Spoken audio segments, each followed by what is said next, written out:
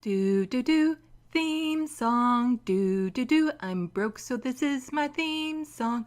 Do do do, just imagine this is an awesome theme song. Do do, theme song. Left of the box.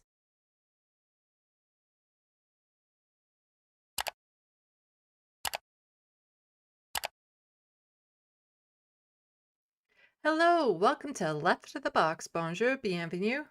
I'm Sandy.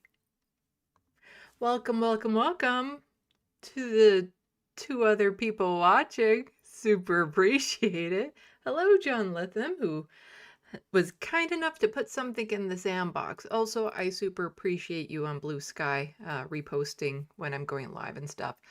I know this is an off time for me, being during the week. And it is just a couple days before Christmas, but I was hoping to start this. I usually like to wait till about 8 people are watching before I start, so that I'm not just talking into a void. But you know what? This is good. Hello, Moomy. Moomy, bye.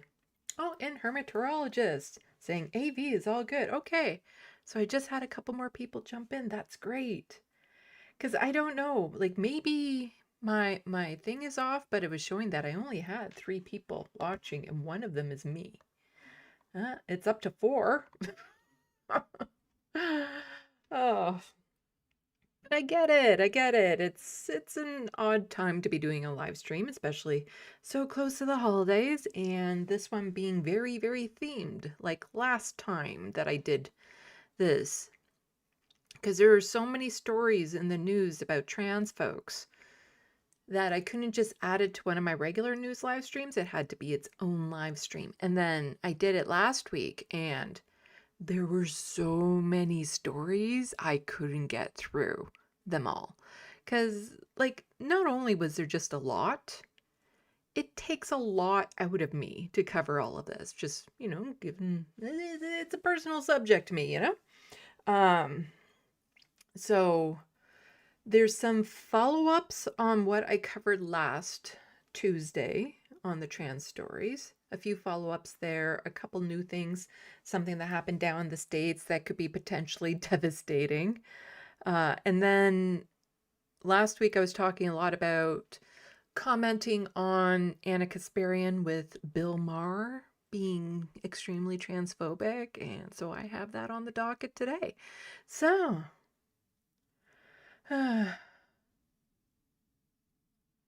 Moonmai, Sandy, I was wondering if you saw an email from me with theme songs I've been playing with. Ah, that was you. I think I don't click on links unless I'm absolutely certain I know who it is, so I might have deleted the email. Sorry about that. You have to identify yourself, and usually if you're in the SandBox and say, hey, I'm sending you an email, that helps. Oh, because I can get hit up with some nasty things if I just start clicking on things that show up in my inbox. Sent December 11th. I might still have it, so I can check. Because, yeah, I don't just click on things unless I absolutely know who the person is. Even then, it can be kind of, it's just random links online can be problematic.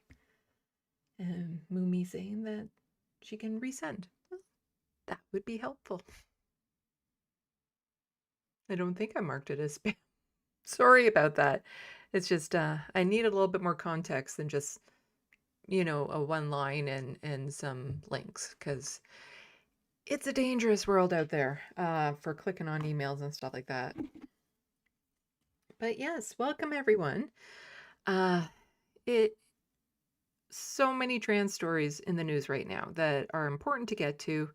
They're not covered the same way on other shows for, obvious reasons. You can't expect all leftist shows to cover all leftist issues. That's why it's good to have a lot of leftist shows from a lot of leftist perspectives.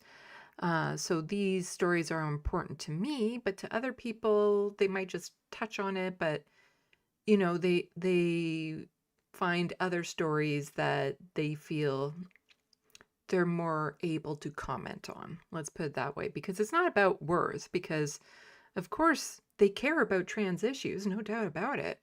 But there's the Epstein files, there's what Donald Trump is doing to everyone and stuff. And sometimes they don't necessarily know what they can add to this conversation. And quite honestly, a lot of what I'm going to say is very similar to what they would say. So, it is what it is. But I like chatting. I like chit-chatting before we get going. And I'm just seeing 3 people in the SandBox. Do you remember when I was like my first live stream a couple years ago now? No, over a year. I've only been doing live streams for over a year. I think I started October of 2024. Anyway, I had like this dream ahead of it that I had negative viewers. That I had like -1 viewers tuning in, and I didn't even know how that would work in my head. But also, just so people know who are tuning in late and watching this from the beginning, my streaming schedule over the holidays. I don't take a break during the holidays because I find a lot of people get really lonely during the holidays because they might not have people to be around, places to go. And then a lot of the places that we go online for community, like other leftist shows and stuff, a lot of them take time off too for the holidays. So I don't. So I can have at least one place where people can go for community, for live stories, that sort of thing. And then what will happen is usually like the second week of January or something, I'm just going to go no content. Like I'll need a break. So tomorrow I will be on this space. I asked them about it and there's nothing changing in their scheduling over the holidays. So I will be on this space at 4 p.m. And Christmas Day, I'm going to do an early live stream. So probably starting at like 10 a.m.-ish. Fingers crossed I can get up that early. Because in the afternoon, I'm heading out. A friend invited me over for Christmas dinner, and he's a really good cook. So I want to go. And then I might do a later live stream that evening when I get back, which would probably be no earlier than 9 p.m. So we'll have to see how it goes, how I'm feeling. And then the same will go for like Boxing Day. If I get a feel that there's a lot of people that would like some content on Boxing Day, then I'll show up on Boxing Day, that sort of thing. And then Sunday will be my regular news live stream. Also on Christmas Day, I don't talk about like political stories. Like I don't talk about the news. It's hard for me to go absolutely no politics, so there might still be some politics, some stories that I'm grumbling about, but it's meant more to be a lighter live stream where people can just chill out, relax, again, have a place for community. I'm thinking about responding to a couple of videos that I saw, but again, it's not going to be heavy politics. Just some things on the lighter side is what I'm looking for Christmas Day in particular. And the same with New Year's Day. I can do a live stream New Year's Day. New Year's Eve will be this space. I would like to join someone for a countdown, though, before midnight, so I'll have to ask around and see if maybe Left Past 10 wouldn't mind me taking on. I don't know. It'd be nice to not be doing that solo, to be hanging out with some wonderful folks on New Year's Eve. You know, providing I don't actually get invited out somewhere and like a party. That would be fun. Anyway, let's see. Okay. You see, I could just get into it. That's it. I could just get into it. Actually start going into the story so I can get done at a reasonable time. Ugh. I put a lot of work into getting these dockets together, so why don't we actually just do that? I'll start getting into the news stories, and as people trickle in, we can do more stuff. Soul Life, thank you for coming in, saying news without politics. Oh, for my Christmas stream? Yeah. I might touch on news stories because I'm grumbling about something if something big is breaking on Christmas Day. Other than that, I'm trying to stay away from like actual news on Christmas Day, but it's impossible for me to stay away from politics. It just is. It is. I don't know what time zone you're in, Moonmai. I'm in Eastern time. New York time. So it is currently almost 6:30 here. I think you're... Oh, it depends with we just had daylight savings, so I don't know if you're 2 or 3 hours ahead. Because occasionally I get on, Mark Joycey will join me, and he's from Nova Scotia as well. And he always has great commentary too. Might try hitting him up to see if he can join me sometime soon. Yeah, Atlantic. I don't know Atlantic off the top of my head. Anyway, why don't I get into the news? Because there is a lot to cover. And so these trans stories, they're from the UK, the US, and Canada. And the ones from the UK and Canada are mainly follow-ups from last one. And then there was a new story that broke in the US that we'll be covering that could be absolutely devastating should it actually happen. Can't rule anything out. Like some people you'll see says that it's going to have a hard time passing through the Senate. It's unlikely. And I just don't necessarily have faith in that anymore, you know? Hello, Michael. 1998, especially hard when they're trying to bury Epstein files with people being busy with Christmas. Well, if there's breaking Epstein news on Christmas Day, I will probably end up talking about it. Oh, it's 7:22 there. So, you're only an hour and ahead. An hour and ahead. Hour ahead right now. I think daylight savings, you can be 2 hours ahead. Oh, but right now it's only an hour ahead, so we're only an hour behind you. So you're an hour in the future. Tell me, what is almost 7:30 like there? What's happening in the next hour I should be aware of? And there's some places that it's already tomorrow. Anyway. Why don't we get into some of the news, and we'll try getting through some of this quicker because I'm probably going to be long-winded during the Anna Kasparian Bill Maher part, because I vaguely remember watching it.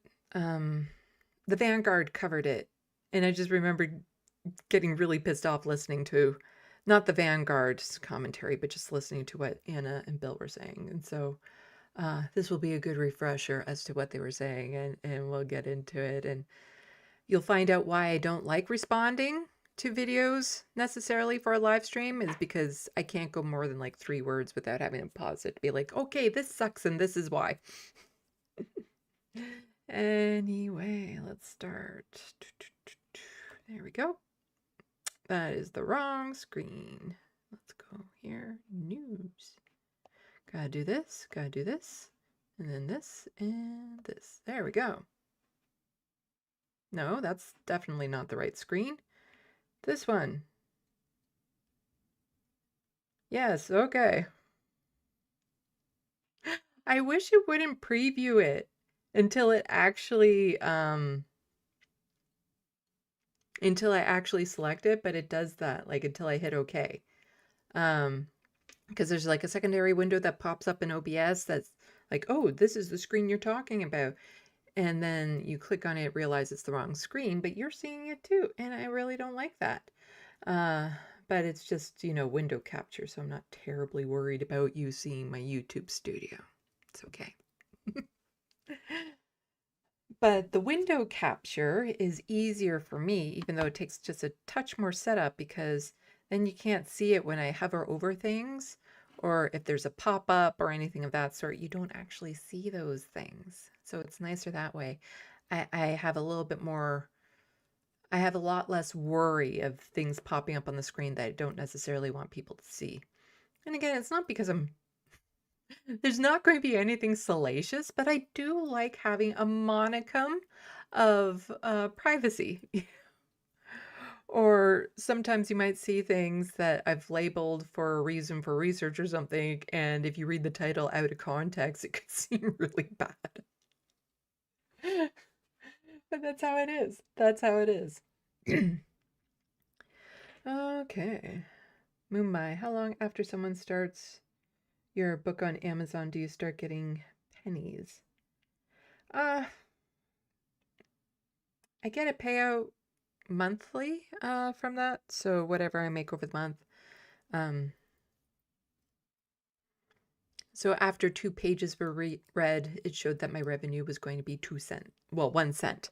So, 1 cent American. So maybe 2 cents Canadian. And we don't even have pennies anymore. So yeah, if you buy my book or read certain amount of pages and stuff, I'll get it next month. I don't believe there's a minimum for the books.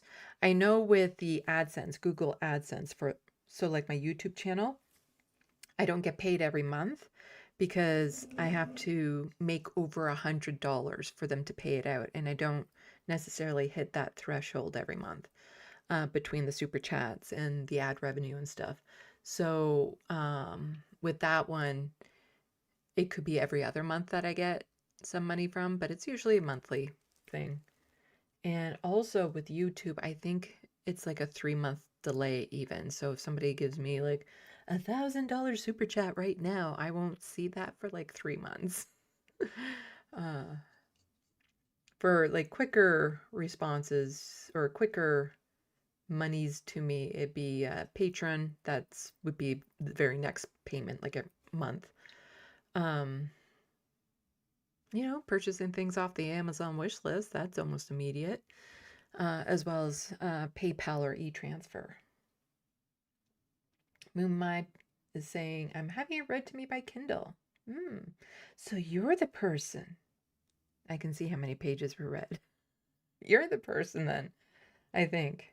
Oh, maybe not. Maybe not, because it depends. Is Kindle the same thing as the KEMP?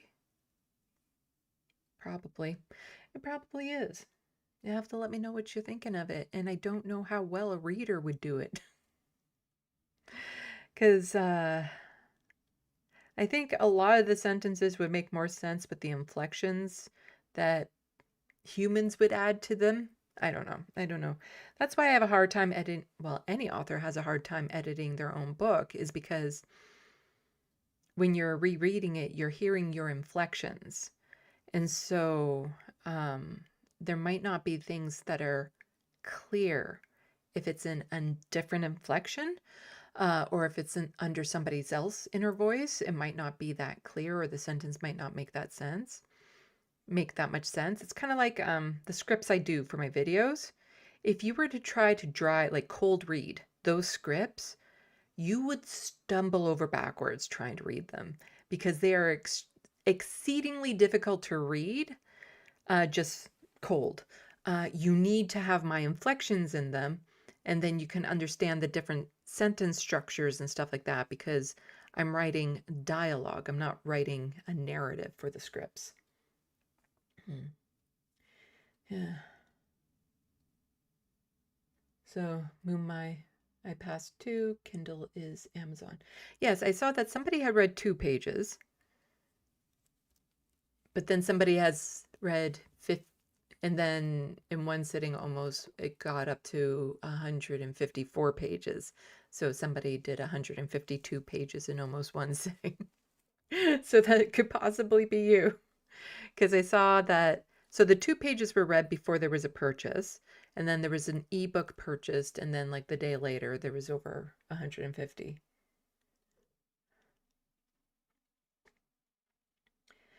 I don't think, yeah, Moonmai is saying it's a bit hard. It is hard to follow, but I keep it going in case it gave you a bit of money. I don't know. So I got the penny from the 2 pages because I think there's a program with Amazon Kindles and stuff that if you have a certain account with them, you get a certain amount of books free. And I signed my book up for that, so I don't get paid for the purchase. I get paid for the pages read. But I think once you've purchased the book, I don't get any extra money for the pages read. But yeah, it is, it would be hard, I think, to follow if you're just hearing it through a Kindle without my inflections on it. Anyway, been sitting here on this screen just rambling away. Should probably actually end up getting into the news, but I super appreciate you purchasing the book. It does help, and I'd be super interested to hear what you think about it later on. Anyway, let's get to the news. So Sandy S. quote tweeted this saying, and the reporter wraps it up quickly because they suddenly don't have a lot of time. I can't recall them ever doing this to any of the anti-trans propagandists. So this is from Jeremy Vine Daytime. It's a UK show stuff. And they do a lot of call-in shows in the UK. And this is one of them. And somebody called in to talk about access to washrooms for trans folks and stuff. And you can see how the woman here, the host of the show, gets a little bit like, oh, okay, you're in support of unisex washrooms and stuff. Okay, we should probably get moving on, because in the UK they're doing massive crackdowns on which washrooms people can use, which locker rooms. They've signed bills, they've done all this stuff, which in the end makes it so trans folks can't use the washrooms. Because if you are completely passing as a trans woman, how safe are you going into a men's washroom? Or if you're not completely passing as a trans woman, again, how safe are you going into a men's washroom when you get clocked? How would people feel about a trans man in a woman's washroom? Somebody who looks, spot on masculine, like you would never guess that they were trans. Someone beard, bulky, all that sort of stuff going into a woman's washroom. How would you feel about that?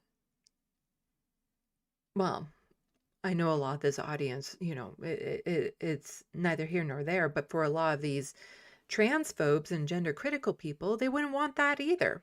So when you deny them access to the gender that a trans person sees themselves as, and you make it so it would be impossibly uncomfortable, like it's just, you can't then use the gender you were assigned at birth, because you'd be so out of place that it does put a bullseye on you. It simply means that you don't get to use public washrooms unless there's a unisex washroom. I'm fine with having far more unisex washrooms because, if you have a stall door that goes up and down and you can't see through, Or there's a lot of washrooms where there's no stalls. It's just one toilet, sink and stuff. You just walk in the door, you lock the door type thing. Why does that have to be gendered? Again, how many people in their homes have gendered bathrooms? One for the men, one for the women. The toilet serves the same purpose in all washrooms. It is to make this such a big deal when there have been, I've used the washroom with trans folks I've known about and not known about. What happens when you have a parent with a child that's not the same gender as them? Do they bring that child into the washroom that is opposite their gender, or do they go into the washroom that's opposite the parent's gender? Like, what do you do then? There's just so many hiccups. And I've used a men's washroom before because there was a lineup for the women's washroom and no one going into the men's washroom. Like, it's a toilet. Michael saying, I hate Jeremy Vine's show with a passion, LOL. I've only watched it a couple times. Winona Jones is on it, but it's just a bunch of talking over each other, and it's not really a good debate format and stuff. And yeah, it's not a great setup for what they do.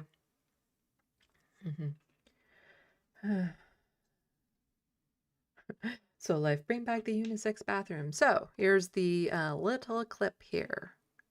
Oh, hopefully I don't get... If this is cut out later on, it's because they're like, oh, we're going to make this so you can't use this content or something. Jacqueline from Edinburgh, what's your view on this? I think they all should be gender neutral, yeah. Oh, yeah, they should be gender neutral. Okay, a similar view. What about Angela's view that women need their own separate space? They don't want men hanging around? Oh, my God, I'm sick of this. How often do men just hang around a washroom? Women tend to hang around washrooms. They go in there to chit-chat, do their makeup, stuff of that sort. That's not something men would do. And of course, that's not what she's talking about. She's talking about trans women. Because a lot of these transphobes and gender critical people, they're like, well, they're just men in a woman's washroom. No, they're not. They're women in a woman's washroom. Argument, really. The most trouble I've ever had in toilets is other women bullying at the school. You go to the toilet, you're bullied with sort of some people that have had too much to drink. The Tapestry, Scotland and Gala Shields, the Queen's Hall Theatre, they're all new toilets and it's all in the corridor. There's floor to ceiling, unisex toilets. I don't have a huge amount of time. And there's a restaurant that I go to nearby now where they're all unisex washrooms, and you just open the door, you walk in, there's the toilet, you lock the door, you're fine. And there's absolutely zero need for these to be gendered. And even in a washroom with stalls, if you can't, like if there's no cracks in the doors, if you can't, look underneath for whatever reason, why not just have them as unisex? Like, what's the biggest fear? That you wash your hands beside somebody of the opposite gender?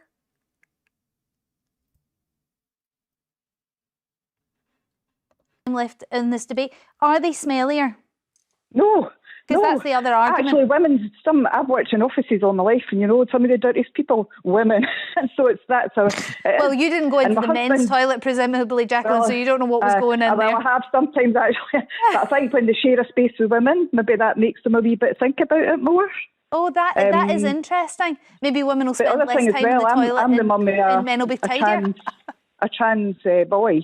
Okay. Now, for him, like the government want him to go into a women's space because that's biological. Now, he looks like a man. So what do you want him to go? So she's saying right now that her son is a trans man and looks like a man. So what, you're saying that you want him in a woman's washroom? How comfortable would that make people who are freaking out about this gender critical stuff? Yeah, just say, because then people look at him. well, they'll say, you'll look at him, you're a boy, what are you doing in here? I suspect, though, for those trans individuals. And we're going to get into it in Texas, like they're literally having people like guard washrooms and stuff now. So if you're a trans man, you're going to get stopped and harassed trying to use the washroom they demand that they use. There's no winning if you're trans in this situation, and that's kind of the point. They want to exclude you from public life. It's hard to go out and socialize and just be part of society when you can't use any of the washrooms. That conform more visually to either gender don't really suffer the same problems, because we have probably been into the toilet with a trans person and had absolutely no idea. I know I certainly have. Jacqueline, thank you very much for your call. Thanks for all your calls on that. Just a couple comments in the SandBox I wanted to get to. Michael saying half of men don't even hang around long enough to wash their bloody hands. So Liv saying, I'm sure some men that linger in bathrooms. One time I walked in and there was a man standing at the urinal with pants on his ankles. I'll ask. Urinals, like, that's the thing. Gender neutral washrooms wouldn't have urinals that are just out in the open. So then you wouldn't even have to see that if you didn't want to. In VV Itchmaster saying, of course, pervert men will lurk in women's bathrooms if there are no boundaries set for them. They'd get called out. You get called out for that sort of thing. Also, a great way to kick men out of a washroom if there's a woman in there is for the woman to just have like irritable bowels. Just start flying away. Suddenly it becomes a lot less likely that the man's going to want to hang around because they don't think women do that sort of thing.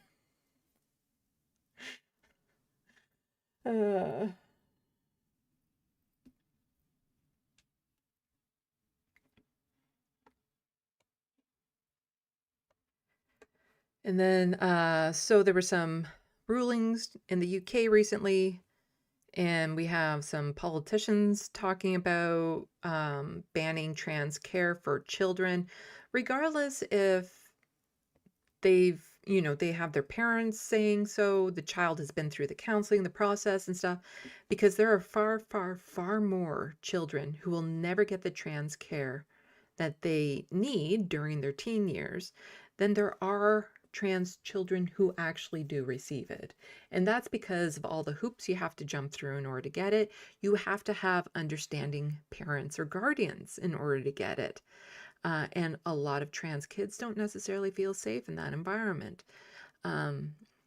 Depending on where you are, different insurances might not actually cover that, even in countries with universal health care. So there are far, far more trans children that never receive the care that they actually need. And now they want to ban it so that even parents who are supporting their children and they've gone through the doctors, they've gone through the process, they want to ban it for them to help their child make the best decisions for their lives. So Eleanor here is just saying children can in fact consent to medical procedures. Google Gillick, which I did and we'll get to next. It is the right to allow children to obtain medical treatment even if abusive parents try to deny it to them. For example, abortion. So abortions are examples. Also, some children might want vaccines that their parents would deny them. And so courts can rule in the favor of the child that they can in fact get that vaccine, that sort of thing. But we'll get a little bit more into medical decisions for children in just a moment. But this is what, so this Labour MP, so Labour was supposed to be the Socialist Party, I believe, in the UK, once upon a time, kind of like how the Liberal Party here used to be the Liberal Party, which it's now the very Conservative Party. And so this douche canoe is saying what they need is love, support, and compassion. Children cannot consent to this. Yes, they can. And children need love, support, and compassion, including trans children. They need that from their parents as well.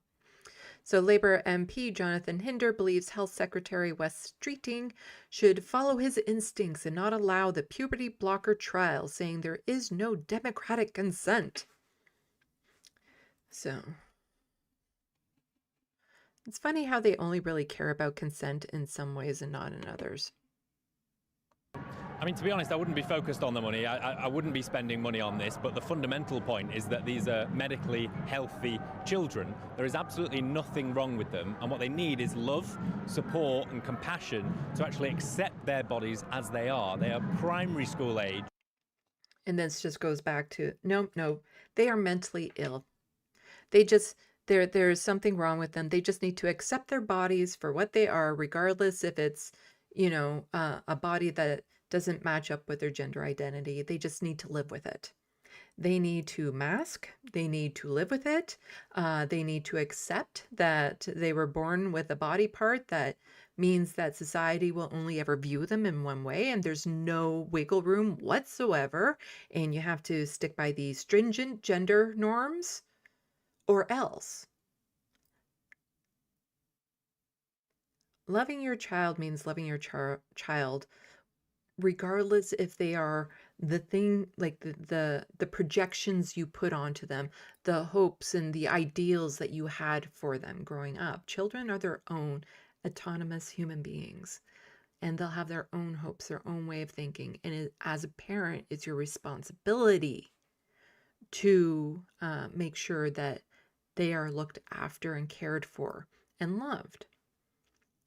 Their responsibilities. You don't own your children. They're not property.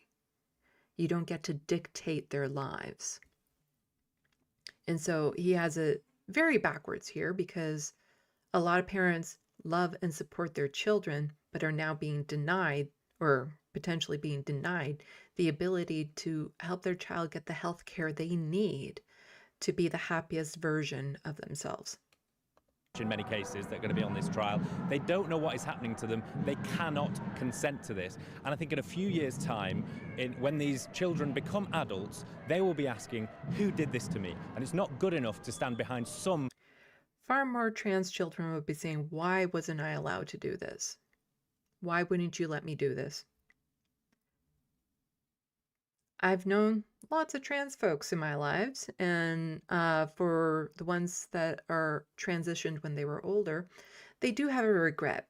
And that regret is they couldn't transition sooner, like during puberty, so that they would have developed a body that more closely aligns with their gender identity. Because if they go through the proper puberty, their bone structure, their muscle structure, their voices, everything is very, very different. And their only regret is that they couldn't have done it sooner. That's it. No child will be saying, why did you do this to me afterwards? Because this is also the child's decision. And regret rates for transitioning is minuscule compared to other forms of surgery. And of those who regret it, it's not necessarily because they regret the surgery, but it's because of the social stigma that's attached to them. The fact that they're getting rejected by friends and family and their religious institutes and that sort of thing. It's not because they're suddenly no longer trans. It's because they're not being accepted. Small number of clinicians who do support this, when many of them are against it, it's not good enough to stand behind them and say, oh, well, I'm following the evidence. As politicians, we, and I'm just a backbencher, but the government ministers have to take responsibility and say, I think this is okay. And a lot of these young people in future will be looking back and saying, who did this to me? The idea this could be state sanctioned after what happened at the Tavistock, the scandal of young people now coming out of that saying, how He's referring to the Cass report, which has been widely debunked right now. on earth did you do this to me? I think it's shocking. So, the Health Secretary, I spoke to him about it in the House of Commons today, expressed my concerns. I know his instincts are that he's very uncomfortable about this, and I would just say to him, listen to your instincts. The vast majority of the British public do not support this. The vast majority of Labour voters. You know what? I really don't care what cisgendered people have to say about it. Their opinions don't matter in this situation. It's what do the trans folks want? because all these cis people have been trained to be bigoted in their media, by their politicians, by the narratives that are being flung around, the false narratives, the lies that are being spread, that sort of thing. Cisgendered people should not have a say in the type of health care trans folks can get. Just saying. Do not support this. I am representing my constituents, as are all the MPs who are standing against this. The vast majority of people don't support it, so there's no democratic consent. Don't do it. So here's the Gillick competence. So Gillick competence is a term originating in England and Wales and is used in medical law to decide whether a child, a person under 16 years of age, is able to consent to their own medical treatment without the need for parental permission or knowledge.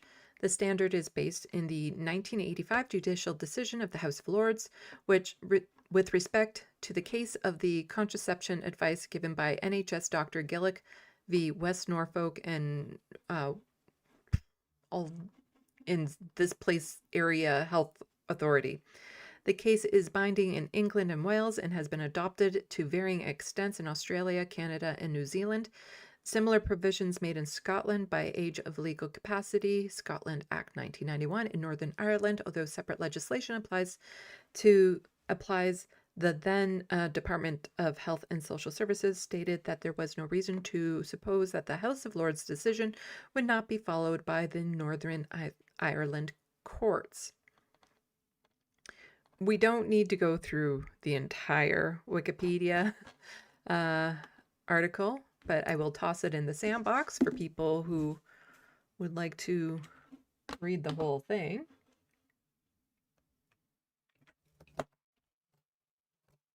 Ah! Oh no, cookie. 10-second rule. I knocked a cookie off my desk.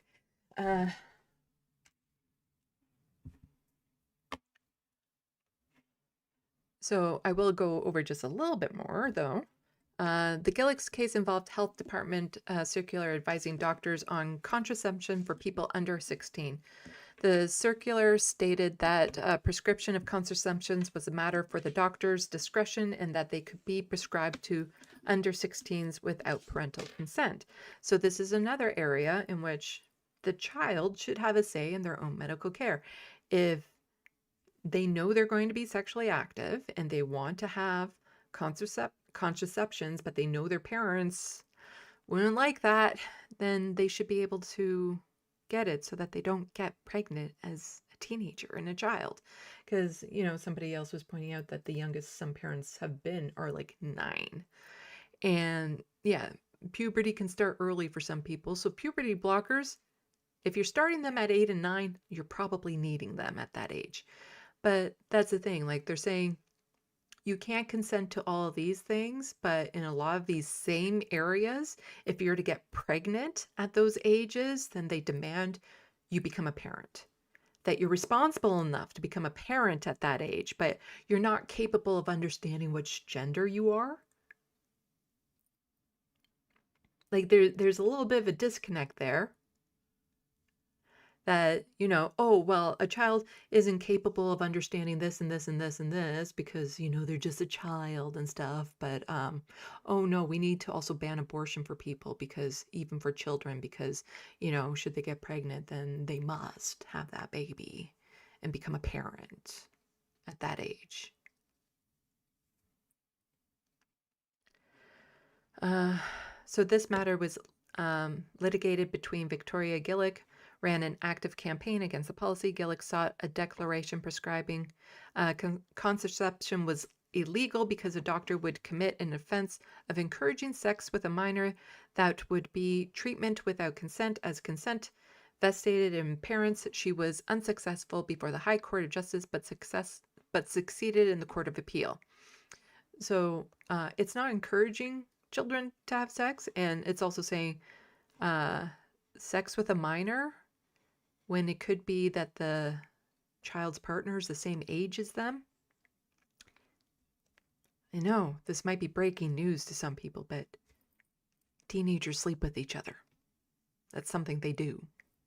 So I've heard. So they could both be minors. And neither of them might want to be parents at that age. So the issue before the House of Lords was only whether the minor involved could give consent. Consent here was considered in the broad sense of consent to battery or assault in the absence of patient's consent. Oh, hello, my left eye. Welcome, Pond Jumpers. Everyone go check out My Left Eye on YouTube. Another wonderful UK lefty who does videos. We're talking about the UK right now and some of the transphobic stuff that has been going on there. But then we're going to be getting a lot into American transphobic stuff that's going on right now. Oh, I devoted a live stream to the trans stories in the news last week, and there was so much to go over. I had to do part 2, and there's some updates to the stories I was covering. But yeah, so we're just going over the Gillick decision, which basically says that, yeah, some children can dictate their own medical stuff. So here we go. So the issue before the House of Lords was only whether the minor involved could give consent. Consent here was considered in the broad sense of consent to battery or assault. In the absence of patient consent to treatment, a doctor, even well-intentioned, might be sued charged. The House of Lords focused on the issue of consent rather than the notion of parental rights or parental power. In fact, the court held that parental rights did not exist, other than to safeguard the best interests of a minor. That is correct. Parents do not have rights over their children, they have responsibilities. The majority held that in some circumstances a minor could consent to a treatment, and that in these circumstances a parent had no power to veto the treatment. Building on the judgment by Lord Denning in Hewer versus Bryant, the parental rights were diminishing as the age of the child increases. Over here on this side of the pond in Canada, we have similar things going on. And so Adam Cochrane kind of breaks it down, but then there's a much longer article that I will touch on, but it's a much longer article, so I'll toss it in the SandBox. But he's responding to this, which is, so this person said, this sets a terrifying precedent for parents everywhere. We'll get into it later, but a lot of people who tend to be against, children having autonomy over their own bodies are ones that I would not feel safe leaving children around. So this set a terrifying precedent for parents everywhere. A Canadian father, Robert Hoogland, was thrown in prison for trying to prevent. Okay, there's going to be some misgendering in this tweet. The child is a trans boy, but forgive the misgendering that is in this tweet. His 14-year-old daughter from undergoing permanent medical transition. Just want to repeat again, puberty is also something that happens that will change the body. So it's best that it's the puberty the child actually wants. After school socially transitioned her behind his back and courts authorized testosterone injections against his wishes, the state stripped him of his parental rights. Also, you're noticing how so far they're only mentioning the father? Yeah, it's a dual custody situation. Mother was on board with supporting her child. When he refused to remain silent about the medical risks and the loss of his child, the government moved to silence him by force. The loss of his child? His child isn't dead. His child is now just a trans boy. Like, this is like this sense of like, oh no, you're ripping away our children and doing all these things to them. No, he still has his child. It's him who's now going to reject that child because the child is trans. It's his choice, this father's choice, to lose that child.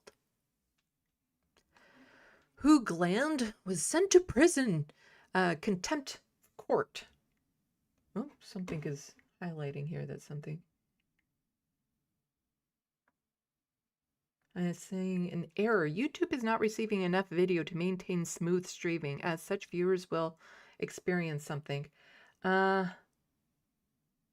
me know if there's anything wonky going on in the stream, because I'm getting an error message. Just maybe give me some thumbs up that everything is okay.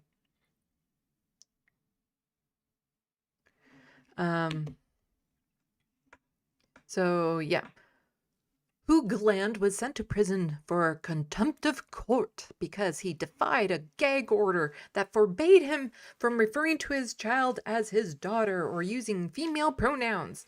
By treating his desperate plea to protect his child as a criminal act, the court signaled that the state, not the parent, owned the child.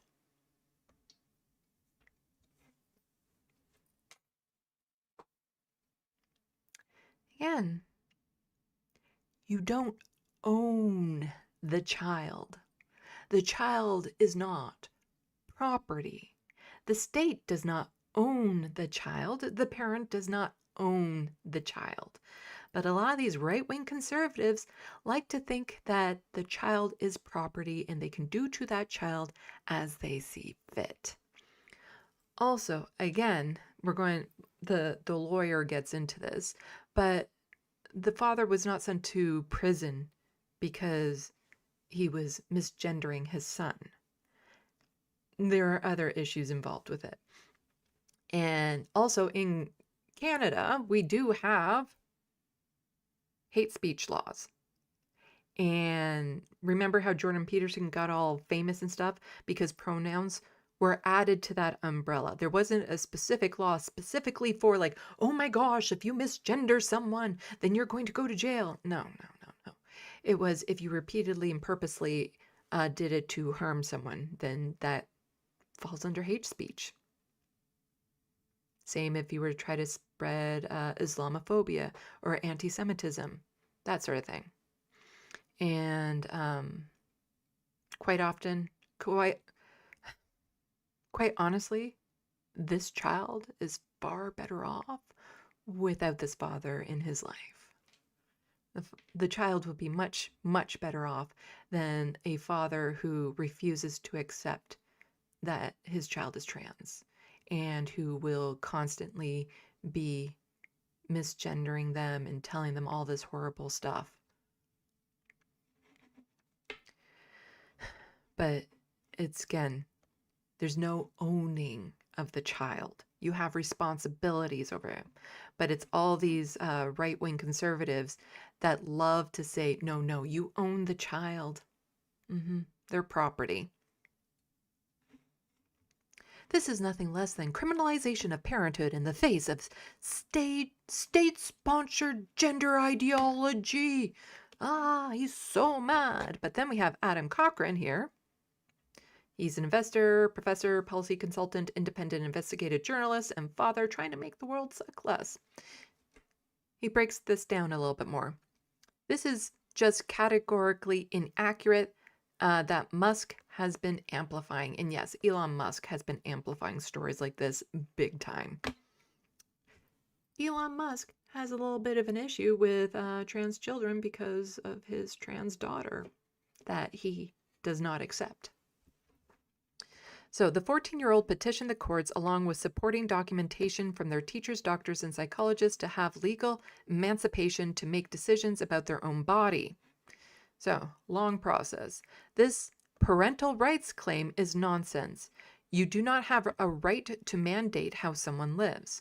Instead, as a parent, you have the responsibility to do what is best for the well-being of your child, and your ability to oversee that diminishes with the age and capacity of the child. In Canada, courts have long established that adolescents can make serious decisions about their own physical and mental health, and each individual case is reviewed for capacity. The capacity tests require the individual to show they are informed, understand all risks, understand the impacts and outcomes, can reason against their options and expression an opinion in manner that is not based on feeling alone. In this case, the courts held that the child was of sufficient capacity to have legal authority over their own health treatment. The father wasn't jailed for using the wrong pronouns, but instead trying to deny his child of their medical treatment and autonomy that was granted by the court. And when the court grants someone their autonomy, you can't try and deny it. That's criminal. Courts and teachers did not push this treatment. The child advocated for it and sought court remedy. He was granted by the courts the right to make his own decisions, being found to have capacity of self. And no one gets to impede on your freedom of self unless it's to prevent harm to someone else. But if someone has the capacity of self, you don't get to unilaterally decide they can't do something for their own selves. And here in Canada, we've had issues with certain provinces making it so teachers have to out trans students to their parents or be forced to misgender them in the classroom. This is part of the reason why it is unconstitutional, is that children, teenagers in particular, can make that decision. They can. They're mature minors. They can make that decision. And that's why the provinces that enacted them, like Saskatchewan and Alberta, have had to use the notwithstanding clause to override it, because they are violating that child's autonomy. They're violating their right to there's certain legal terms in here, but sense of self, that sort of thing. It absolutely violates the right of the child to force teachers to misgender them or out them to parents. And if there's a teenager who's not out to their parents, there's a reason. And so this is from Extra, How Mature Minor Laws Let Trans Kids Make Their Own Decisions. And this is from last year. Canadian law lets some youth, not all, but some, make medical or legal decisions for themselves. But how does it work? In 2023, Canada saw a number of anti-trans laws and policies adopted or proposed. 2 provinces, Saskatchewan and New Brunswick, gave parents a veto over their child's choice of name and pronouns in school under the age of 16. Alberta is planning to adopt a similar law supplement it with a ban on gender-affirming care for youth under the age of 16, among other things. And that has, in fact, gone through. In New Brunswick, I believe this has been reversed because they got a change in who runs the province. It's now under Liberal leadership as opposed to Conservative. In discussions on these laws and policies, you may have heard someone say that they violate the rights of mature minors. The rights of mature minors were notably mentioned by Alberta law professors, including myself, in an open letter back in February. In the open letter, we claimed that Alberta's announced ban on gender-affirming care for minors would violate the rights of mature minors to make medical decisions. The emergence of mature minor doctrine and adoption into Canadian law. The concept of mature minor was adopted into Canadian law following 1985 decision of the British House of Lords called Gillick. In Gillick, conservative activists sued the local government for prescribing contraception. So we just went over that. We don't need to re-go over that. It was a watershed moment in English law and influences. So that year, the Supreme Court of Canada released its decision in a case called AC versus Manitoba. In that case, the government sought to force a 14-year-old to undergo blood transfusions, even though she vehemently objected to blood transfusions for religious reasons. The law allowed medical care to be imposed if it was in the minor's best interest. So here's a flip situation where conservatives would probably be in favor of the child's wishes. So if the child didn't want a blood transfusion for religious reasons, but their parents were trying to force it on them, or if the child didn't want a vaccine for personal religious reasons, but the parents were trying to force it on them, I think a lot of these conservatives would be in favor of the child making their own decisions on it. They tend to pick and choose these things. I would not agree with somebody refusing a blood transfusion for religious reasons, but it's their choice. And so if you can deny yourself, a life-saving blood transfusion, you can consent to having life-saving trans care. The Supreme Court answered that requiring parental consent for the medical decisions of a mature minor would violate their right to life, liberty, and security of the person under Section 7 of the Canadian Charters of Rights and Freedoms. Although the law didn't explicitly talk about the mature minor doctrine developed in Gillick, the Supreme Court said that it was implicitly incorporated into the concept of the best interests of the minor. The more mature a person is, the more their decisions are inherently in the best interests. Once mature enough, there is no difference between a youth's perspective and best interests.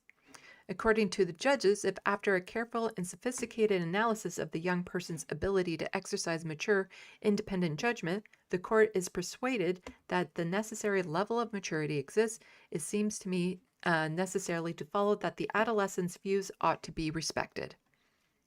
Holding otherwise would violate youth's constitutional rights to liberty as well as Canada's obligation under the Convention of Rights of the Child, which says that the older and more mature a minor is, the more weight their opinion should have. This means that for most purposes, mature minors must be treated the same as adults. The 14-year-old had won the right to try and demonstrate her own maturity, and in doing so, potentially refuse blood transfusions. And so then it goes over some more information on how to assess if the child is a mature minor and confidentiality and all that sort of stuff. But we'll scooch down to the bottom. Here it says, so trans mature minors. The mature minor doctrine applies to trans youth. Trans mature minors can make decisions regarding gender affirming care. They can also make decisions regarding their gender identity and expression, such as choosing their pronouns, name, clothing, etc. So those provinces that are forcing teachers to misgender their students because they're saying their parents have to consent to this are violating the child's right, hence the use of the notwithstanding clause. However, these decisions are more difficult to enforce than medical ones since there isn't a clear, explicit, and effective legal structure in place to govern non-medical decisions. As writer Ned Lisi, a retired judge, and retired Judge Marvin A. Zucker put it, children are physically, emotionally, and for the most part financially dependent on their parents, and there is no public authority that monitors the day-to-day actions of the parents. The practical result is that day-to-day parents may effectively enforce any rules they see fit in their own homes. If the parent or teacher refuses to respect a trans youth pronoun, name, or clothing choices, minors can, in principle, ask courts to intervene. But given how expensive and convoluted courts are, this is rarely realistic. Laws that interfere with trans youth decisional autonomy can also be challenged under the Canadian Charter. Recent laws and policies targeting trans youth in education have been promptly challenged in court, and mature minor doctrine is one of the arguments brought up in those lawsuits. Unfortunately, the mature minor doctrine has the same vulnerability as most rights of the Canadian Charter. Like almost all charter rights, it can be overridden by governments using the notwithstanding clause. In provinces where the notwithstanding clause isn't invoked, however, the constitutional rights of trans mature minors remain strong.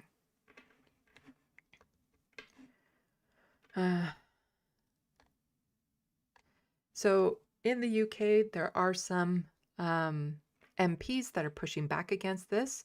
And so Carla is one of them. She is a Green MP. And it is important to hear from MPs and politicians who are speaking out in favor of trans children, knowing how vulnerable they are. And it's important to know, for trans folks to know in particular, they're not in this fight alone. Even in some of the most backward feeling type situations like in the US and the UK when it comes to these laws being passed, there are people in government who are using their voices to support them, that are fighting for them. They're not just, fighting an uphill battle all on their own. There are politicians on their side. And so Eve's Angeline is just saying, here's what's going to happen. More trans kids will die, and more trans kids will just go on hormones instead of taking time that puberty blockers would have allowed. They'll just go straight to hormones. You will never stop trans people from existing.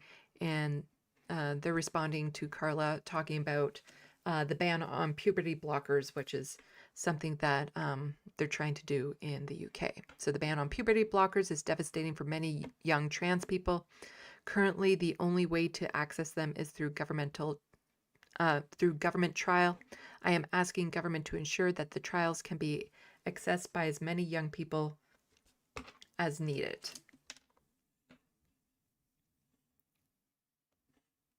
Trans people are finding that their rights are being sacrificed to the same culture war that is scapegoating migrants and people of colour rather than investing in public services. When I speak to young trans and gender questioning people and their families, a major concern is the ban on puberty blockers. Chair, I strongly urge the Minister's Department to think again on the puberty blocker ban. I do welcome the announcement of the Pathways trial, which will give some young people a route to accessing puberty blockers. However, a year ago, I asked the Secretary of State to clarify the trial's size, and he assured me in the Commons chamber that it would be uncapped. Yet it turns out that the trial will allow just 226 young people to take part. So please could the Minister explain why the numbers were capped in contradiction to what I was told in the Commons chamber last year? And here's another MP who is, supporting trans children, and she's also part of Labour. So you have this Labour member versus this douche canoe Labour member. So there's a lot of differences even within the parties. So Nadia Whitmore says, as well as discrimination in general healthcare, years-long wait lists for gender-affirming healthcare are ruining trans people's lives. We urgently need increased funding for gender-affirming healthcare, improved training for GPs, and to co-produce services with trans patients to ensure that they're inclusive and fit for purpose. Discussions about trans healthcare have been rooted in transphobia, misinformation, and moral panic. Meanwhile, waiting times for gender-affirming care stretch into years. One Nottingham resident said that they waited 7 years for a diagnosis, while someone who joined the waiting list 2 years ago has been told to expect a further 4 years. Faced with an 8-year wait for gender-affirming surgery on the NHS, one trans person in my city worked 2 full-time jobs, sold their car, and held fundraising events to cobble together £20,000 so they could have that surgery abroad. So much for that universal healthcare idea that a lot of countries seem to think that Canada and the UK seem to have. It's not always the case. And even here in Canada, there is a wait list for trans care in healthcare and whatnot. 8 years. With a wait list that long, why are any of these other MPs bitching about, oh, puberty blockers should be banned and all that sort of stuff? Because by the time that person actually gets the trans care they need, they're probably already through puberty a lot of the time. Like, this is just to force someone to go through a puberty that doesn't align with their gender identity. Personally, I can't imagine how traumatic that would be. Because, I didn't understand being non-binary when I was a child, and even then, I wasn't against how I developed, I don't see myself as male or female. My body parts are a moot point to me with that. But for somebody who, knows that they are a boy inside to develop breasts and start having, the voice soften and all this sort of stuff, I would imagine that's quite traumatic. It would be like looking in the mirror and not seeing yourself. You're seeing someone else looking back at you.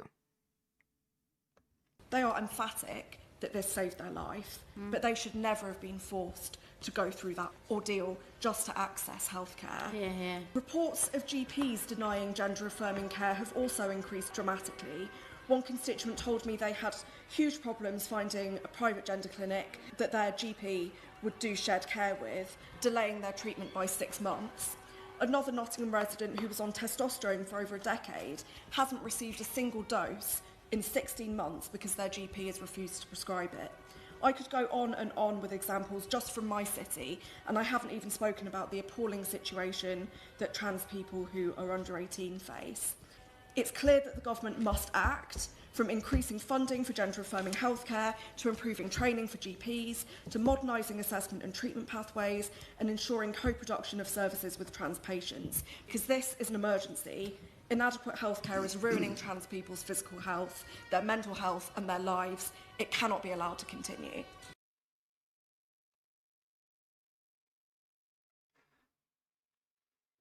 And here's a video from India Willoughby, someone that I've been following a lot on Twitter recently. She's posting a lot about this and has come across some good stuff and posted a video herself. So she says, I cannot believe some people seem to think that trans kids taking puberty blockers mean they don't have a puberty, including West Streeting. Yes. You still end up going through puberty because as soon as you stop the puberty blockers, you do the puberty. It's how that works. It just delays it. It doesn't end it. Because then like if there was no puberties at all, then they would remain like a child. And there are actually conditions like that. But puberty blockers do not cause that. They still go through puberty. And they've been safe for cis children all this time, ever since they've been around. And again, I get so,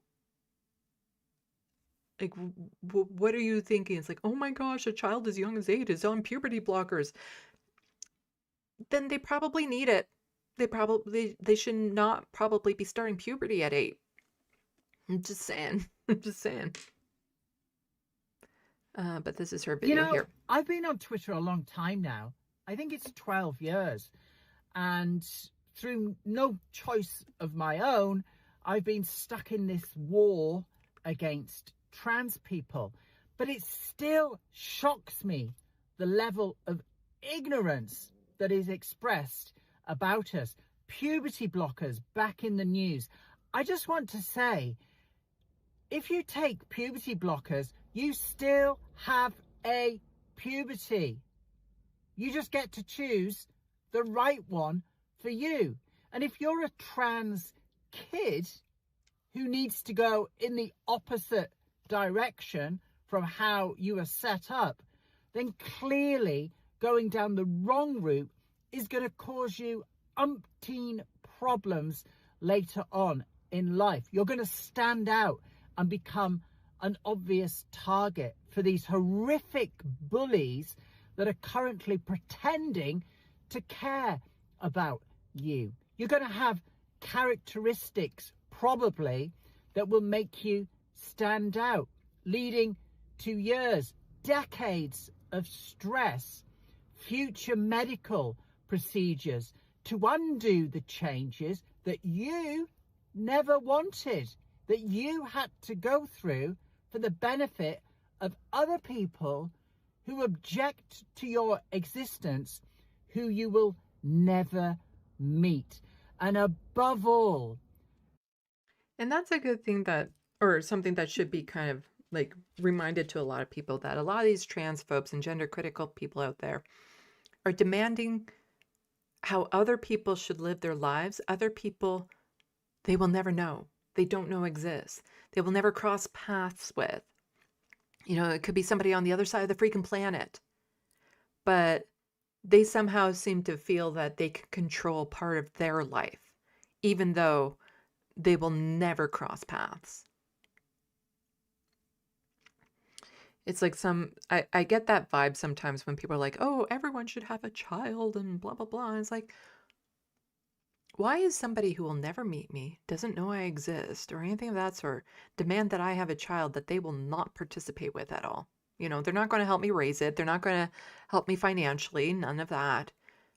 What business is it then of theirs? Like, why do they get any say? They don't. That's the thing. These transphobe and gender critical people don't get a say in people they don't even know who exist. The killer line here is that this medicine, puberty blockers, is still prescribed to non-trans children who suffer none of the ill effects that the TERFs and the gender criticals prophesize about. How can that possibly be? And another tweet from her, pronounced Willoughby, India Willoughby. Imagine West Streeting considering this person, Alice Sullivan, a very proud and public TERF, an independent and impartial figure, to write a study on whether trans people should be segregated. I wonder what conclusion she'd reach. Outrageous, state stitch up, and of course Sullivan pops up on the institutionally transphobic BBC. Also, how often, like I pay some attention to British news.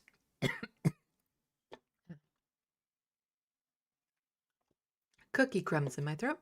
So I've been paying some more attention to British news lately and all that sort of stuff. And I don't know, maybe I've just missed it, but I am sure that like the BBC is fair and balanced and all that bullshit.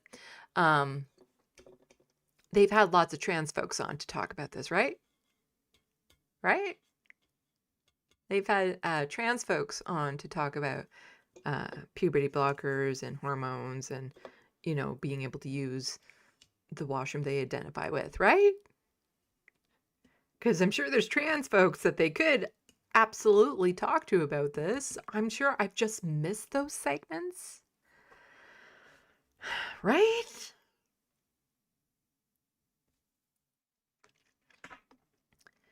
So she says, I'm not some kind of provocateur. Professor Alice Sullivan says the University of Bristol failed to protect her freedom of speech after a talk she gave was disrupted by trans right protests. The university says the talk went ahead safely in line with its strong commitment to upholding free speech. Yes, people were upset about her talking, so they had a protest, and she has to cry victim. You know, she's the victim in this, not the people who she advocates their rights be taken away. She's the victim. I've carried out this research, as you said, on sex and gender. I've advocated that we should collect data on sex alongside data on transgender identities, and we should not conflate or combine the two. So simplify it for people who don't follow this argument. You wanted the biological record of the sex people were born into rather than just the gender that they choose. Yes, and so I've always... Again, when it comes to the biological sex that you were born into, there's no clear definition of biological sex and what that actually entails. When they refer to biological sex, what they are referring to is when the baby was born, the doctor looked and said there's a penis, so it is a boy, or there is a vagina, so it is a girl. That is it. That's all that happened. They looked to see if there was an innie or an outie. That is it. They didn't do a blood test. They didn't check the chromosomes. They weren't looking at gametes or anything of that sort. They weren't, doing a DNA test and going down to the bone structure. No, it was simple. Do they have a penis or a vagina? And that is all it's based on. That is it. And sometimes there are abnormalities. It's too early in the live stream for me to suddenly forget how to say words. Abnormalities that the child can get misgendered at birth. that has happened. Anyway. Advocated that both of those pieces. And yes, the Wild West, intersex people exist. And what they used to do with an intersex child that was obviously an apparent intersex is they would then do a surgery on that child against the consent of that child because they were a baby and determine which genitalia they would have, as opposed to letting the child grow up and determine for themselves if they want any changes. But it used to just be done to the child. Of data should be collected, and people listening might think, well, that doesn't sound too terrible. I'm not some kind of provocateur, but nevertheless there are people who get very angry about this. Now, the anger meant that they had suggested, we assume the university would be better if you didn't come. You persisted in wanting to come to give your talk in person. And how was it when you did? On the day, it was absolutely bizarre. I've never seen anything like it. So there was an uncontrolled demonstration. People literally climbed the walls of the building in order to bang on the windows and howl through megaphones to disrupt the talk. Because you were not on the ground floor. So no. And they... That's some dedicated protesting there. I'm just saying. We set off fire alarms several times. In the end, we had to decamp to a higher floor of the building. I wasn't allowed to hang around and talk to people afterwards because that was deemed unsafe. And I discovered afterwards that people had been intimidated and obstructed from coming into the building. Oh no, this poor woman has been completely deplatformed as she is speaking on BBC Radio. How will she ever get her voice out there? How will she ever get her message out there? Oh no. There's one place where they didn't want her to talk and there were people vocal about it.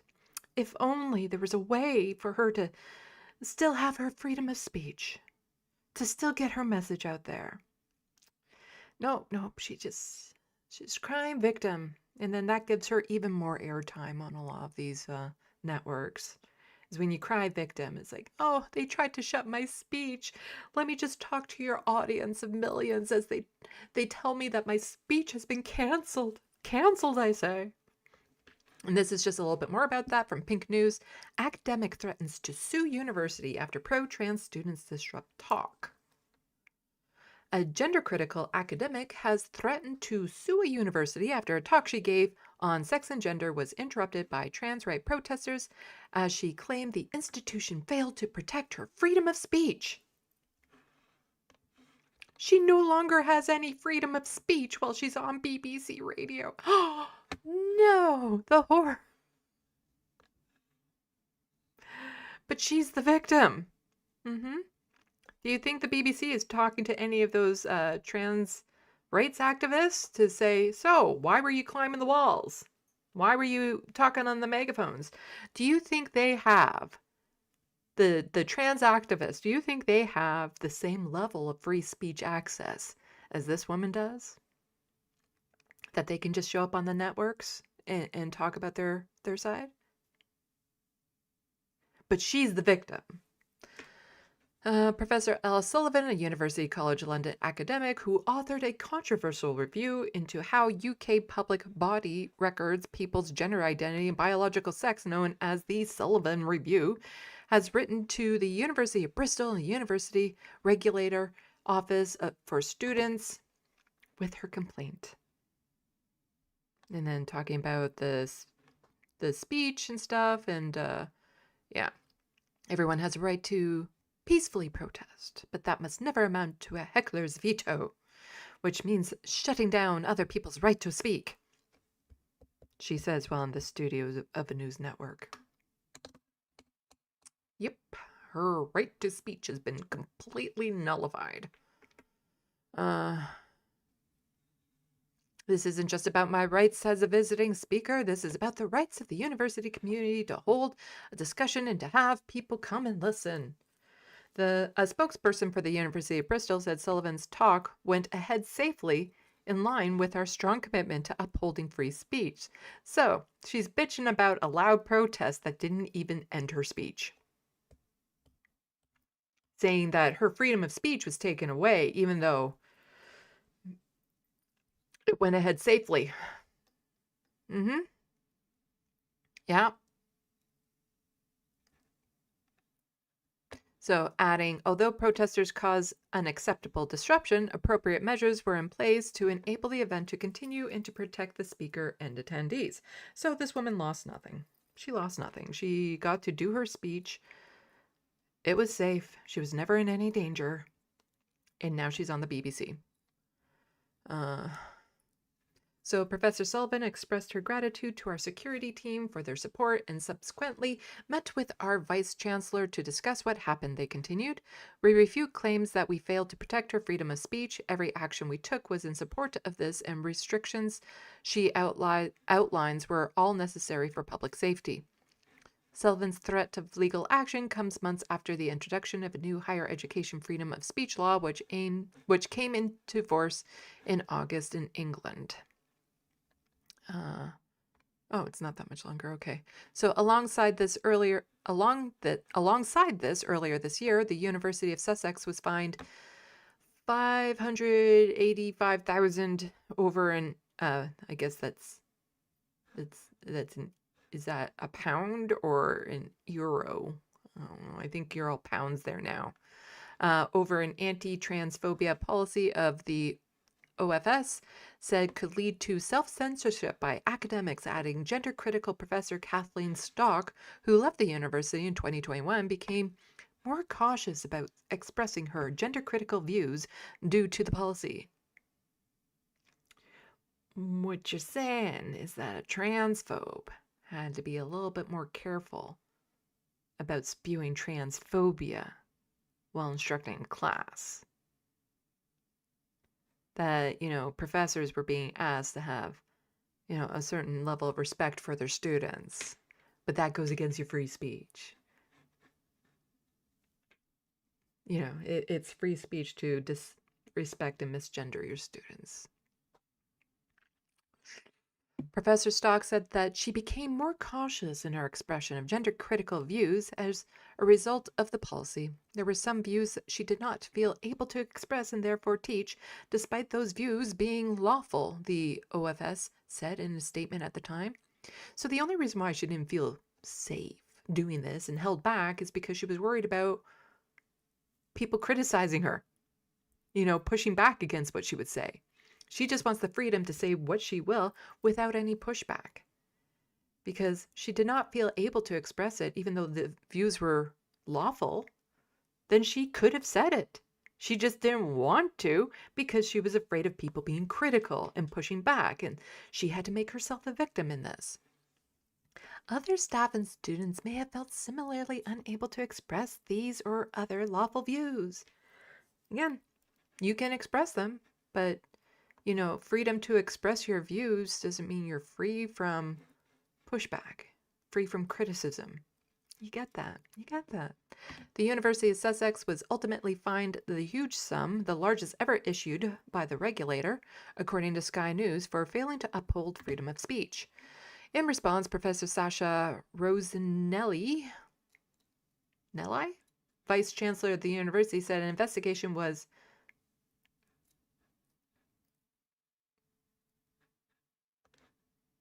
that word looks German, and the fine was disproportionate.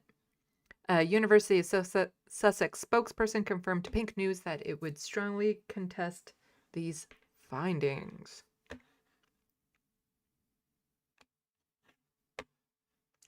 And that is it for that docket.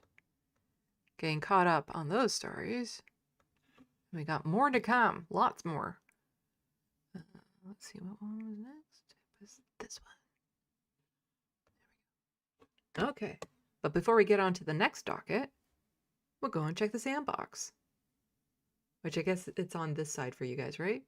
We're going to check the SandBox over there. It's on this side for me, but...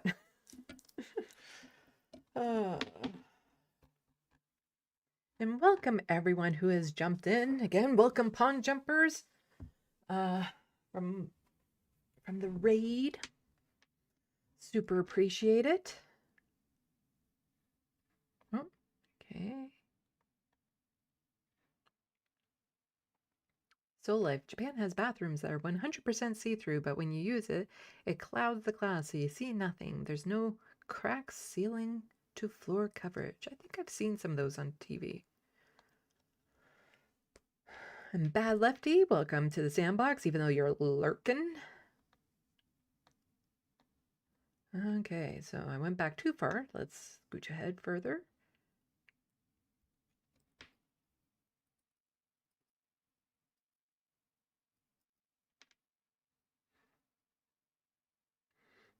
Looks like somebody has been making a mess in the sandbox, so thank you, mods, for looking after that.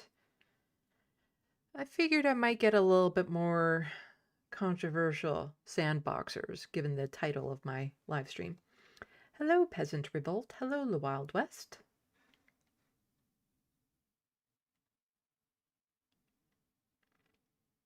Hello, True Democratic North. Rachel Atwood. Puberty blockers for all this Christmas. Do we get them in our stockings? Peasant Revolt. These poor kids, I feel awful for what they're being put through.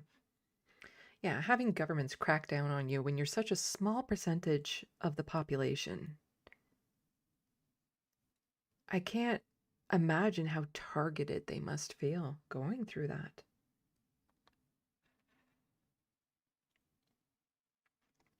Rachel saying, Nadia is great. She should switch parties. Labor doesn't deserve her. Peasant Revolt, the trauma of not being yourself. Yeah.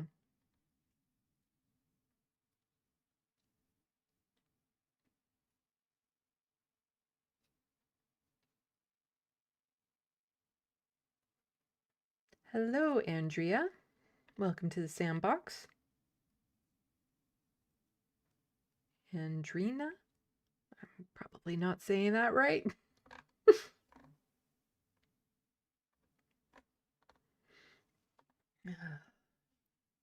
And Rachel correcting me on the pronunciation of Willoughby.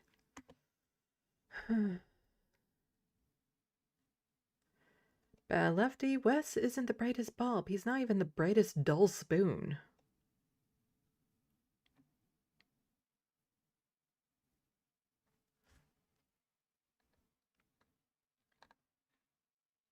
Hello, Boku. Welcome to the sandbox. Wondering why Carlos and I are not doing a Festus collab? I'll never know.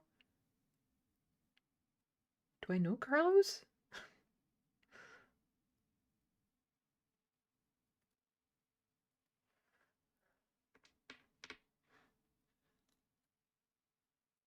The Wild West. Free speech means others get to disagree. Mm-hmm.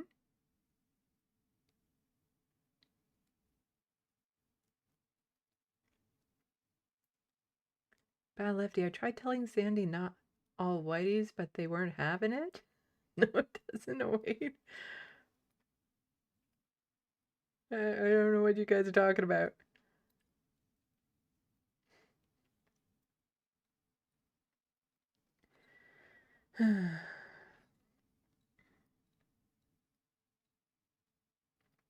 Moon Mai is wondering, do you know if there is an age when it would be the oldest you could start going through puberty? Meaning, how long could you take puberty blockers off your safety? I think I know what you're saying. Like I do know I did know one girl when I was a teenager who didn't go through puberty, which was extremely awkward for her because she was 20 but looked 11. And so she would have to carry special ID and stuff if she wanted to get a driver's license and things of that sort. And then I can't imagine what her dating life would be like. That would just be weird and awkward. But let's just say I don't think they're keeping people on puberty blockers until they're 18. Like, puberty blockers are just meant for like 1 to 2 years. They're not meant for, 6 years or anything of that sort. So I haven't heard of any cases where somebody's been on it for like up until they're 18 and then suddenly they're off and go through puberty or something of that sort. And it's just at the beginning of puberty for youngsters. But I would imagine that by the age of 16, they're off of puberty blockers and seeking the hormone treatments that they need.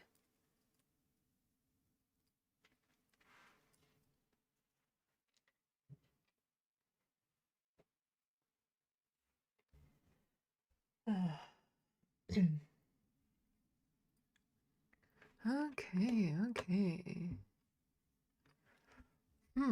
So some more updates on some stories that I covered last week before we move into some new stuff.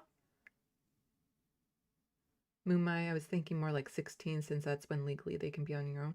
Yeah, I'm pretty sure nobody's being kept on puberty blockers more than 16 because by that time they're either going to start the hormone treatment or wait or whatever.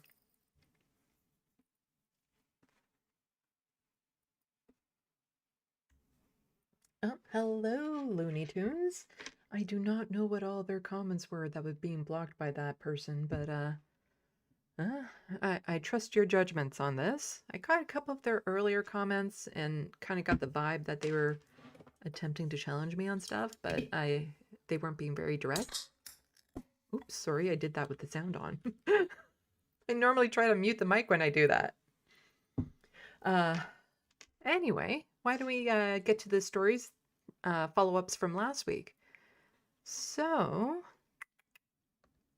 speaking of whiny little babies that can't take a L, I guess you could say, or want to cry victim because someone was mean to them, but not really. Is this the right one? Yes, okay. So last week I covered the Samantha Fulnicki thing, which there's lots of videos around and stuff. She wrote the paper that wasn't even written well, got a 0 on it for her college assignment, and then went and cried that the trans teacher was being mean to me and gave me this failing grade because they're trans and I said I don't like trans people. When that was not the case. She wrote a shit-ass paper. You know, that paper was worth wiping your ass with. Like there was nothing to it. And anyone with, 2 brain cells could see that. Well, apparently there's a lot of people without brain cells in the United States. They seem, maybe they cost more with tariffs or something that they're not getting across the border. They're not importing brain cells that much anymore. Because, furthering this story, He-Mant is saying, Samantha Fulnicki didn't do the assignment. She failed. She cried discrimination and whined to right-wing media personalities. The University of Oklahoma has now erased the grade and punished the instructor. This is what academic cowardice looks like. And so this person links to, there we go. This article here. Friendly Atheist, who I believe is Canadian writer, YouTuber, podcaster. Yeah, so Friendly Atheist article that does a wonderful breakdown of the whole thing. I don't know much more about their work, but feel free to check them out. University of Oklahoma punishes instructor for failing Christian student who didn't do the assignment. So Samantha Fulnicki didn't do the work, and the university punished the only person who noticed. In an utterly insane declaration, the University of Oklahoma has announced that a conservative student who received a failing grade on an essay because she deserved it will no longer have that grade on her record. Furthermore, the grad student who gave her that grade will no longer be allowed to teach at the school. So somebody who got a failing grade because she didn't do the assignment decided to lash out, and now this teacher is out of a job, has had the right wing single her out, probably target her, and all this other horrendous stuff, has destroyed this person's life because she was whining over a bad grade. Not to mention, she most likely specifically targeted that teacher because she was trans. This was a targeted attack. And the university has zero backbone, not supporting their teacher. What kind of message does this send to every other teacher? You know, make sure that your students feel okay with their grades, or else you're going to get fired if they, you know, make a stink about it.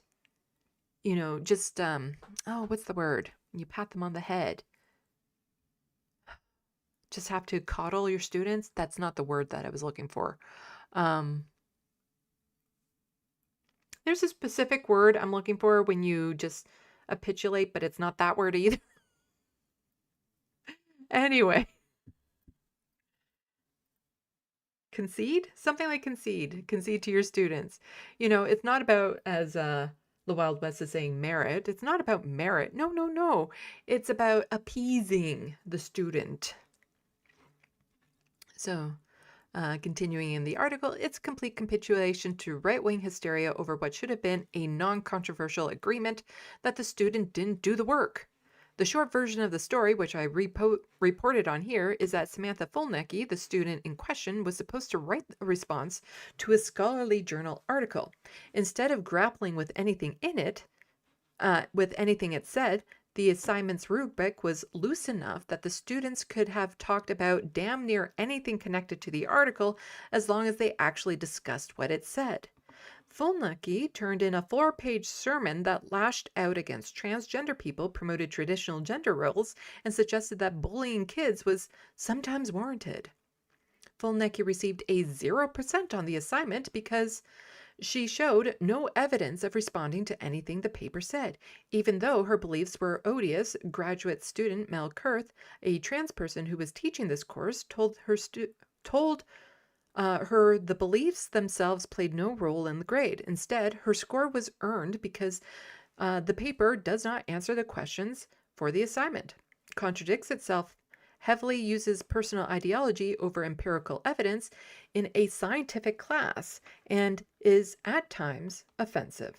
Kurth even said, if you personally disagree with the findings, then by all means share your criticism, but make sure you do so in a way that is appropriate and using the methodology of empirical psychology as aligned with the learning goals of in this class. That is so beyond reasonable. That's like, the teacher is saying, like, yeah, you can call me all these bad names and do whatever you want, but what's your thesis? You know, back it up with something. Just don't be offensive for the sake of being offensive. Put some work into it. So rather than just accepting her own incompetence, Fulnecki whined about her grade to the Republican Governor Kevin Stitt. The university president, the dean of her college, and several reporters, and the anti-teachers union group now headed by former state superintendent public instructor Ryan Walters. Republicans then turned this minor incident into a full-blown spectacle to the point that it was getting played on Fox News because they love stories of Christians who fail up. Yeah. A student received 0 on an assignment. How is this headline news anywhere? Anywhere. A single student's single grade. Why is this a story? It shouldn't be. Fulnecki also filed a formal discrimination complaint as if she was being punished for being Christian in Oklahoma, as well as an academic appeal. Kurth was put on administrative leave while an investigation took place. Now the school has announced the results of that investigation, and it's a disaster from start to finish.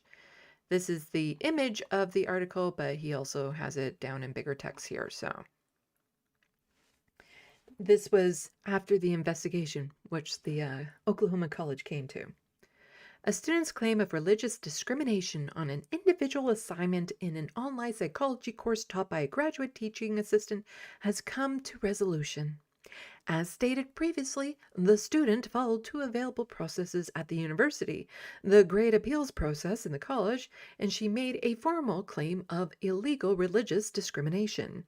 As already announced, the grade appeal was decided in favor of the student, removing the assignment completely from the student's total point value of the class, resulting in no academic harm to the student. So she doesn't do the assignment, gets lots of publicity, becomes a little minor celebrity.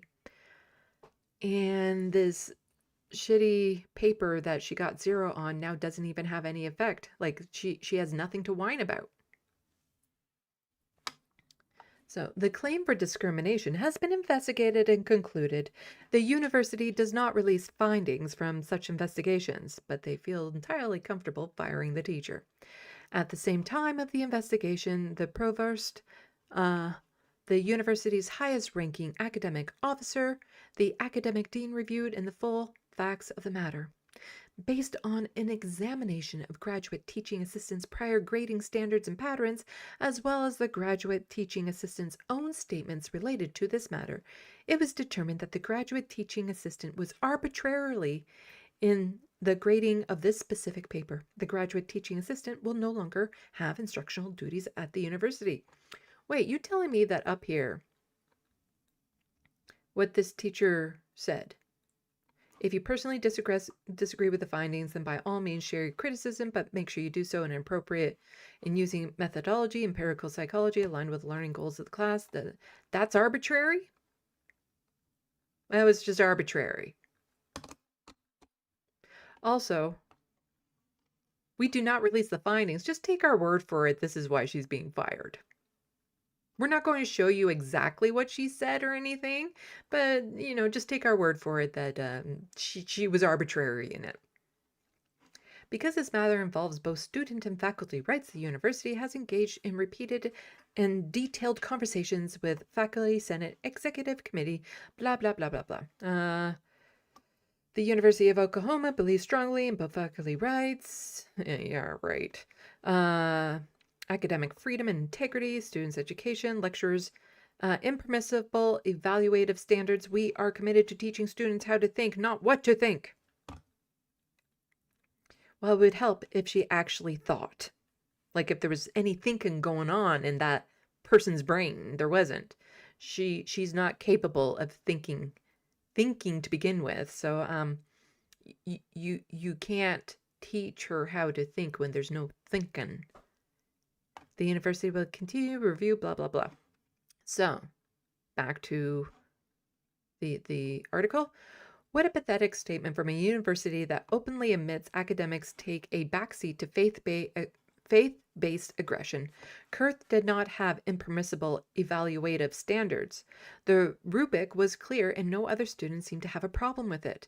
But not only will Volnecki get to toss out the failing grade, Kurth will no longer have instructional duties on campus. Republicans often complain about DEI, even though they don't know what it actually is, but this is the very thing they've been decrying. Someone getting a pass despite being unable to do the work. What part of Kurth's grading was arbitrary? Kurth literally explained to Volnecki the justification for the 0% and it made perfect sense. She didn't do the work required of that course. If anything, Kurth's response to Volnecki was an act of kindness. Yes, DEI. Not for, the people who are regularly harmed by, settler, colonial, white, patriarchal systems. No, DEI will be there to protect Christians. Yeah. Volnecki is going to be nothing but a DEI hire in the future. Because, and when I say DEI hire, I mean in the sense that they think DEI hires are, not in the sense that they actually are. So instead of giving instructors the freedom to use their expertise, the university just gave students a blueprint to avoid getting a failing grade. Just say Jesus loud enough and all will be forgiven. Invoking Christianity should not be a get-out-of-jail-free card for students who can't do the assigned work, and teaching assistants who dare to take the role seriously should never be punished for giving the students the grades they deserve. So this is a lot longer here, but I'll put the rest of this in the SandBox so that you can read up on it. Read the rest of the article, and I do recommend and suggest you do. So just this week, Vice President J.D. Vance proclaimed no one has to apologize for being white anymore, which is a thing that he fully made up. Yeah. The sad thing is that full necky is an anomaly among otherwise hardworking students, and Kurth was a typically grad student TA. But because of the right-wing complaints, the school has decided that enforcing standards is unacceptable. Hell, having standards at all is now a risk being caught in the crossfire. This is how universities rot from the inside. The school's decisions here now cheapens every degree it grants. It sends a clear message that effort is optional and temper tantrums are a simple way to avoid accountability. The administration should have stood by its faculty. Instead, they cave to conservatives who are determined to destroy public education in any way they can. Quick update. I hadn't seen this earlier, but in an interview with Griffin Media's Matt McCabe, Volnecki freely admitted she just whipped the paper together in about 30 minutes after she realized she had to finish the assignment before heading out to an event. Was it hard for you to come up with the things that you wanted to say? Not at all. I was actually just telling this story earlier. I was at my my good friend. I was at her house, and we were about to go to a musical that OU was putting on, or a play. And I was like, oh, I have to do this assignment really quick. It'll just take a second. And then I read the topic, and I was like, oh, this is going to be so easy. Like, you know, I have a very strong opinion on this topic. And then I wrote it in maybe like 30 minutes. It was really easy for me to come up with things to say. Mm-hmm. Mm-hmm. Yeah, different ways of saying Jesus is God and you must obey, and what they say is what the Bible says is how the world should work. It's easy to come up with combinations of those types of words to say, but here she freely admits she didn't put the effort in it. She didn't work on it. She didn't even read. So at no point does she say she read the actual paper her response was supposed to be based on, which is what her critics have been saying this whole time. She did not do the fucking work. She deserved a 0 on it. Instead, the TA got fired, and it is just so many levels of detrimental to this teacher because she lost it early. Like she got hit up with this early in her career. Not to mention, it's exceedingly difficult for trans folks to get jobs, especially down in the States where they can legally be discriminated against. Like, this student just destroyed this person's life, made her a target because she didn't do the fucking work. What a piece of shit. What an absolute piece of shit. So another story I talked about last week was a woman's pond. I don't know what you mean by is it just like a swimming pool, or is it like an actual pond outside? I don't know what you mean by it. I'm just thinking any sort of like swimming place. Like a type of pool that has a specific name, or if it's like an actual pond in the field or so. I don't know. Anyway, again, it is absolutely extraordinary the lengths that TERFs are going to force this pond to deny trans women when the women who use this pond have voted overwhelmingly in support of allowing trans women to use their space. But this goes back to the TERFs and the gender criticals trying to dictate the lives of people they will never meet, they will never come across, they don't even know exist. These women don't need to use this pond if they don't want to.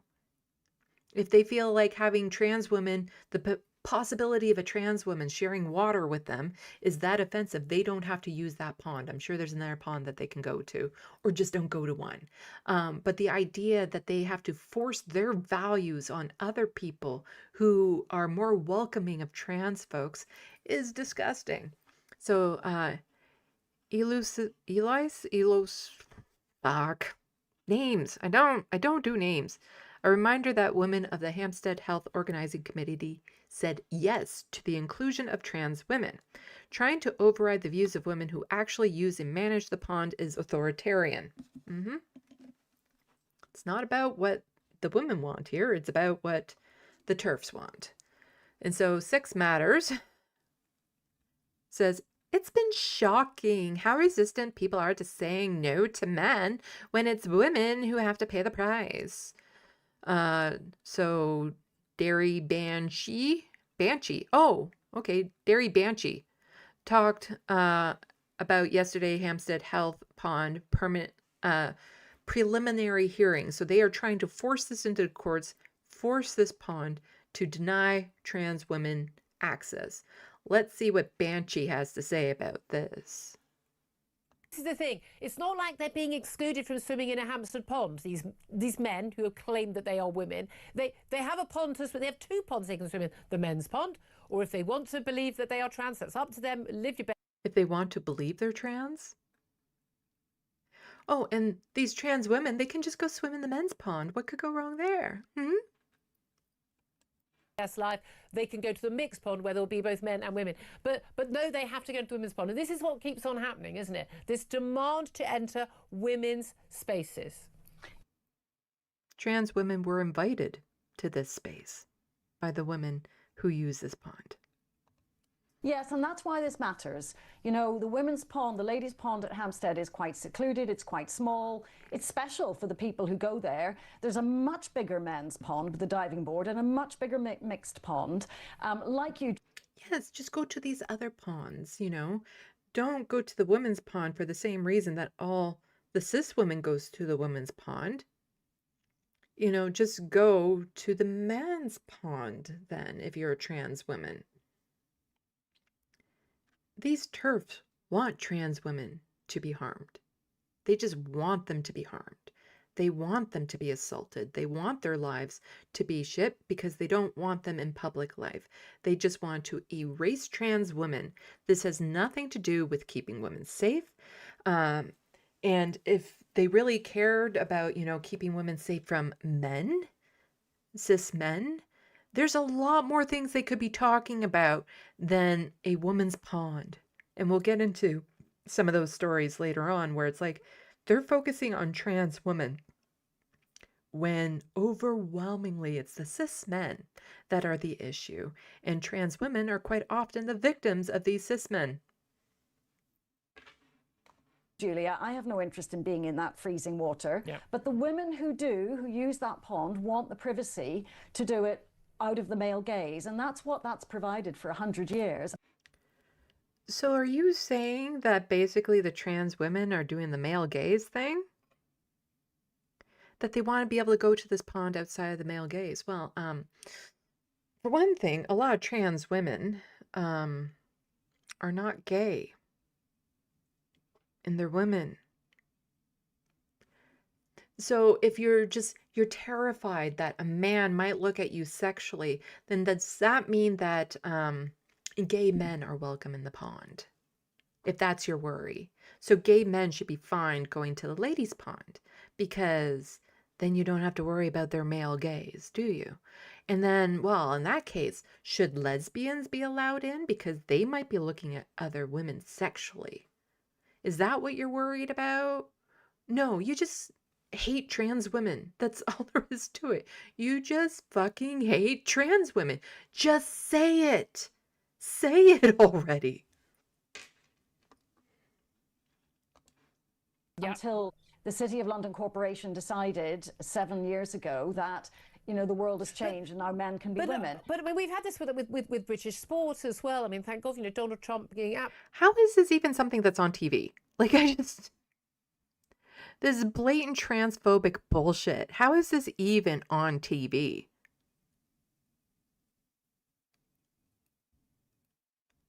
Where are the trans people being interviewed on the TVs? Anywhere? No, it's just these transphobic pieces of shit.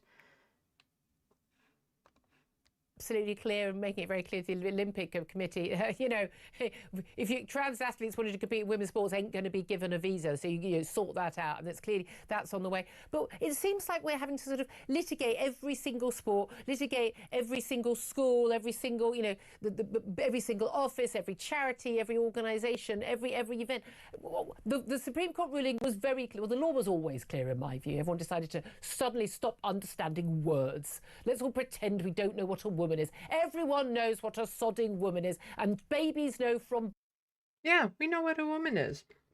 It's these people who don't. They keep on asking us, oh, what is a woman? We keep answering them, and they just don't accept the answer. It's these transphobe and gender critical people that have no fucking clue what gender is. They don't know. We know. I know what gender is. I know what a woman is. I know what a man is. I know what non-binary is. They don't know. They do not know. That's why they keep on asking the fucking question. But they never actually listen to the answer. Birth, what a woman is and what a man is. They're able to spot this just as clearly as our Prime Minister could have all these years. And yet it does seem to me that people were cheering on that day. And I remember saying on air, this is a great turning point, but, you know, woke ain't dead. Okay, well, enough of that. But The Hague is trending right now on Twitter. Oh, is Donald Trump and like Mark Carney and Joe Biden and Justin Trudeau going to The Hague? That'd be nice.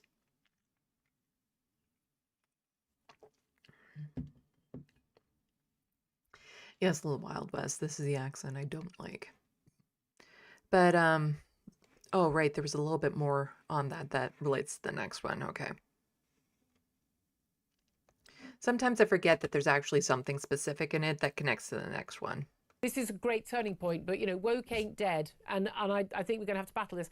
Are we looking at literally a legal case in every single circumstance to force these organisations to see sense?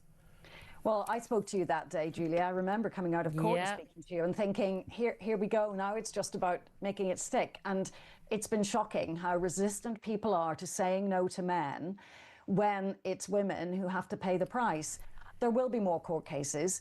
We've chosen the Pons case because it's a local authority, and if we can get a win on that. Oh, darn it. I think I was talking over the part that I actually wanted to listen to. Woman is, and babies know from birth. There we go. Suddenly stop understanding words. Let's all pretend we don't know what a woman is. Everyone knows what a sodding woman is, and babies know from birth what a woman is. Oh. Are you saying a baby knows what their gender is? It sounds like that's what she said. Let's just... Words. Let's all pretend we don't know what a woman is. Everyone knows what a sodding woman is, and babies know from birth what a woman is, and what... Babies know from birth what a woman is. Okay, yeah. So according to her, even babies are aware of gender and can figure it out. Huh. Well, it's nice. It's nice that she admits that, because, you know, a baby that can't eat solid food, doesn't understand color or language, and all this sort of stuff, they know what a woman is. But babies know. So if you know what gender is as young as a baby, then you probably know which gender you are as young as a baby. I'm just saying. And that ties into this one, even though this gets into Merck and stuff. So Eloise is just saying it's not a claim. It's something which has been demonstrated by empirical evidence and observation, whereas all anti-trans activists is belief that someone's reproductive capability explains everything about an individual's sex. And they're quote tweeting this. Dad claims toddler can understand their gender identity. His daughter knew she was trans by the age of 2.5. One last personal fact. Most trans kids know that they're trans between the ages of 3 and 7. My daughter knew around 2.5. So this woman thinks that babies know, but he's saying between the ages of like 3 and 7, which is more reasonable, I would say. She knew. I didn't. I often tell my kids that I'm not smarter than you. I just know different things. And the things that our kids know that we don't, those are the things that make all the difference and the ones we should really listen to. My child is not mentally ill. To begin gender-affirming care, she had to speak to more healthcare professionals than probably anyone in this room ever has. One last personal fact. Most trans kids know that they're... Nobody can get gender-affirming care overnight. The amount of counseling and doctors and everything you have to see, and then in states especially, there's so many providers, insurances that won't cover it to begin with, and then it depends if the insurance provider will decide. It's just, there is nothing easy about it. When some of my friends transitioned as adults, there was nothing easy about it. They couldn't get it done overnight, even though they knew since they were children that they were female. They knew this, but it wasn't until they were adults before they could actually get the gender-affirming care.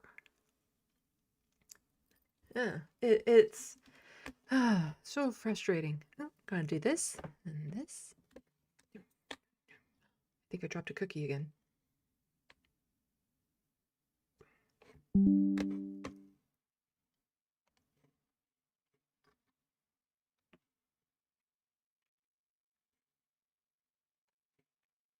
You'll understand what's happening in just a second.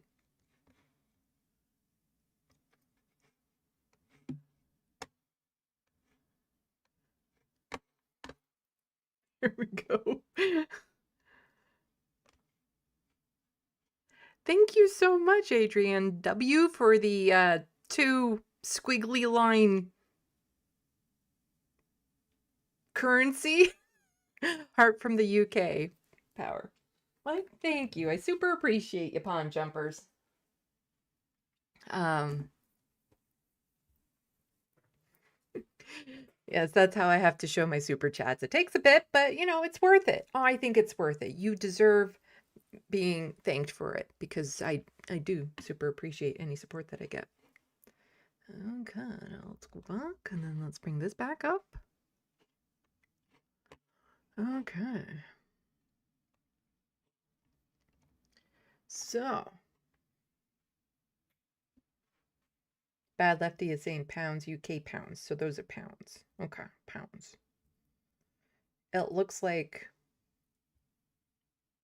a backwards F that was streaking.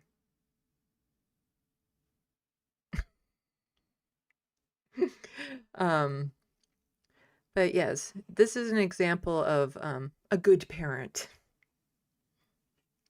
Now, another follow-up from a story from last time is, you know, Alberta pulling the notwithstanding clause to strip trans children their rights away.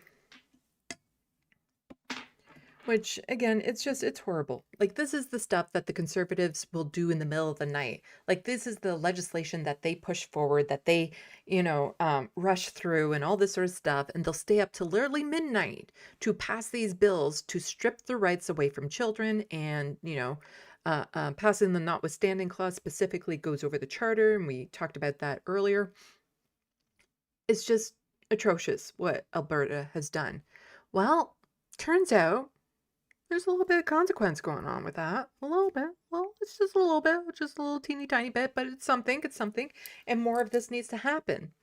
Because I wouldn't say it's a little consequence. Because here in Canada, figure skating and hockey are kind of the things you do when you're a kid. It is, yeah. You do them. You get the skates, you go skating, you get the skating lessons, you get the hockey. It's usually, you know, figure skating for girls and hockey for boys, but there's been a lot more crossover as of late and stuff. But that's the thing. It is the thing in Canada that, you know, you learn how to walk and then you learn how to skate. That's how it goes. It's how it goes. So, Cassandra is just reporting on this, saying Alberta just got labeled a no-go zone for national and international figure skating events. Not because of athletes, not because of safety issues, but because of regressive anti-science legislation pushed by our government. Skate Canada didn't do this lightly. They assessed the law and concluded they cannot host events here while maintaining basic standard of inclusion and athlete well-being. And instead of reflecting on this consequence, our premier is demanding an apology. Is this what happens when ideology is prioritized over health evidence and real-world impact on young people and our province's reputation? It's embarrassing, and it's costing Alberta opportunities. This fucking government needs to go. And so we're just backtracking a bit, and somebody else sarcastically pointing out, great work, Danielle Smith. The rest of the country sees what an embarrassment you've made our province. Stop listening to your echo chamber. You are way out of line with what the vast majority of people think on so many of these things, especially gender, linking to this article here. Breaking news. Skate Canada to stop hosting events in Alberta due to sports gender law. So in Alberta, as I've covered on this story multiple times, you now, if you're a girl, you need to have your parents or guardian sign a form declaring that you had a vagina when you were born, if you're over the age of 12 and want to participate in sports. Yeah, you need the adults to say, yes, my child was born with a vagina, therefore she can compete in school sports. The boys don't need to have a declaration of penis, but the girls need a declaration of vagina. It's discriminatory on so many different levels. And so Skate Canada is like, yeah, no, this isn't cool. We've been inclusive. No, it's not. This is no longer a safe place for us to go then if you're going to discriminate against trans children. Children! They're doing this to fucking children. To demand that they prove their genitalia before they can just participate in school sports. It is just so disgusting. To deny children, you know, the joy of team sports or sports. Also, this is fucking figure skating that we're talking about here.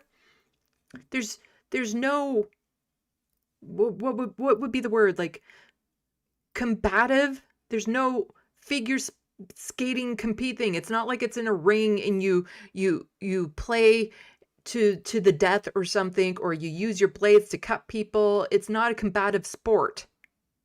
It's not. It's just not a combative sport.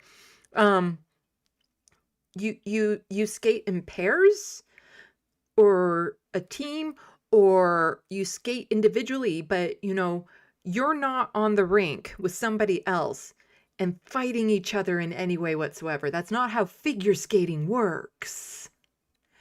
So what fucking difference does it make what gender the single person on the rink is? But in Alberta, if they're a girl, they need a waiver saying they have a vagina before they can be the single person skating around on the rink.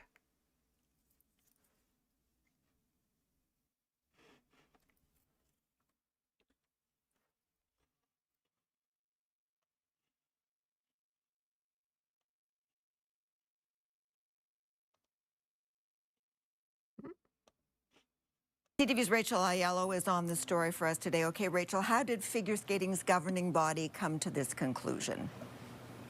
Yeah, hey Sandy. So Skate Canada confirmed to us this afternoon that after considering a range of factors, it's made this decision, saying in a statement that following a careful assessment of Alberta's Fairness and Safety in Sport Act, Skate Canada has determined that we are unable to host events in the province while maintaining our national standards for safe and inclusive sport, and says they will continue to monitor legislative developments in the province and will reassess hosting opportunities as circumstances evolve. Now, Sandy, key in Skate Canada's statement here is confirming that this would not affect the ability of Alberta skaters from participating in Skate Canada programming going forward. And the law cited as the rationale for this decision, Sandy, of course, is one of a trio of new pieces of legislation passed by the Alberta government targeting, affecting specifically the trans community. This specific policy restricts transgender athletes ages 12 and older from participating in female amateur sports. Now, there are no upcoming Skate Canada events that this decision will directly impact. Right. When they passed this law, Alberta Premier Danielle Smith said that it was about fairness. LGBTQ2S+ community members say that it is harmful. We've reached out to the Premier's office for comment. Sandy? Okay, Rachel, thank you so much for So a little bit more from the article.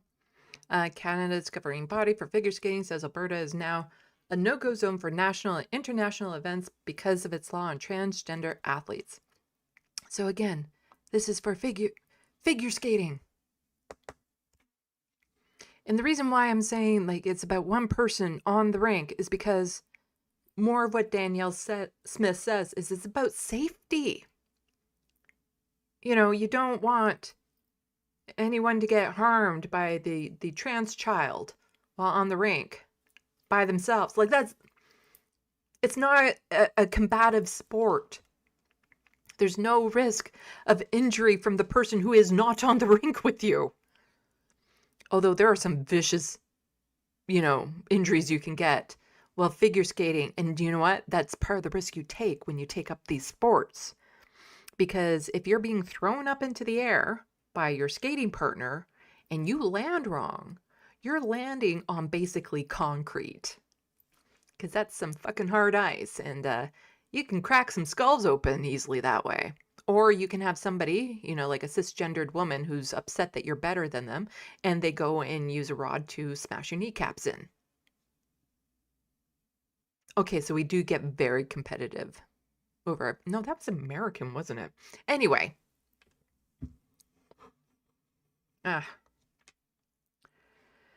So, Alberta Premier Danielle Smith called the organization's refusal to hold the event in the province disgraceful and said her government expects an apology. Apologize for me being so bigoted and transphobic you don't want to come here anymore. It's kind of like, those transphobic parents who are going to be spending Christmas by themselves. They'll want an apology from their kids for not showing up. Won't take any accountability for this. So let's just skip down. So this is Danielle Smith's full tweet here. Women and girls have the right to play competitive sports in a safe and fair environment against other biological females. How is it any less safe with a trans girl there? And again, if they're going through proper puberty, the differences are minuscule. They're within the regular fluctuations of what you would find in the cisgender population. Easily. What about the right for children to just play? For all children. Why exclude such a small number of children for this false notion of, fairness when this has nothing to do with it? This view is held a vast majority of Albertans and Canadians.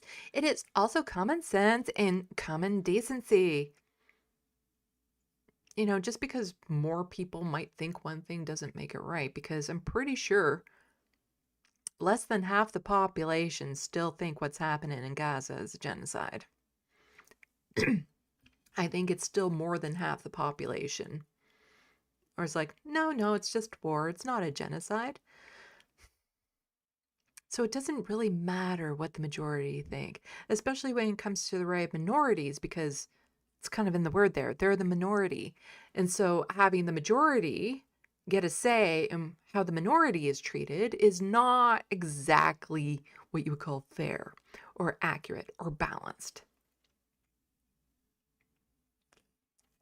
People who will never encounter these people too. Like, it's just, I don't think I've ever heard of anyone being afraid that they might go on the ice rink after a trans girl was on the ice rink. Skate Canada's refusal to hold events in Alberta because we choose to protect women and girls in sports is disgraceful. How about protecting trans girls? Because here she's going women and girls, but this is for girls. Girls, specifically children. But she has to throw the women in to make it sound like, no, no, no, this is all across the board or something. No, they're specifically targeting children because after the age of 18, they don't have to have a waiver saying they have a vagina. We expect they will apologize and adjust their policies once they realize they are not only compromising the fairness and safety of their athletes, but are also offside with the international community, including the International Olympic Committee, which is moving in the same direction as Alberta. We went over this last week. The Olympics has allowed in trans folks for years without any issue. It's not until right wings decided to make this a culture war talking point that suddenly it got into the spotlight and became an issue. But up until this point, there's been no issues, there's been no stories, there's been no problems. And it's the same with Skate Canada. It's like they haven't had any issues with allowing trans girls to play. There's not suddenly been something to pop up to be like, oh no, maybe we need to reconsider this. No, they've been doing this safely and fairly for years. Back to the article. So Alberta Sport Minister Andrew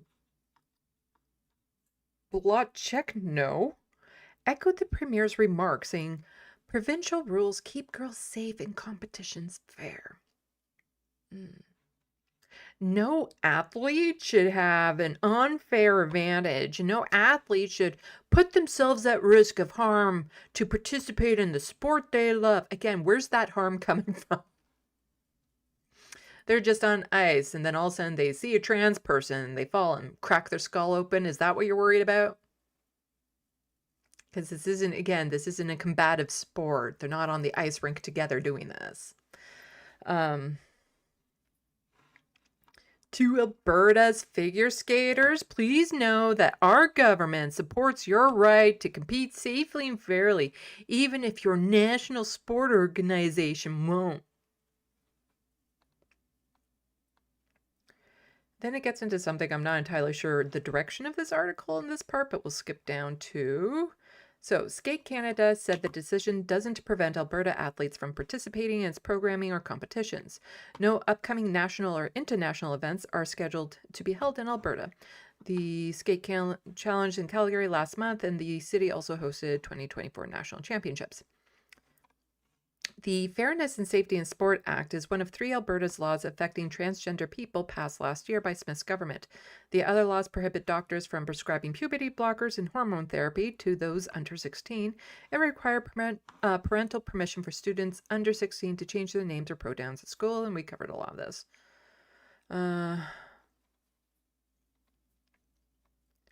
So Skate Canada said it will reassess its Alberta event ban if circumstances change. The organization's transgender inclusion policy states it is fully committed to providing a safe, welcoming, and respectful environment for all, regardless of any actual or perceived differences based on race, national or ethnic origin, color, religion, age, language, gender, sex, sexual orientation, gender identity, and expression, or disability. This is more of the Canadian way that, Canada likes to sell itself as. Not this bullshit Danielle Smith is doing. And Heather McPherson, who is a candidate for the federal NDP, is just pointing out,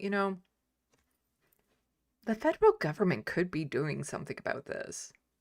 So she says the Alberta government is using the notwithstanding clause to attack trans youth, and the PM can to stop it. He has the constitutional tools. If he refuses to use them, he is choosing political convenience over the safety and rights of trans kids. I've written Mark Carney to act now. And this is her letter. If you want to freeze it on screen to read the whole thing. So our Constitution So the letter also says our Constitution anticipates moments like this. Section 55 to 57 of the Constitution Acts 1867 gave the federal government the authority to disallow a provincial law after it has been enacted. That power, used more than 100 times in our history, remains fully in force. It should never be used to intrude on legitimate provincial responsibility. It exists to safeguard Canadians when a province uses its power to take away their rights. The preemptive use of the notwithstanding clause to block charter scrutiny is exactly the kind of situation this safeguard was designed to address. Every time the federal government remains silent, the boundary is pushed further and the damage becomes harder to undo. I urge your government to act immediately, including using disallowance, if necessary, to block this legislation and defend the charter rights of Albertans. The consequences of inaction will be lasting for vulnerable communities, for public health care, and the rights that belong to every Canadian. Yes, this is just another example of the federal government not doing their fucking job.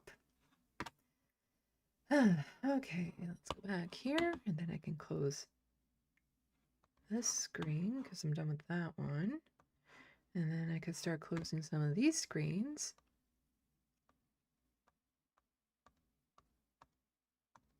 And we have the next docket to move on to, but before we do that, we're going to check the SandBox. Oh, I should not be eating these cookies. They make so many crumbs. They're wafer cookies, you know, the very cheap kind that you can get. But they shed crumbs like my cats shed hair. Okay, let's see. Where did I leave off? Fire for being trans. I apologize.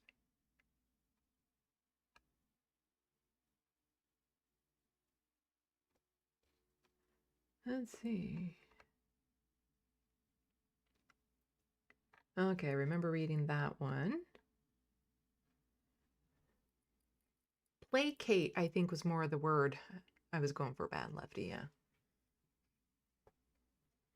If you don't placate the students, then you risk your job.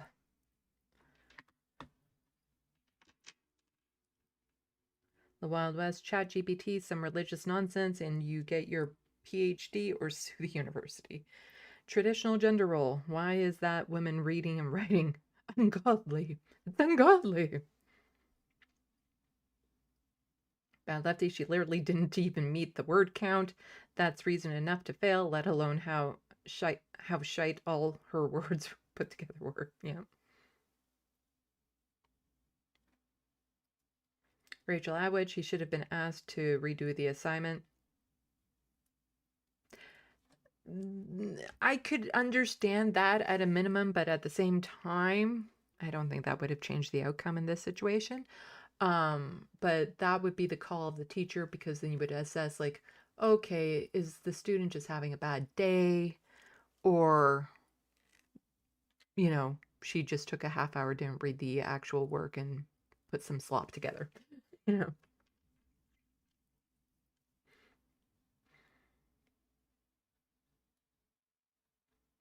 Let's see.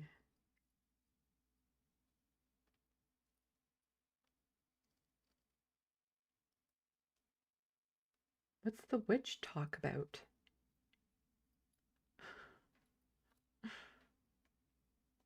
Oh, the Wild West, transphobic witches have no power soul. I don't know what you guys are talking about. So life, even Megyn Kelly said Charlie Kirk had an entry wound because of geniuses and no exit wound because of Jesus. Oh, I thought you were going to say because of, like, trans folks. Yeah. So he was both killed, but miraculously his body devoured the bullet because Jesus. Oh, the entry wound was because of witchcraft, but there was no exit wound because of Jesus. Gotcha. Gotcha. Adriana?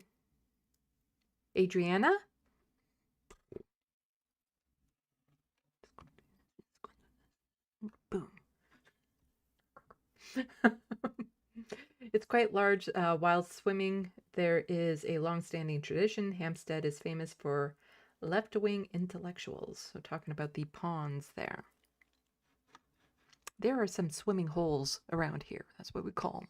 We won't call them ponds. We call them swimming holes because they're holes in the ground with water in it.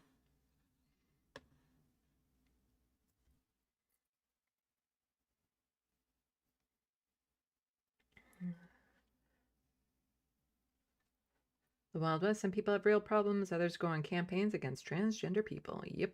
Hello, Ethan Dark.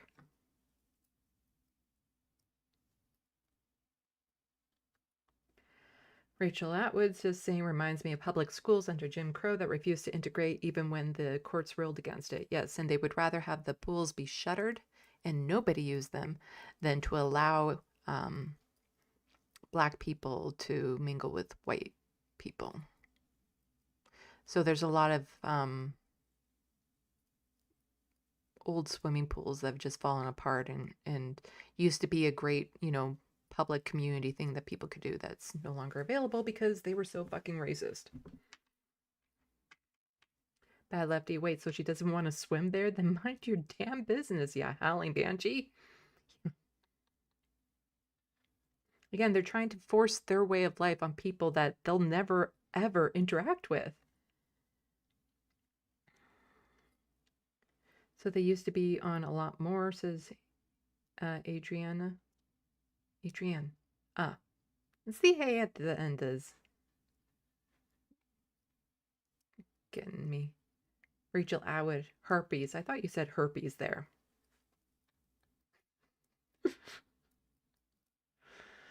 Let's see. So those are UK pounds, which I appreciate. I don't know what the conversion is, so I'm just assuming I'm rich right now.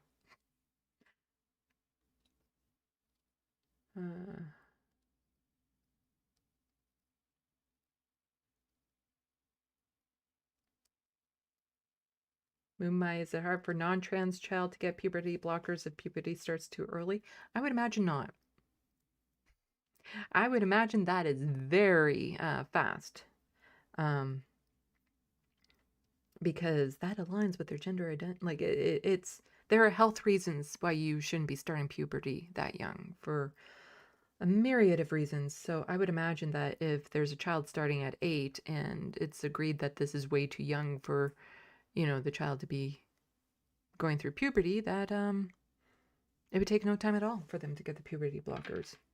That could almost be like prescribed. You go into the doctor's office, they run some tests. Okay. You wouldn't have to see a psychologist. You wouldn't have to go through all these hoops, do a waiting period and all that sort of stuff. It'd be none of that. Rachel Atwood. What's that gay hockey drama show Emma loves called? I was looking it up. Heated rivalry. Heated rivalry.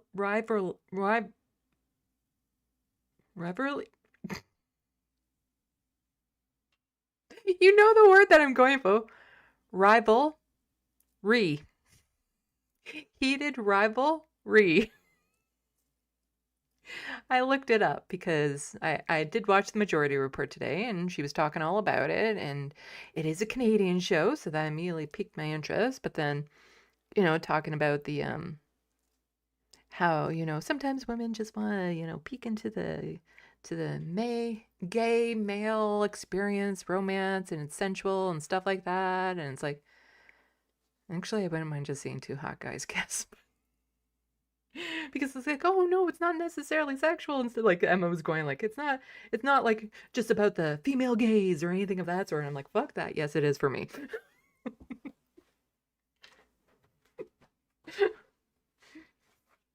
It's like, no, I'll check it out. I might check it out. I don't know how. I don't have Crave. But yeah, I'm just saying. I watched the trailer.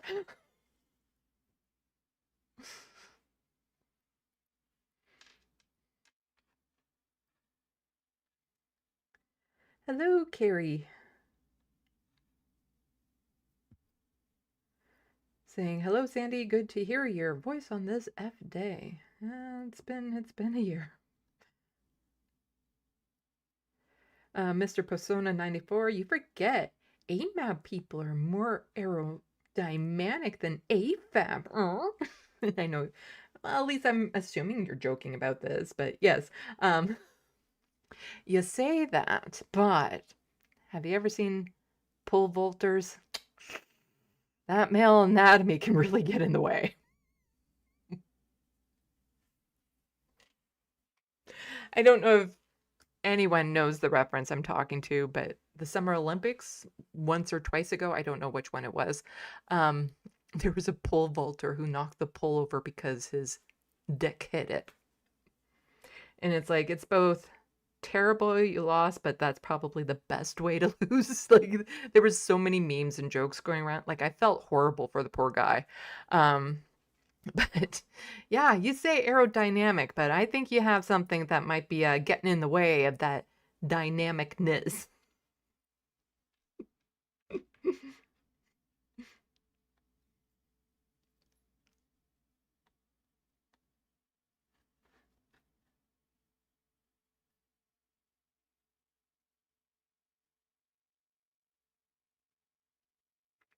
Moonmai might be unsafe if the male figure skater had to lift a person who had a penis and might weigh too much. Yeah.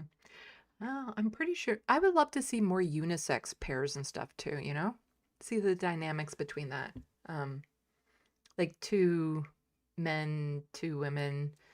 Like mix it up, mix it up. Like again, like you have pairs in figure skating, which has traditionally been a man and a woman, but why can't it just be pairs and the gender be whatever it is?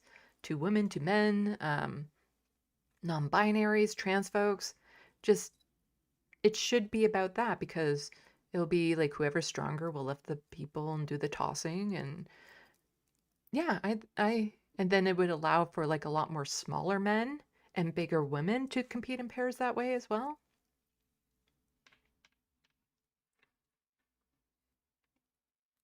Mr. Persona, oddly specific. Or roller derby. Nancy Kerrigan, I think it was. Got her shins smashed in. They made like movies about it and whatnot. I forget what the other woman's name is. It was a figure skating thing, and one was going to come in second, so she smashed the kneecap in of the other figure skater. And but then she still ended up going on to win at the Olympics or something. I forget their names. Nancy Kerrigan, I think, was one of them.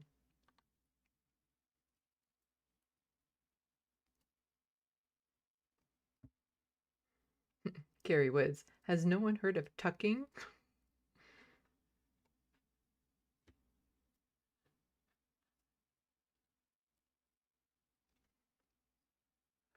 So Life, was Lorena Bobbitt the one with the kneecaps, or was that one of that cut off her husband's junk? She was the one that cut off her husband's junk.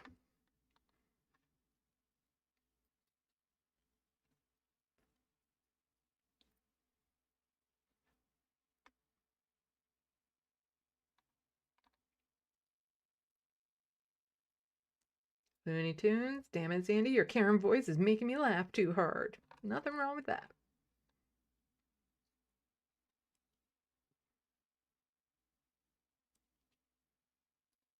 Adrienne. Hi, my name is Tanya. Oh, was it Tanya? Oh, it's been so long. I might be getting that completely mixed up with something else like horrific.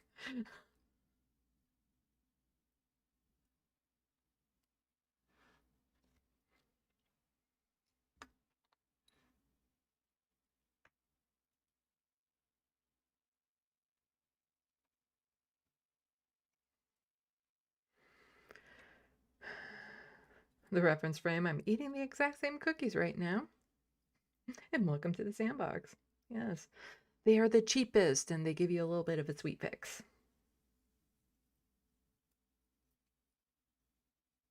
Adriana, that is a great vaguely 70s cowl neck woolly top. Oh, I'm like, are you trying to insult me in British?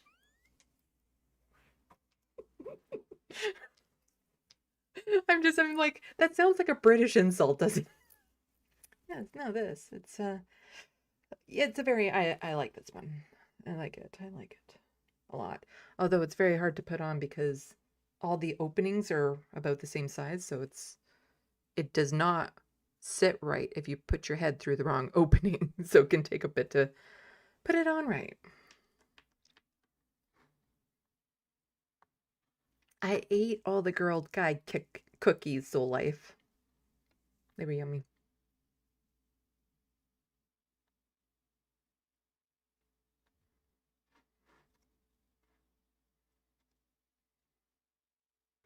Soul Life doesn't puberty start between 9 and 12. It can start earlier. Like precocious puberty, we're talking about like 5-year-olds for the most part. But it can start earlier. I had family members who started their periods when they were 9, which is, again, that's really early because you can start puberty without starting your period right away. There's other things that happen.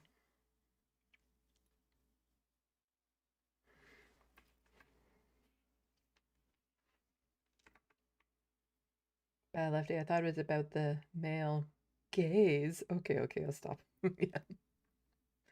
Male gaze as opposed to male gaze. I got it. I got what you were saying. I got what you were saying.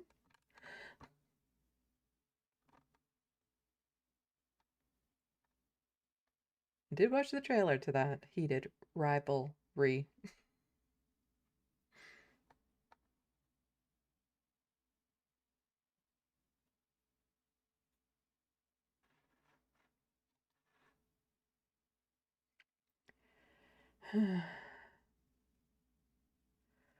Okay.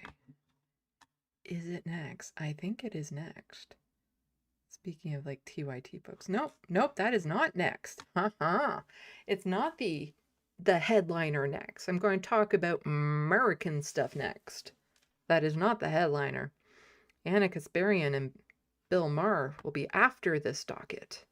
But there was some breaking news around trans issues in the United States that I wanted to touch on. Okay, so in the United States, they are currently trying to pass a law that would ban all trans-affirming care for people under 20. No longer just kids. Apparently, I need to look more in it, especially for my TYT essays that I'm doing. Apparently, Marjorie Taylor Greene was involved with this particular piece of legislation.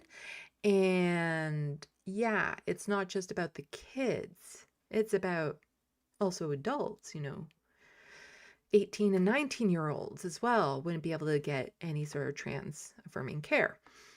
So this has passed the House. They're saying it's unlikely to pass the Senate, but you know what? At this point, I'm not gonna hold my breath on it.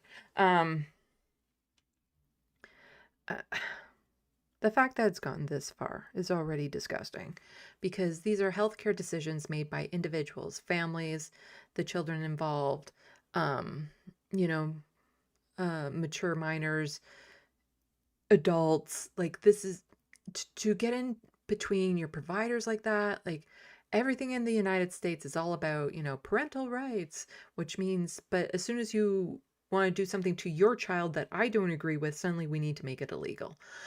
It's so frustrating. It's frustrating that it's gotten this far, and it's frustrating that there are media outlets that are giving, credibility to the people who are pushing for these laws. I'm looking at you, TYT. Anyway, let's get back to it.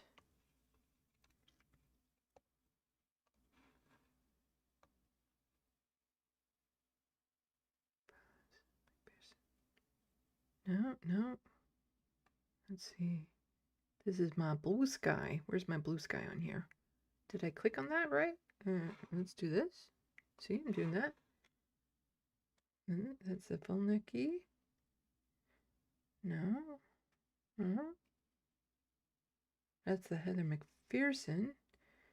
No. Come on. You should shoot. Cancel. Oh, it's already up. Fuck. There we go. I'm looking like, where is this screen on there? It's already up. Okay. So, we'll get to this. Anyway, yes. So in the States, they are trying to pass this legislation. It's got voted into the House with the help of some Democrats, of course, because, you know, horrific right-wing legislation can rarely ever get passed without the assistance of some Democrats. And again, it's important to just hear some people speak out supporting trans folks, trans children. It's important to know who those politicians are, the ones who have your back, because at times like this, it's easy to feel alone. It's easy to feel like there's no one out there helping you and supporting you. So it is very important that you hear these voices and know that there are people within the government fighting for you, fighting to make sure that you are always recognized for the wonderful individual that you are, that your rights remain your rights. All of that. So we have a few of these. We'll start with New York Attorney General Letitia James. And this is from my Blue Sky account. Go follow it. To all young people in New York and across our country who count on gender-affirming care, I won't let this administration come for you, your doctors, or your life-saving health care. Your health care is still legal and protected. I'll always fight for you. And that's something that usually gets lost in this conversation when they want to ban puberty blockers and gender-affirming care it's health care. It's life-saving health care. Because the amount of trans children that will not be with us if this is denied to them will drastically increase.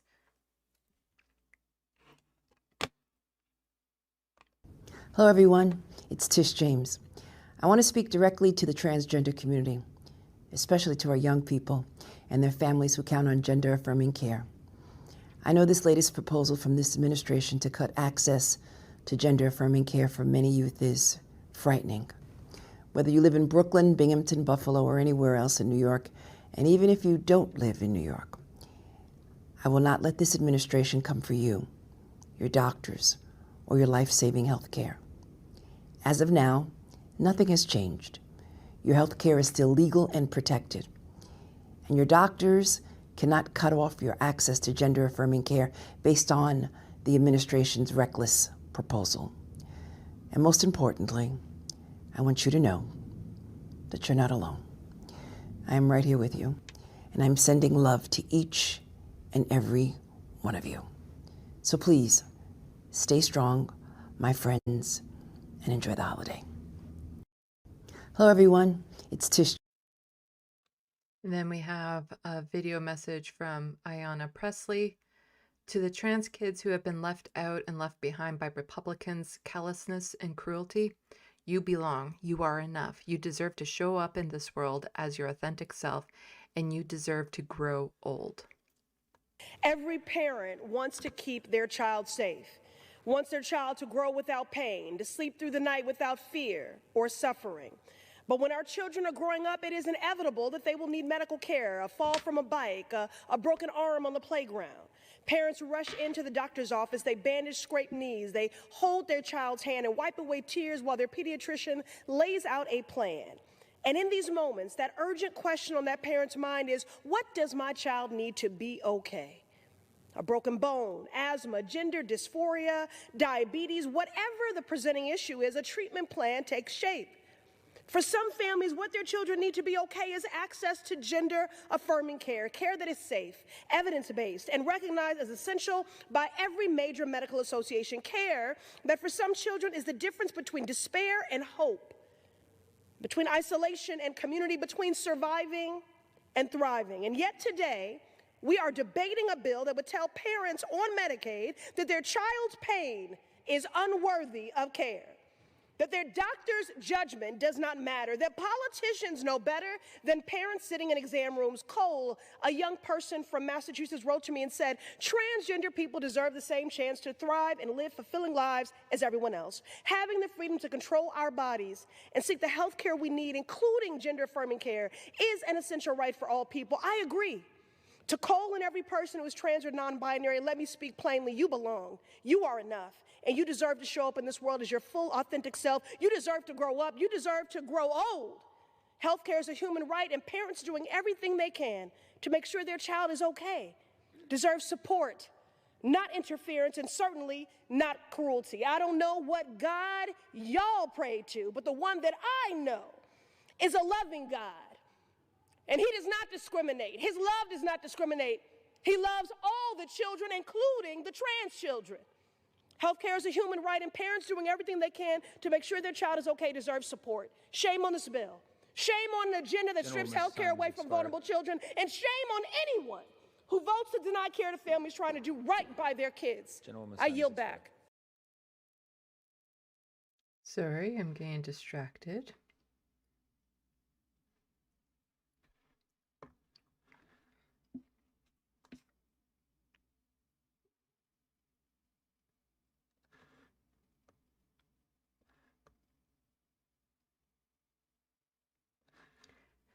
I just noticed that it was a little off, so I need to adjust it. Anyway. Next we have Pramila Jayapal also speaking out against this bill that was going through.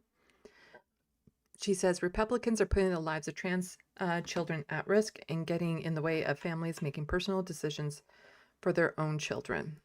We should be helping these kids survive and thrive, but Republicans would prefer to use them as a political prop. What is happening on this floor and in this Congress around this issue is so incredibly dangerous. Trans kids are walking around with mace in their pockets because they are being attacked by people because the majority is insisting there's something to fear from them. I will not stand for these kinds of attacks. The condescension that is coming from the other side. Have you talked to your constituents? Do you really know? You don't really know what you're doing. Excuse me. We are here to represent our districts, and I still believe I'm the member that gets the most votes of any member of Congress anywhere in the country. So don't tell me I don't know how to represent my district. What you are doing today, what this majority is doing today, is making life dangerous for kids. And what the majority is doing today is getting in the way of families and parents and kids making the decisions that they need to make so that they can live, so that they don't commit suicide. What parent in this body or anywhere in this country wouldn't do anything for their children? What parent doesn't want their kids to live? It's those transphobic ones.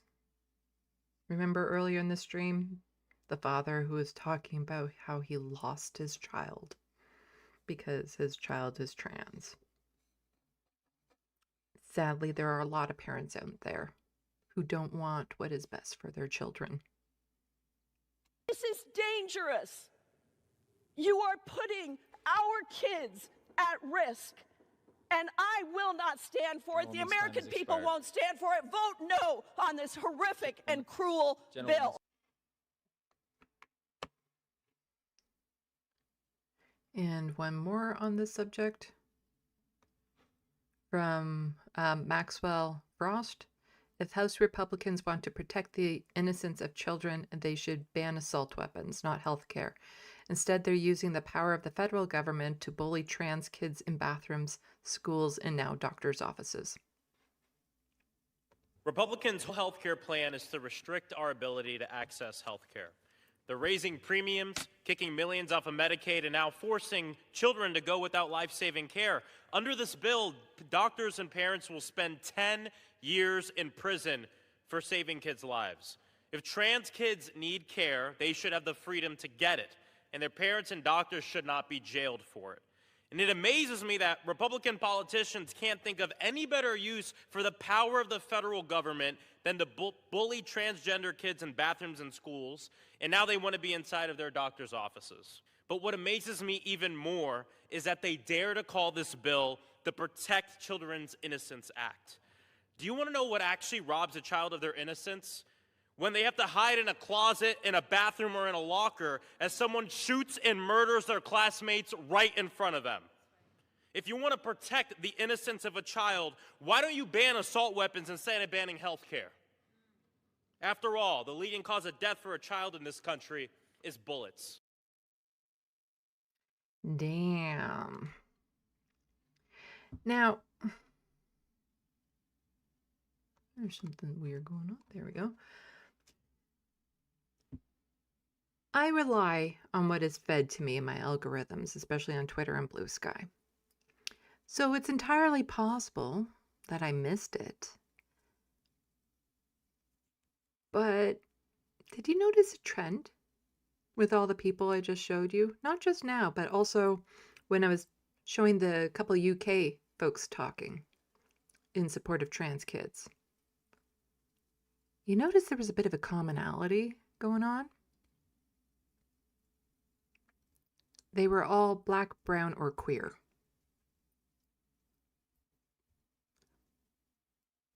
I'm sure there were white men who were standing up and talking about this, and white women, cis women, cis men, straight.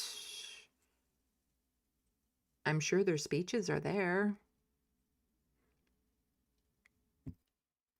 They just didn't pop up on my algorithm for some reason, right? Right?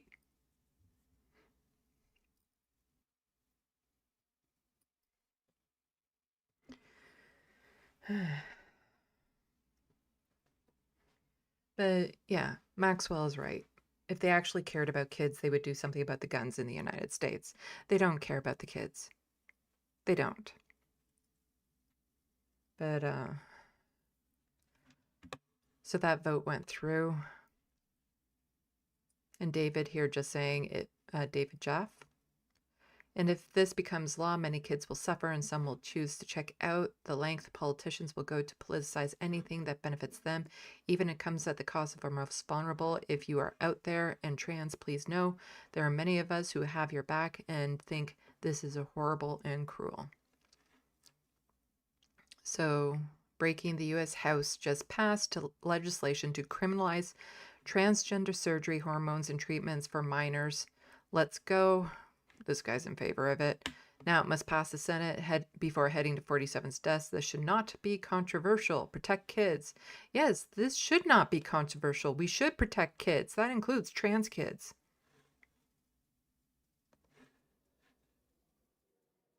I don't even think there's any volume to this. No, there's no volume. The yeas are 216, the nays are 211. The bill is passed without objection. The motion to reconsider is laid on the table. Yeah.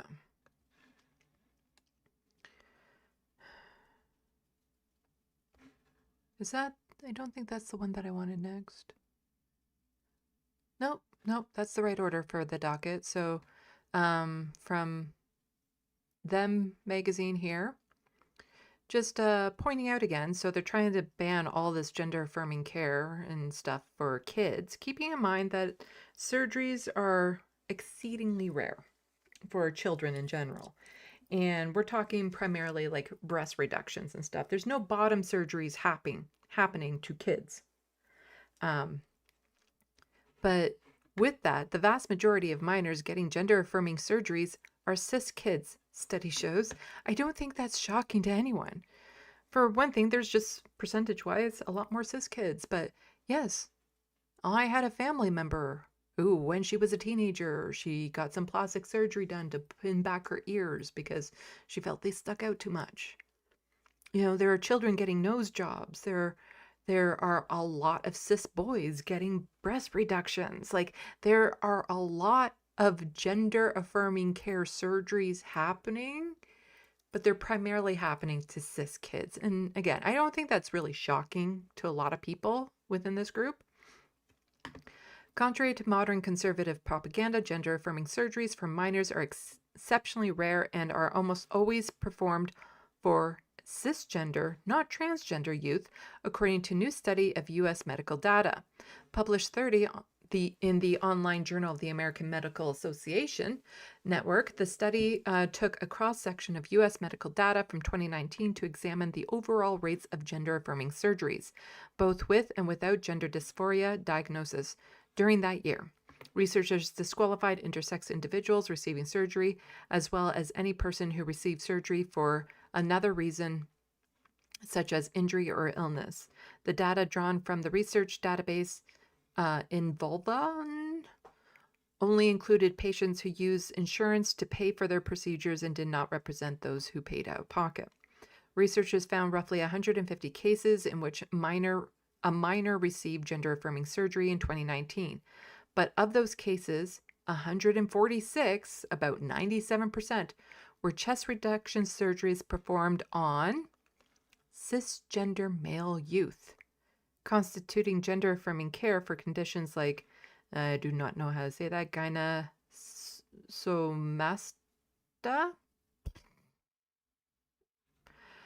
which can develop nearly half the time among those undergoing testosterone-dominant puberty. No trans diverse youth under 12 years old received any gender-affirming surgeries, researchers noted, and rare few that were performed on 13 to 17-year-olds were almost exclusively chest reduction procedures. The number demonstrate the concerns around high rates of gender-affirming surgery use may be unwarranted, researchers determined. Those findings fly in the face of years of Republican anti-trans bills and talking points as conservatives have attempted to use gender-affirming care as political wedge issue. So I'm just going to toss the rest of this into the sandbox for people to read if you want. But it's just to point out that here they are passing a bill to target trans kids when there are surgeries being done, but it's predominantly on cis kids. But they don't care. They don't care. They want to punish trans folks. They want trans kids to suffer. That's all it is. They want to erase them from society. So Alejandro Carbello just says this would not have passed if those chicken shits Dems, Davis, Seller, and Gonzalez had not voted for it. So for the Americans watching, those are the Democrats who voted for this horrific bill. They voted to put the parents of trans youth in prison for 10 years. We're going to get into some of the details of this bill, and it is horrific. Primary them all. And she's quote tweeting Aaron Reed, who's saying, just now a national trans healthcare felony ban for youth has passed the House with 10 years prison terms. 3 Dems cross party lines to vote to jail providers. 4 GOP cross lines to vote against. It is not expected to pass the Senate, where Dems hold filibuster power. Story to come. It's not expected to, but I'm worried. I'm really, really worried. Because if this goes federal, then there could be more of a case for trans folks claiming refugee status in Canada. Because right now, because of the Safe Third Country Act, as long as there is another state that is technically safe for them to go, they're not allowed to claim refugee status in Canada. But if this goes federal and there are no safe states anymore, then they should be able to claim refugee status here. But this is the article that Erin wrote. Please go subscribe to her Substack and support her. She does amazing work. So Trans Youth Emergency Project offers families guidance. Oh, is this the right order? Yeah. After new Trump, oh, yeah. Guidance to help keep getting care after new Trump anti-trans rule. Over the last several years, many red states have banned gender-affirming care for transgender youth. Since Trump returned to power, that campaign has shifted to blue states, with the administration threatening hospitals and healthcare systems with the loss of federal funding unless they stopped providing care. This week, those threats escalated sharply. A new federal rule, now in its public comment period, would bar any hospital that provides transgender health care from receiving Medicaid funds, a move that would effectively force most major hospital systems to end that care altogether. In response, an organization that has already helped families navigate care bans in red states is stepping in. Again, the Trans Youth Emergency Project, spun up by leaders of the Campaign for Southern Equality, says it has the capacity to help parents of transgender youth locate independent clinics that may be less vulnerable to the administration's current and incoming policies and can provide, in some cases, travel assistance. Just seeing. So the rule contains carve-outs for patients already receiving care, meaning many transgender youth would be... Oh, no carve-outs. Okay. So the rule contains no carve-outs for patients already receiving care, meaning many transgender youth would be forced into abrupt medical detransition unless they can quickly secure alternative providers. Should the rule take effect. It explicitly claims to preempt the state's shield laws in places like California, Minnesota, and New York. The proposed rule further destabilizes an already fragile healthcare landscape for transgender youth, and hospital clinics continue to shutter services in preemptive compliance with the administration's escalating threats. So the rule does leave one narrow avenue for transgender youth to continue accessing care: private independent clinics and physicians who do not accept Medicaid. Just wanted to see if there was more about this. So Massachusetts advanced a measure intended to funnel funding towards that kind of care. And in New York City, Mayor-elect Zohran Mamdani pledges millions to help preserve treatment capacity.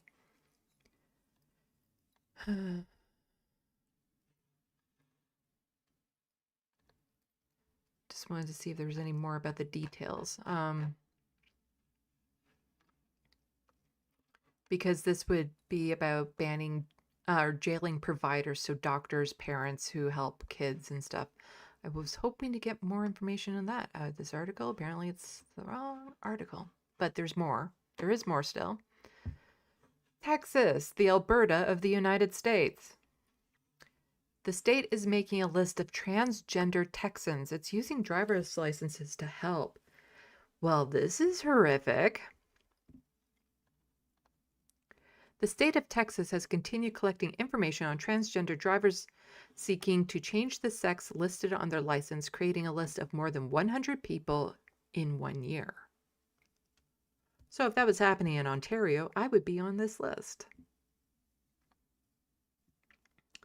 Yeah, they just, they're asking immigrants to always have their papers, or if they're suspected of being an immigrant, have your papers to prove that you're an American citizen or they're there legally. And now you have to have your papers stating if you have a vagina or a penis at birth. According to the internal documents the Texas newsroom obtained through records requests, the Texas Department of Public Safety has amassed a list of 110 people who tried to update their gender between August 2024 and 2025. Employees with driver's licenses, offices across the state, from El Paso to Paris to Plano, reported the names and license numbers of these people to a special agency email account. Yes. Gotta put them all on a list. What for? Like, really, what for? And then they also want to make lists of people who could potentially get pregnant, and then do lists of, making sure that they're menstruating on time and stuff of that sort. Like, this is just authoritarian bullshit. Why would they need to be on a list? Why? So that you can have someone spy on them regularly to make sure they're using the right washroom? This is just authoritarian. That's all there is to it. It's just authoritarian bullshit. The data was collected after Texas stopped allowing drivers to update the gender on their licenses unless it was fixed to a clerical error. It is unclear what the state is doing with this information. Yeah, I'd be very worried about what they are doing with that information. An agency spokesperson did not respond to questions about why the list was created and whether it was shared with any other agencies or state officials. Again, that is very suspicious. We're going to make a list of trans folks, but we're not going to tell you where this list is going. The Texas newsroom filed records requests in an attempt to find the answer, but did not receive any additional information that sheds light on what the state may be doing with these names. In recent years, GOP lawmakers have passed multiple laws restricting the rights of transgender Texans, including 2 new measures that went into effect this year. One defines male and female on state documents as being based on a person's reproductive system. The other, known as Bathroom Bill, bars governments from allowing people to use restrooms at public buildings, parks, or libraries that do not match their sex at birth. While it's unclear how the state plans to enforce the bathroom bill, transgender activist Ray Vasquez told Cut News she was asked to show her ID before using a restroom in the state capitol earlier this month.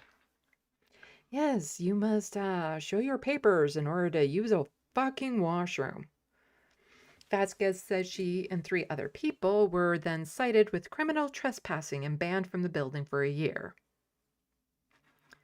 Landon Ricci, the policy coordinator with this Transgender Education Network of Texas, is concerned that the list the state is keeping will be used to pass more state laws targeting the rights of transgender Texans.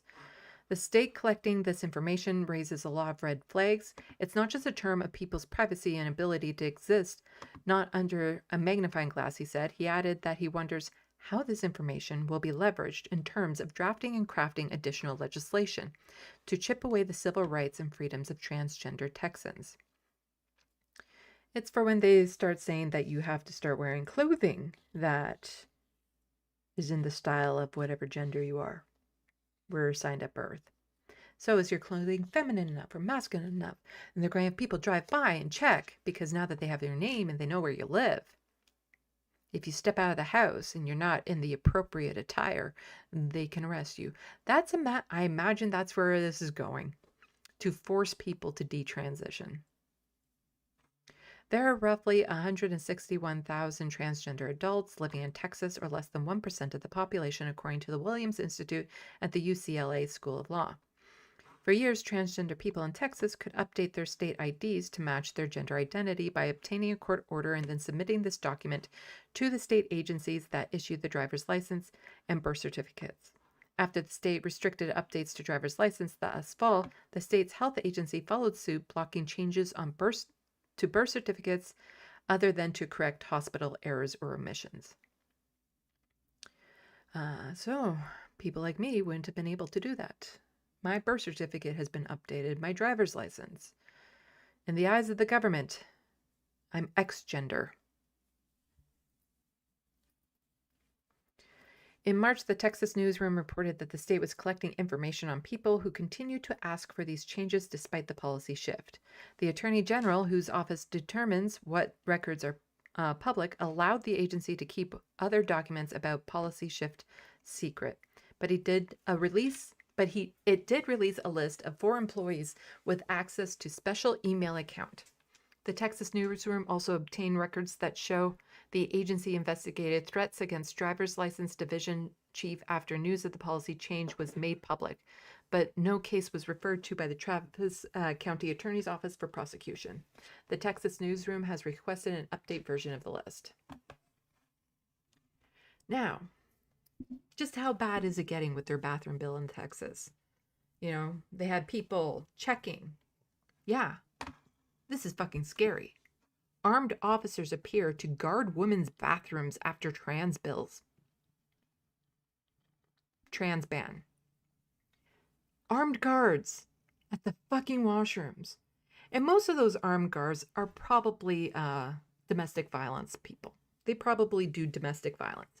You know, they are the people I would be worried about. Anyone who wants to guard a fucking washroom to check what parts you have, I do not trust them. They are the people we need to be keeping our kids safe from.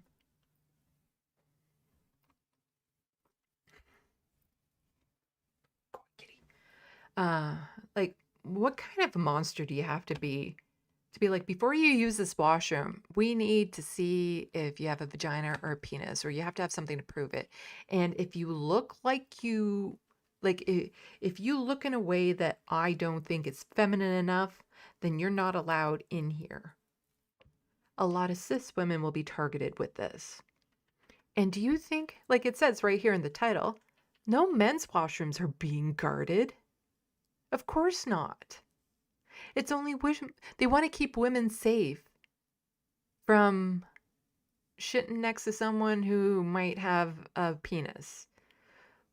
However, there's still lots of trans folks who have had the bottom surgery who are also still banned, so you can't even say might have a penis. Like, it's just authoritarian police state bullshit. It is a hunger for fascism down in the States. So Texas state troopers have reportedly been enforcing ID checks outside women's toilets in the new wake of the state's trans bathroom ban. The Texas Department of Public Safety reportedly stationed officers outside the women's lavatories inside the state's Capitol building in early December. Is it that much of a problem? Is it so threatening? Like, is there so much demand to use the women's washroom that you need to have armed guards there? What, are you afraid they're going to steal the toilet paper? Because normally you only have this sort of protection for, property. Well, they kind of do view women as being property. But this is just horrifying. Members of the Highway Patrol, pictured wielding firearms with surplus ammunition, allegedly enforced ID checks for anyone looking to use the women's washrooms. Anyone or just some people? I think if you look feminine enough, they're not going to check unless they just want to check every woman because they want to harass every woman that's trying to use the washroom. Pictures of the troopers standing outside the facilities taken by photographer I do not know how to say that, for the Texas Tribune, were shared in the week that Texas trans bathroom ban took effect. Senate Bill 8, dubbed the Texas Women Privacy Act. Yeah, that's very private, having people check your fucking ID. Strangers with guns. Forces public buildings to restrict facilities based entirely on so-called biological sex, meaning trans women cannot use women's toilets and trans men cannot use male toilets. No guards outside the male washrooms. And this would be regardless if they've had bottom surgery or what. Even cis women who, don't look feminine. Like, this is just horrifying. Activists protesting the bill inside the Texas Capitol building on December 6th were reportedly told to show their IDs by state troopers or else be banned from using the restroom. Officers allowed 2 trans women into the restroom after they shared their IDs, which featured female markers, according to a video shared by local activist group and reported by Texas Tribune. They let a few in accidentally. Texas lawmakers pushed trans toilet ban for over a decade. And yeah, this just goes into some of the history of it, but yeah. And if this wasn't bad enough, you get Florida. I believe this is Florida with Pam Bondi. So Pam Bondi wants FBI to place cash bounties on trans activists. Would that be someone like me? It seems like every day the United States is coming out with just one more reason why I will never visit there ever again. U.S. Attorney General Pam Bondi has instructed the FBI, so that's federal, to place bounties on trans activists promoting radical gender ideology, a leaked memo suggests. The Trump administration, and this article is just from December 17th. Gee, it's almost like she's trying to distract from something. I don't know what that might be. The Trump administration's chief legal advisor instructed the U.S. Secretary of Service to create a cash reward system incentivizing members of the public to share information on what the attorney's office described as domestic terrorist groups. Remember this? I was talking about this. Ken Klippenstein released a NSFP 72930. I forget what the form is called, where the government wants to start listing basically anyone who is in far right as a terrorist. So people advocating for trans rights, they'd be considered a terrorist. And wants to start putting cash rewards. Kind of like how there's cash rewards now on for ICE roundups, because I've heard that they get bonuses for the amount of people that they arrest. These groups, according to Bondi, include groups of individuals promoting so-called radical gender ideology and hostility towards traditional value on family, religion, and morality. All of that was in the report that Ken Klippenstein talked about. So, Do you know what is hostile to traditional family values and religion and morality? Donald Trump, the Epstein files, you know, the one with the victims of hundreds and hundreds, possibly even thousands of girls, children that were preyed on by your boss. Pam, is there going to be a cash reward for Trump? Or just somebody advocating to let children live their own lives and to be themselves? The leaked memo issued on December 5th argues the strategy would lead to the successful identification and arrest of relevant individuals and groups. Orders were issued in response to a memorandum signed by Donald Trump in the wake of right-wing pundit Charlie Kirk's assassination in September, which aims to combat what the U.S. president has routinely called the enemy within. Some people were thinking that, you know, the Charlie Kirk thing wasn't the Reichstag fire moment that we were worried it was. I still think it is. It's just, it was a smoldering fire as opposed to just a flashover. And a lot of the fallout is still to come. Things like this. So American Civil Liberties Union, ACLU, called the memorandum dubbed NSPM7, that's the thing that Ken Klippenstein released, a fever dream of conspiracy and outright falsehoods, which they agree was designed to silence Trump political opponents. Citing the document, Bondi wrote that implementing cash bounties would help federal law enforcement to enforce provisions outlined in it. She suggested that groups that fall under the government's definition of domestic terrorism would be prosecuted and face charges including conspiracy against the United States, which carries a minimum sentence of 5 years in prison. So the government that is currently bombing ships in the Caribbean, pirating ships, oil tankers, arresting innocent people on the streets, throwing them into gulags and torture camps.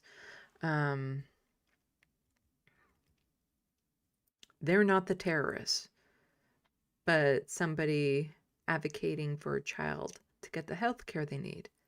That's the terrorist.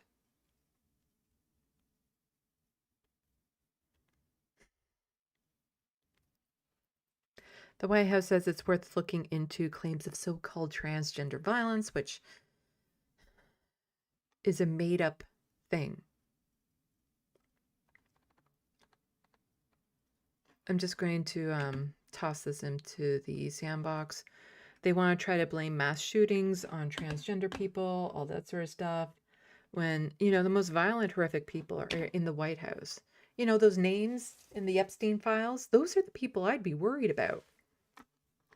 But Pam Bondi is the one who's covering that up. She's covering up the Epstein files, all those girls that were sexually assaulted by all those men. And Pam Bondi is covering that up. She's covering up actual real-world harm, while trying to go after people who, are at a protest, had their gender changed on some government ID. So much so she wants to put cash rewards on them. Do you know what that will lead to? What having armed guards outside a washroom will lead to? How trigger happy and adrenaline junkie these people are? Their need to express their dominance? They're itching for reasons to be violent? And now you want to pay these people to go and target others? We're not slipping into fascism in the United States. We're well beyond there. Absolutely horrific.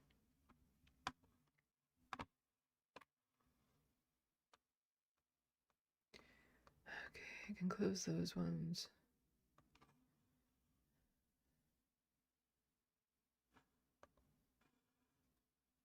Close that. Okay, so next we're getting into the Kasparian thing.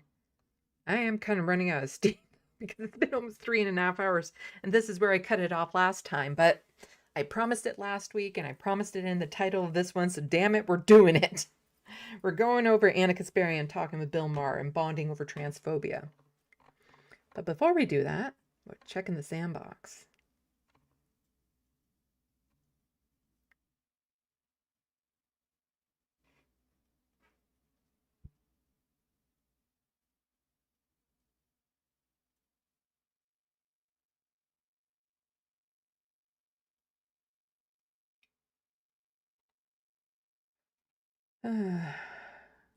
Guys seem to be talking about something, and I'm not entirely sure about what.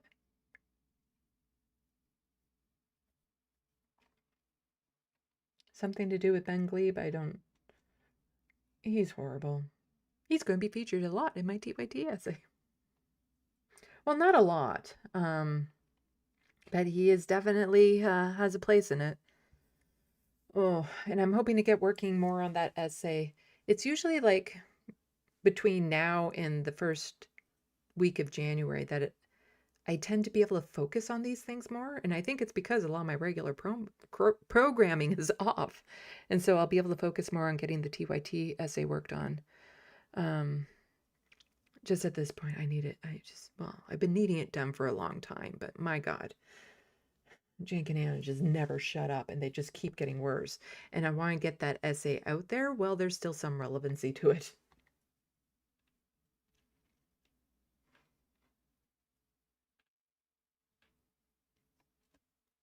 Looney Tunes, they don't give two shits about kids. All they care about is money, guns, sex, and sex with minors.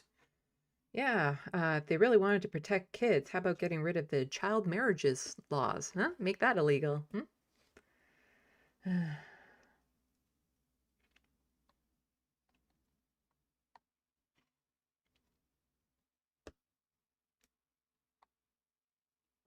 So life, this is Project 2025 manifesting. Yeah.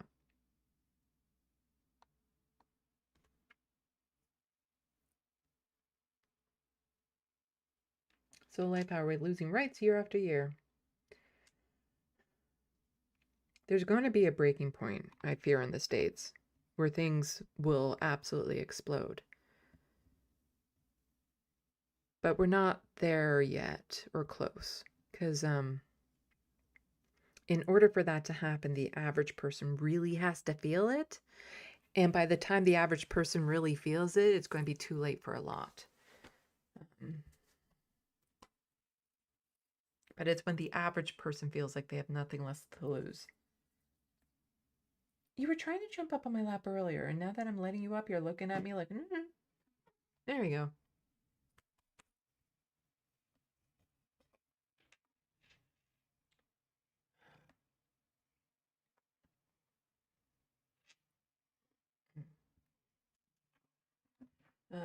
Let's see.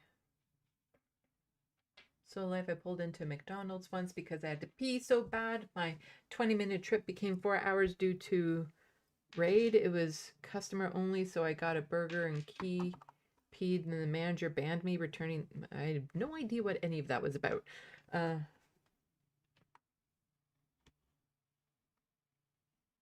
Wild West, I don't want guns in the washroom. Yeah, can't blame you.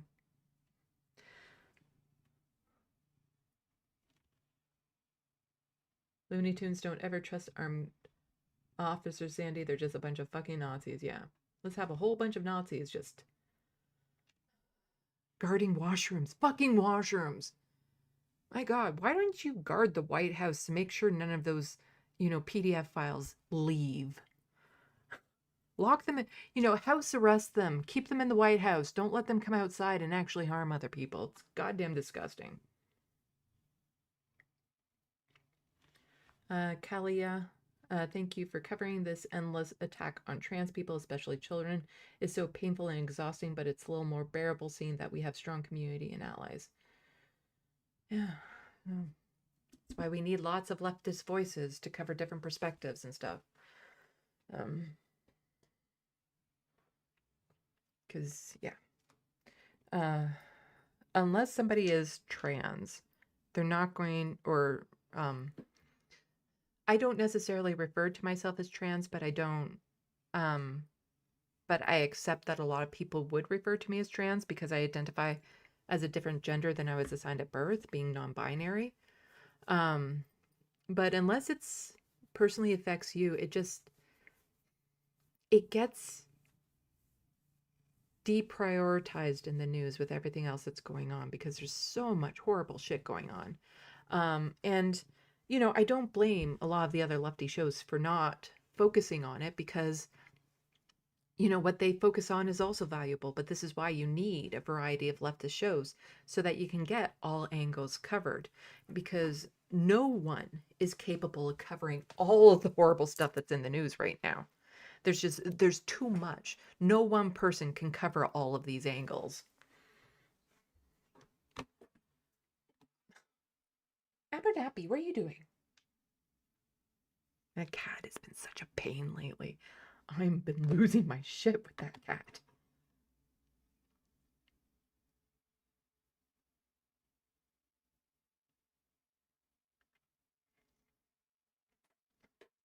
Hey, Abernathy, stop that.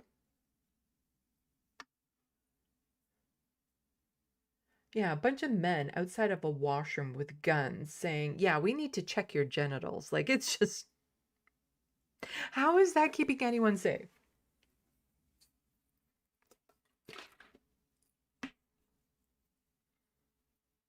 I would not feel safe with men with guns. And, well, we'll get into something that broke earlier.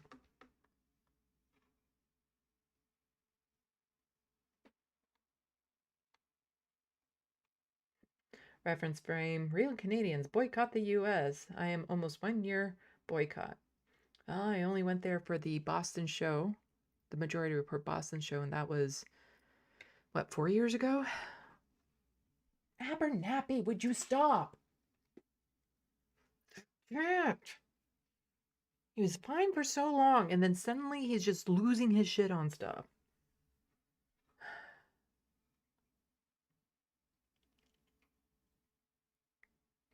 Don't.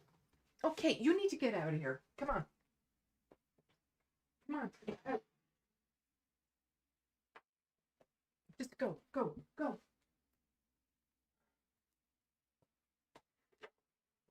He was starting to chew on a cord. Oh. Hello, Tamira.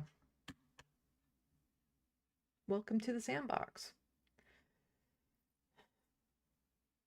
I think we would know if Ben wasn't still attached to TYT.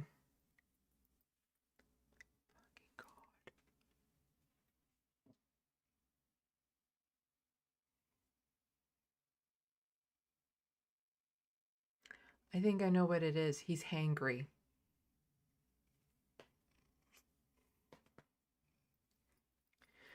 I need to go put a little bit of kibble in his dish before he destroys the apartment in just a second. You're a big kitty. You don't need more food.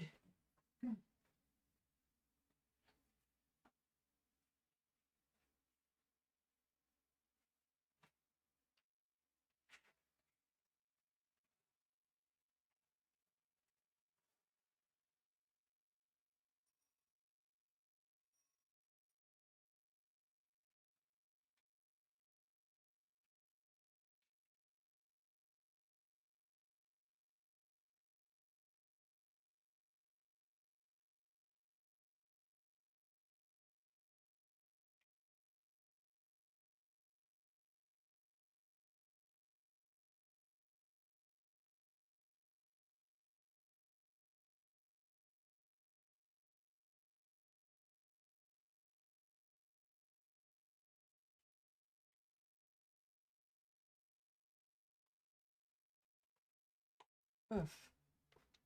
Yep, his face just completely dive-bombed into the food dish. He gets hangry, and his eating habits have been changed, slightly altered because of Frodo, but yeah, anyway. It wasn't a long break, Looney Tunes.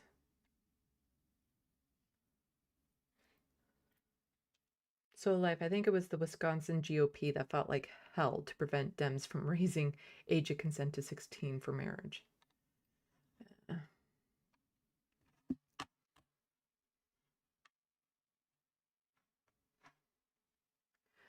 Okay. Whew. still one more docket to go through because it's not just ending with the Anna Kasparian talking to Bill Maher. There's some more to go over with it that just goes to show how much they don't care about kids. And they don't care about women. Now, I don't quite remember a lot of this. I know the Vanguard covered some of it. I wasn't really paying attention. I was getting really mad. So we're going to watch it together. So this is just one segment out of a video that Anna Kasparian did with Bill Maher on Club Random. That, of course, got into, trans women's in washrooms, because that's what normal people, normal cis heterosexual people just talk about randomly, It is Club Random, and that I can guarantee you, cis straight people, they just, whenever they have a conversation, they bring up, trans people in washrooms. Got feels about that. If they didn't talk about it, no one would. No one would. Because this isn't an issue until they made it one.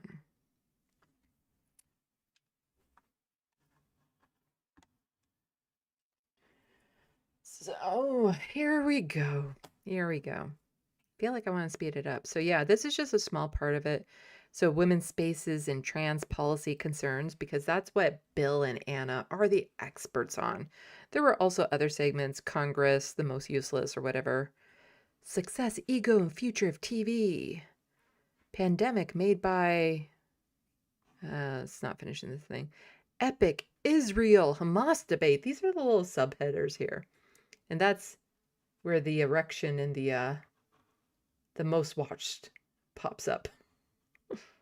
I haven't watched that part. I've heard good things. I think the Vanguard said it was shit, but Kyle Kalinske did a video saying how much she owned him in it. I don't care about either of them enough to watch, but I do care about this segment because, like I said, it never really gets covered enough. Oh, what's this one? I might have to watch, oh shit, I might have to watch this one in corner that you're not seeing under my recommends for my video, my TYT video. It's just titled Bill Maher Focuses on Anna's Dress.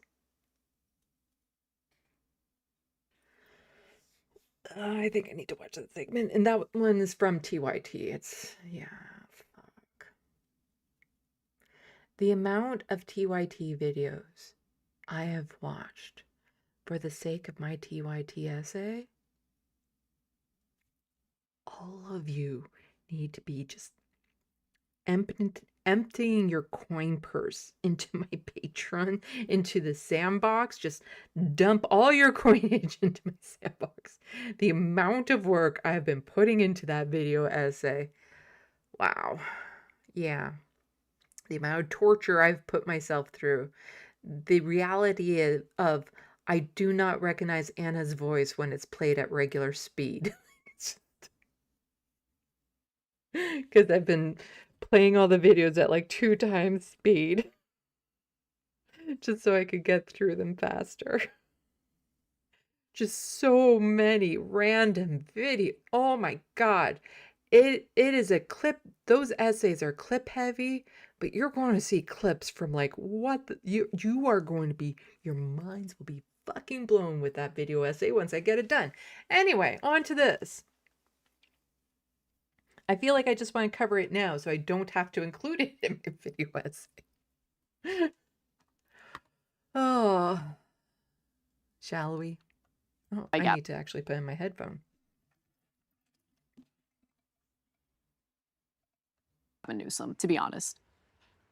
I mean, the bizarre, just this bizarre obsession with putting women,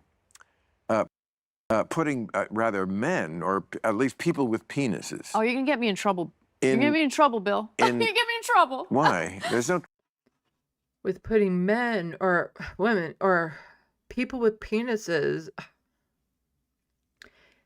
And you know they still include trans women who have had bottom surgery in this. Again, they don't care about keeping women safe. They're just transphobic bigots. That's all it is. That's all it is. And then Anna's like, it's like, I had no idea you're going to be bringing this up. You're so going to get me in trouble. This always gives me a little bit more publicity. Please, go on. Go on. Let's talk about this a bit more. A subject that I'm not qualified to talk to at all whatsoever, but it makes the haters hate on me even more, and I get more clicks. By Gavin Newsom, to be honest. I mean, the bizarre, just this bizarre obsession with putting women, rather men, or at least people. And there's no obsession. There's none. This was not an issue a few years ago. They're the ones who are obsessed with this. People with penises. Oh, you're going to get me in trouble. You're going to get me in trouble, Bill. You're going to get me in trouble. Why? There's no trouble for Because you. Your life is trouble. I'm supposed to be totally okay There's with no it. supposed to be. First of all. Is it bad that I don't? No, as somebody who claims to be on the left, although she's online right now, you're supposed to care about equality and human rights and treating everyone with respect. That's what... she hasn't been on the left for a long time. You know, being against genocide is a fucking low bar. Okay? Just being against genocide doesn't make you on the left. There has to be other things involved. Want to see a dick in the women's locker room. First of all. Is it bad that I don't want to see a dick in the women's locker room? Well, she's looking at a dick right now. You don't have to be looking at people's genitals while you're in the locker room. You don't have to. You could also maybe go to one of those privacy areas to get changed if you're really uncomfortable. But there's nothing forcing you to look at people's genitals in the locker room. And trans women tend to not be out there. They tend not to be like, hey, look at me. And a lot of trans women have to deal with people asking them about their genitals, asking them about what it looks like, asking them about the procedure, which is nobody else's business. You know, it's like, oh, so do you have like a clitoris? Like, what does that look like? Nobody needs to fucking know what somebody's genitals look like. But these people are very wanting to know the details of other people's genitals. These are the sick fucks who are obsessed with who's in a washroom and what's in their pants. Is that bad? No. No. I just don't. I don't want to see a cock in the women's locker room. And you shouldn't. And no woman should. I mean, this is basic 101. And this is, again, to my point about, like, if I just listed, and I could do it for a long time, the things that they do because they're so tripped up by their own ultra-orthodox ideology that they think that makes them a better person, to be so counterintuitive about all these issues. Wait, so what is he listing? All the issues that they're... Like this, that this makes them the good people, that they're way... Oh, he can list all the reasons why, like all the issues that we talk about that make us the good people. Yeah, well, I don't think he's going to list any, but, you know, not hating trans women, I think, goes towards making you a good person. There has to be a whole bunch more things. Like, Anna is against genocide in Gaza. That does not make her overall a good person. She's just correct on that one issue. Out ahead on this issue, and you're not, and it's not what people want, and it goes against human nature, and it's not helping. You didn't, you want to champion women, and you didn't. You did the opposite. I know, because there's the hierarchy. You made them uncomfortable. Oh, right, the hierarchy within, yeah, the oppression Olympics. You know, you have gold, which is somebody who's disabled, of color, and transgender. That's the gold status. And then you have maybe somebody who's just queer and disabled. And then you have, you know, trans folks and stuff. And Anna's worried that she's all the way down at like 5th. Maybe she's even tied there for something, you know, that her plight as a woman is tied at 5th or something under all of these other issues. She's just down there with how, you know, people aren't allowed to bring dogs into grocery stores, their little pocket dogs into grocery stores. Mm-hmm. No, and 100%. unnecessarily. 100%. Look, in many ways. When you see everything as a hierarchy, literally everything's a hierarchy, well then inevitably you're going to find yourself in a situation where the rights of one group kind of falls by the wayside. Right. It's a I argue you can care about all issues.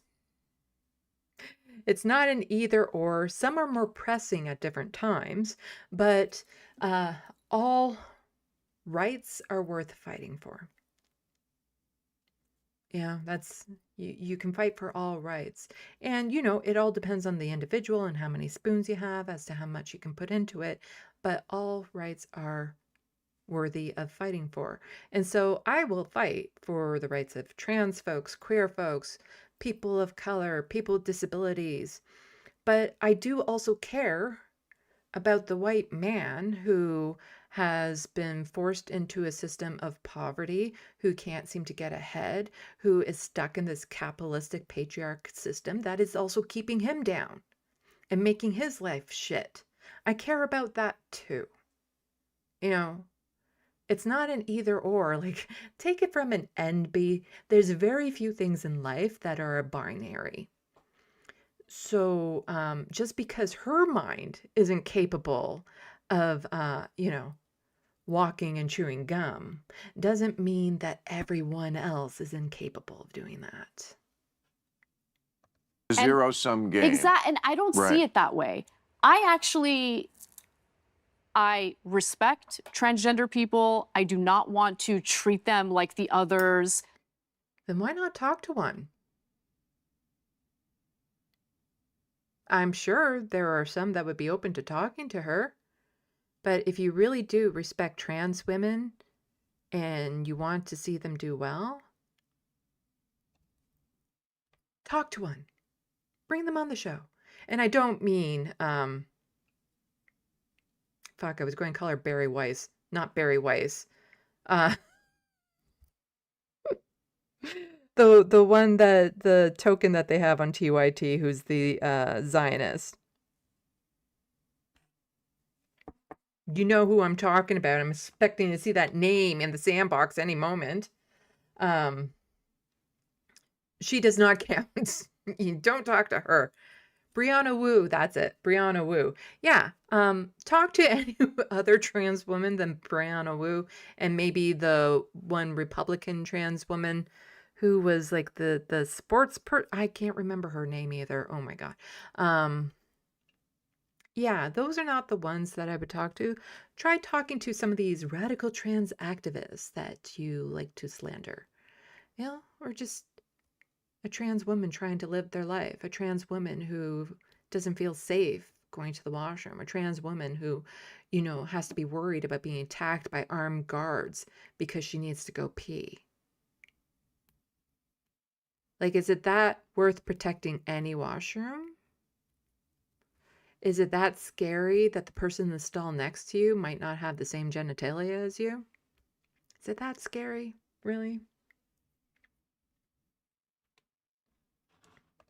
I want them to have rights. I want them to be treated with dignity and respect. Exactly. At the same time, I also know what it's like to be a woman living in a state where we've decided self-ID makes the most sense. Okay, well, self-ID doesn't make the most sense. No. Because obviously, as you and I both know, Actually, it does make a lot of sense because a lot of people can't access the care that they need. A lot of people can't necessarily go public or go to their family, go to their doctors, go to the government officials without outing themselves. So sometimes, they're just dressed as their preferred gender occasionally, and then would need to use the washroom when they're like that. There's lots of reasons why somebody doesn't get the surgery, doesn't get any medical procedures, and can't get their ID updated, especially in a lot of Republican states. So, maybe somebody who's traveling into the state from a state where they're not allowed to do that, like, there's lots of reasons why self-identifying is sometimes the only way to let other people know. There's no surgery I've done. There's nothing in my DNA or the way I even dress that would relay to people on a whole that I'm non-binary. That is a self-identification that I do. And there's nothing I can do. There's no physical way I can prove that. You just kind of have to take my word for it. You take my word for a lot of other things, so you should be able to take my word for this. So,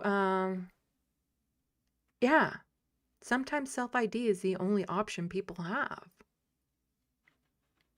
And you don't have to be such an ass about it. There are all sorts of predators out there who are going to take advantage of that situation, and that's already happened, right? So, oh yes, the predators who will take advantage of the situation where they can just walk into a women's washroom now because they say, I'm a woman. I don't know how many fucking times we have to go over this, but there is no magical barrier that prevents somebody from going into the washroom that is a cis male. There's nothing preventing him from walking into a woman's washroom. Also, the vast majority of the assaults that she's worried about happening happens in the home by somebody you know, family, friend, that sort of thing. It happens in familiar places. It doesn't happen in a fucking public bathroom. They do happen in public bathrooms, but far rarer for them to happen in those areas where they could potentially get caught. And if there is a man out there that wants to attack a woman, quite honestly, he's not going to do the effort of just saying, I'm a woman so I can walk into the women's washroom. He's just going to fucking do it. And we'll get to some video about, how those magical barriers absolutely do not exist. So there was that big WeSpa story, and it turned out that the so-called transgender woman who was allowed into the women's so-called transgender women, yeah, you're really showing a lot of respect there for people who might identify as a trans woman. Really showing a lot of respect there. Now, I get that she suspects that this person, I don't know enough about the story, was just claiming to be a trans woman so that she could gain access to the washroom. But I do not know the details of this story. It's been so convoluted. When you get the right wing involved too, it's hard to say what is true, what is accurate. And so she's going to describe what somebody claimed happened there, but, did they talk to the trans woman involved with this as well? Do we know her side? There's so many things that are at play in this. And this is the only fucking thing she's got. Where are all the other stories? Where is the story after story of a trans woman going into a washroom, or a cis man claiming to be a woman going into a washroom, a public washroom, women's washroom, and attacking someone? There must be hundreds of stories. In order for it to get so bad, there needs to be bans across the United States, that there need to be big burly men with guns guarding the washrooms. It must just be such an epidemic of cis men claiming to be women going into the women's washroom that you need to go to these lengths to keep women safe.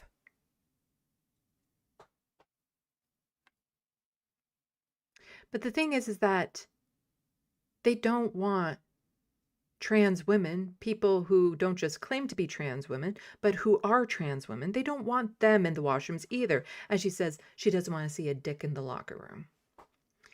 So where do they go? Or are you accusing all trans women of being predators?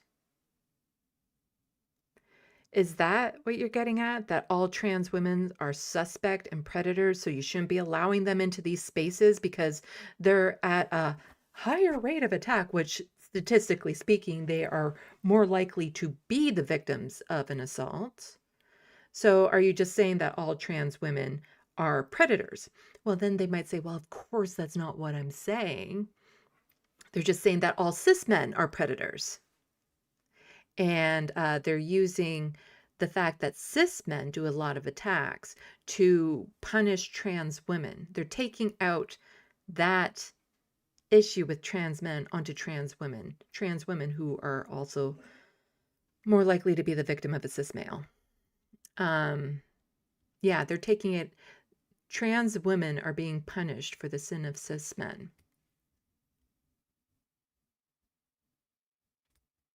How about just let people use the fucking washroom?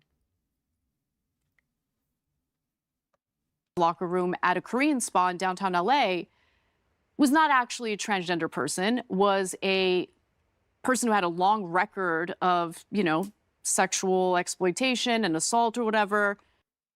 And again, even if what Anna is saying here is completely accurate and they've gone through and they know the ins and outs of this story, and it turns out that it was just one random person who claimed to be a trans woman to get access to the washroom.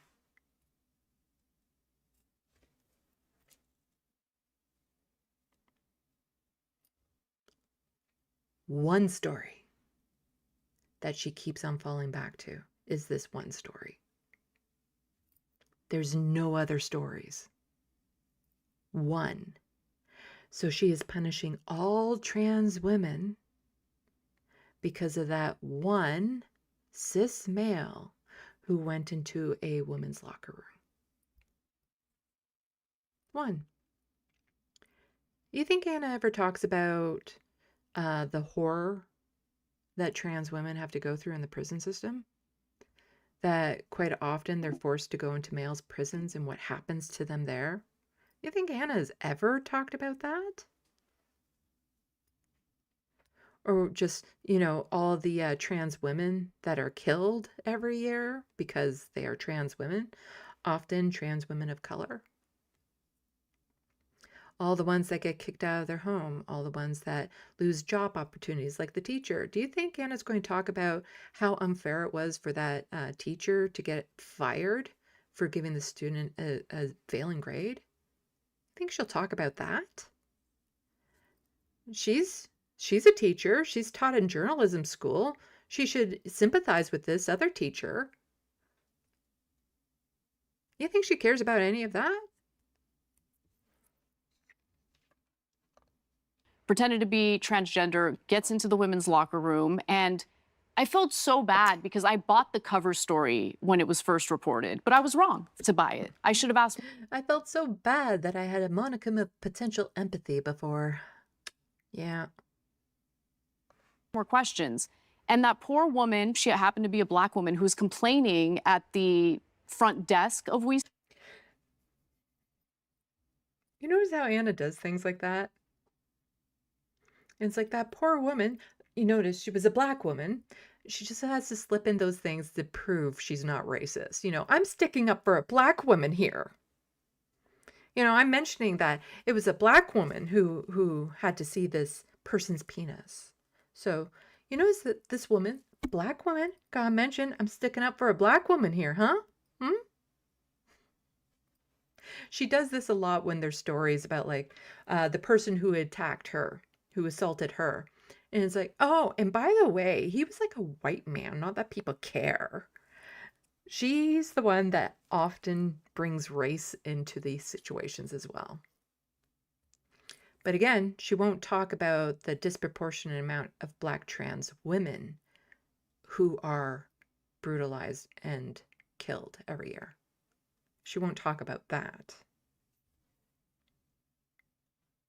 spa, she was dragged through the mud when in reality, she witnessed this person fondling themselves in the women's locker room. Now, this person is not transgender. This is not an indictment of transgender people. It's an indictment of a policy that was not thought through. So where are these trans women supposed to go? It was a policy that just wasn't thought through that, you know, trans women can use locker rooms. So where the fuck are they supposed to go? If now suddenly they're all suspect because this one potentially not trans person went into a women's locker room and committed a crime. That would have been a crime no matter where this person was. In a women's locker room, in a men's locker room. If this was a cis man who went into a man's locker room and started pleasing himself in front of others, that would still be a crime. And as a result, there are women who are going to suffer. And as a result, there are transgender people who are going to suffer because people are going to make the mistake of thinking, oh, well, that guy was transgender and this is how they behave. No, this is not how they behave. We need to be smarter about these policies. It's that simple. Yeah, so good to hear you say that. Yeah. Really good. I did not expect that. Really? Well, in general, you're a lot more... Really? You didn't expect me to say that?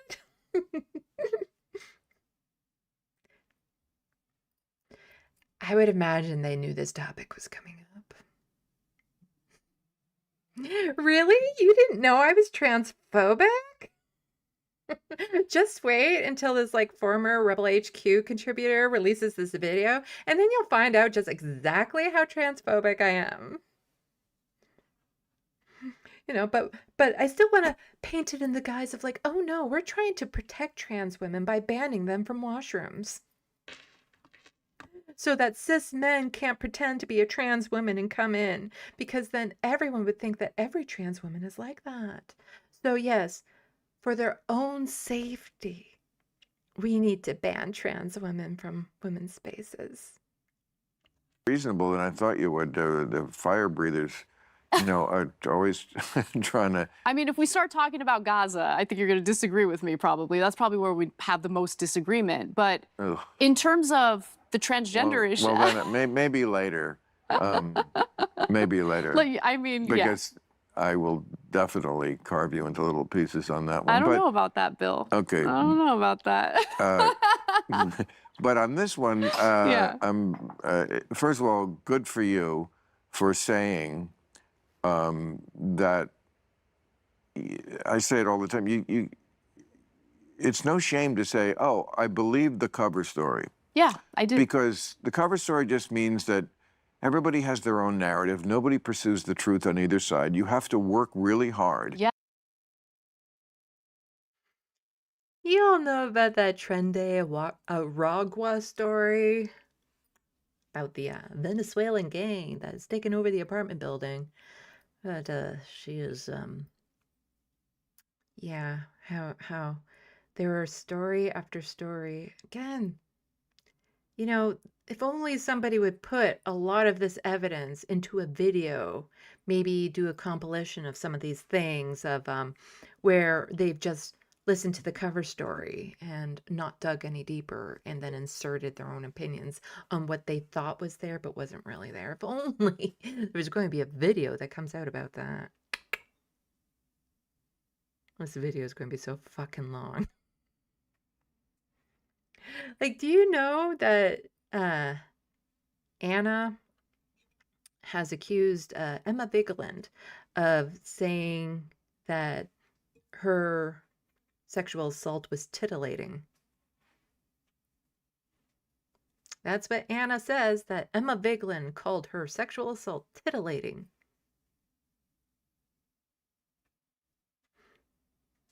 It's not what happened. Not what happened at all. Mm-mm. And I'm going to have the receipts. So many receipts.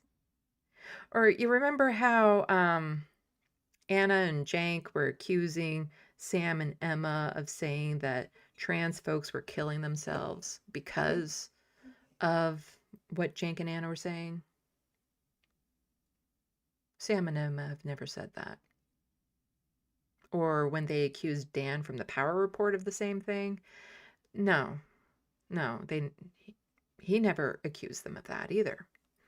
Or, you know how when she accused Mondale of just rage quitting TYT because she went on a alt-writers show, when that's not why he quit? There was like a lot of that was just the final straw. That wasn't the reason. Yeah. Huh. Funny that. Yes. But since it's my job, I do, to get the full story. Nobody ever prints the whole.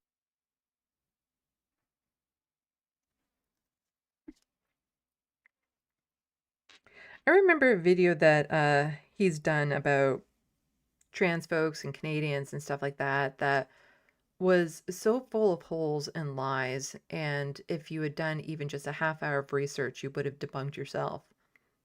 And he presented that as fact on his Bill Maher, whatever the rules, whatever he does.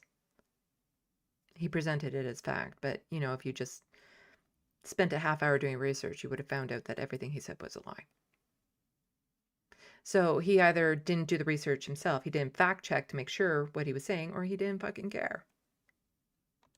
If you read the New York Times and the New York Post, it's like these two, it's just funny to do it because it's like, oh, I see what you left out. Oh, I see what you Totally. I see love what you doing left that. out. It's not that either one of you. Oh, of course, they both lie to a degree, and the New York Post is just sometimes just flat out funny in how they do it, but They they just omit. Yes. And you know, but like you sound like. And I say this as a compliment, J.K. Rowling, because this is her thing. And if any of you fuckers call me J.K. Rowling and say, you should appreciate the compliment, you're fucking getting banned from the SandBox. You know, it's kind of like going up to Nick Fuentes and saying, you know what, you really remind me of Hitler. He would take it as a compliment. I'm pretty sure Anna would take, being compared to J.K. Rowling as a compliment. Oh, you're comparing me to a TERF? You've noticed? Oh, I've been putting so much work into this. I'm glad my efforts are finally showing. And yeah, I am a TERF. Proud TERF. I haven't been able to say it out loud quite yet because, I still need my credibility to tank out just a little bit more, but thank you for noticing. I don't know if you saw her take apart Emma Watson. No, I didn't see that. There's something that was not reported in the New York Times that I saw. Like we don't see that. We don't notice this. This is not worthy of comment, and it so fucking was. And of course, in the New York Post, they loved it because J.K. Rowling, brilliant J.K. Rowling. I mean, not that I've ever read Harry Potter. To me, it's a children's book, but maybe. This author that I've never read any of their material from is brilliant. Someday. Same, yeah. Okay, but a great one, I'm sure, got kids reading. But I just love her because, she just says it, and she finally had enough of Emma Watson, who was, super woke and, one of the useful idiots, also on things like Gaza. And so, which tells you something that her views on Gaza were just as crazy, I think, as her views on, on the women thing. And, the woman thing. J.K. Rowling was just unmerciful. She was like, well, this is not an issue for you because when you go into a public bathroom, you have a bodyguard who stands outside the door, And she talked about how... I don't think Emma Watson has a bodyguard outside the washrooms protecting her from trans women. When I was your age, I didn't have all this privilege that you're always so hateful. I was home working on the book that made you a star. It was, she just... Of course, Anna would agree with that.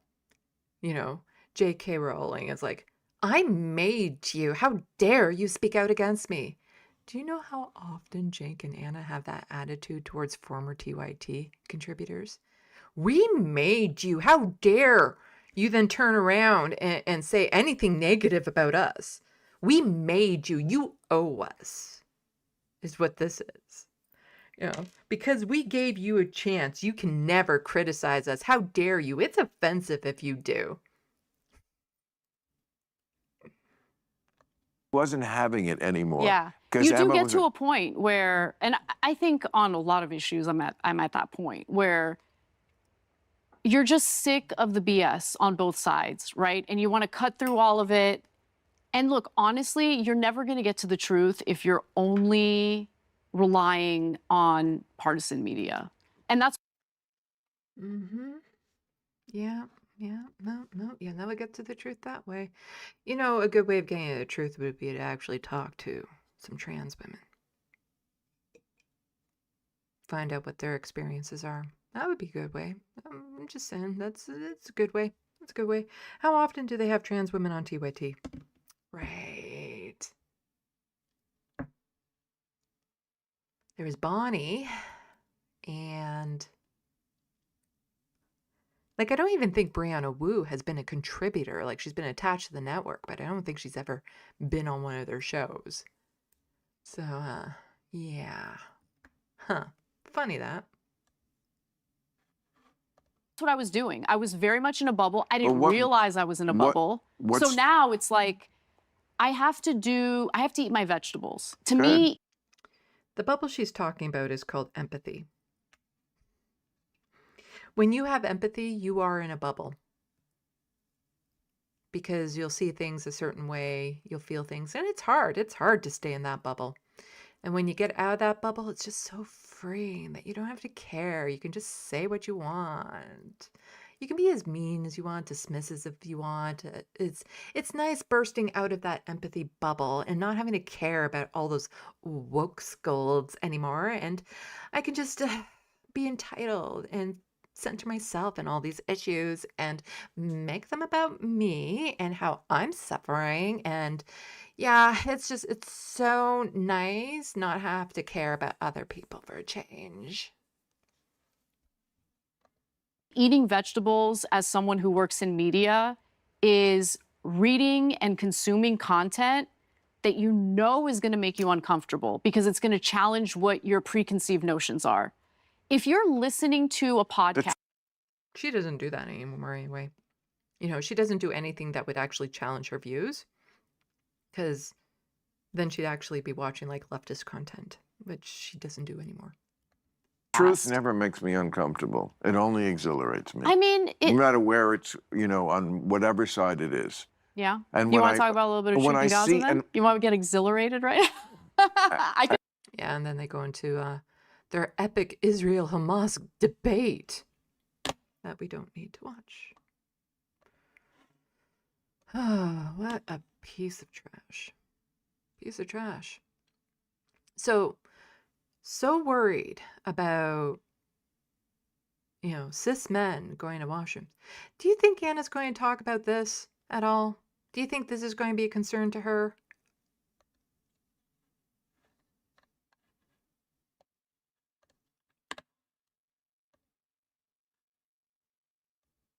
This here? So Kelly is just pointing out, why isn't anyone speaking out about men being in women's safe spaces now? Ace agents burst into a woman's washroom and demands she pull up her pants. This is despicable and clearly done as a show of force, nothing more. You see, that's the thing. Cis men don't have to go through the effort of just claiming to be a trans woman in order to access women's spaces. They can get paid by ICE and burst into women's washrooms to harass them. So, yeah, they don't have to go through the effort of trying to pretend to be trans. They can just join ICE and get paid to go into those women's spaces. And so this was also covered in the Majority Report earlier today.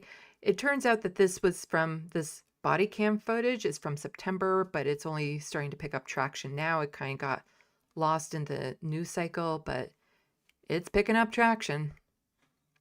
So War Monitor just says ICE agents illegally entered a woman's bathroom at a New York nutrition bar plant, telling her to pull up your pants. They only had a warrant to review employer records, not to search for, detain, or arrest workers. It's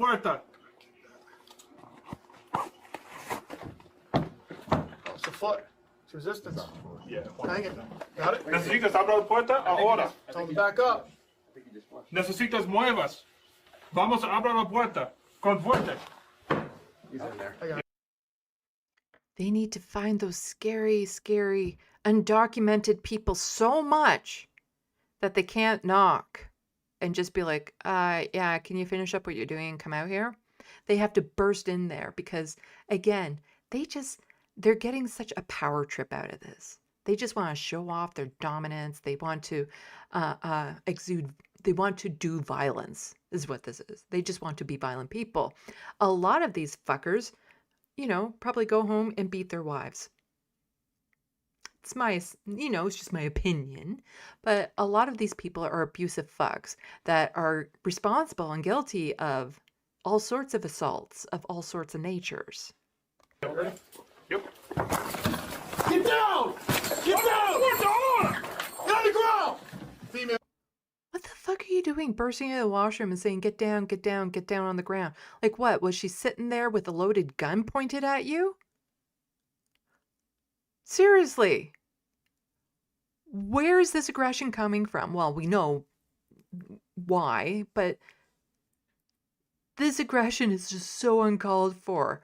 But where's the talk about this? Again, I'm not worried about a cis man claiming to be a trans woman coming into space. I'm worried about these fuckers. I'm worried about the fuckers that go stand outside of a woman's washroom with guns, wanting to check to make sure a doctor said you had a vagina when you were born. Because how are you going to prove it? Are they going to get violent about it if you don't? Are they going to force you to prove it? Female. Siéntese ahora. Siéntese. No te muevas. Miss, pull up your pants, come out of the bathroom. Pull up your pants, come out of the bathroom. Pull up your pants, come out of the bathroom. Jesus, just give her a moment. Okay, please hurry. Okay. Señoritas, conmigo. A mis compañeros. Por la puerta.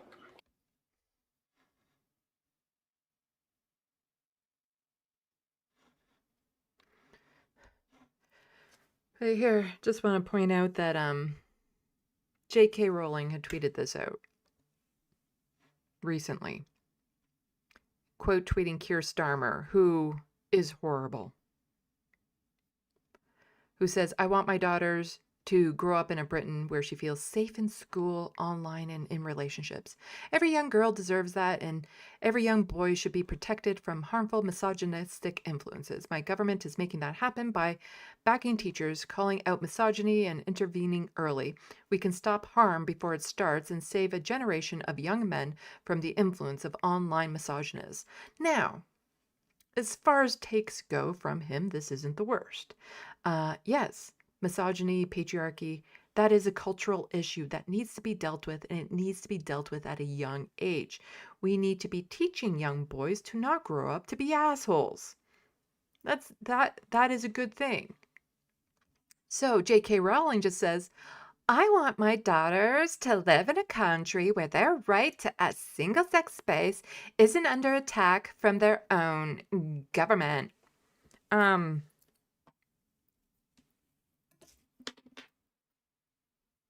This isn't a fucking waffle pancake situation here. You can also say, yeah, misogyny is bad. In fact, that's where most of the violence comes from. Is that not from trans women, not from single-sex spaces. That's not where most of the violence is happening. It's happening at the home. As somebody who's a survivor of domestic violence, you should know that. But, yeah. Somebody pointing out, Rowling once wrote that her activism against trans rights was partly based on a prayer that her daughters never experienced domestic violence, yet says nothing about 3 prominent allies doing interviews with domestic abusers. She shamelessly uses daughters as an emotive language. How often has J.K. Rowling spoken out against like Russell Brand or Donald Trump or, a lot of the misogynistic laws that are being passed, the anti-choice laws? How often has she spoken out against any of that? The fact that femicide in the UK is off the charts, how the vast majority of sexual assaults go unreported, and of the ones that are, only a minuscule amount actually end up with like jail time in guilty verdicts. Not because the men aren't guilty, but because of all the attention, harassment, and all that sort of stuff that comes up. Did J.K. Rowling say anything about that one woman who had been sexually assaulted by like 80 men because her husband drugged her? Did she say anything about that? But she's worried that the person in the washroom next to her might not have matching genitalia.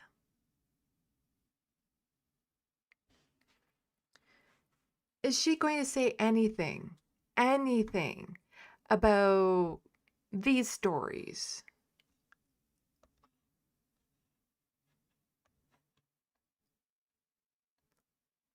New sex for rent agreement becomes popular in Canada. A truly shocking number of sex for rent listings can be found. This is also a thing in the United States, or so I've heard. Do you think J.K. Rowling's going to say anything about that? How society shouldn't be in such a place where a woman feels like she has to provide her body in order to have, housing? That maybe housing should be supplied to women so that they don't have to go to these extents? Do you think J.K. Rowling's going to say anything about, that? Or is she going to say anything about this? Anti-trans Alaskan State Medical Board Director charged with CSAM goes up in flames. Yes, well, his home goes up in flames. I'm good.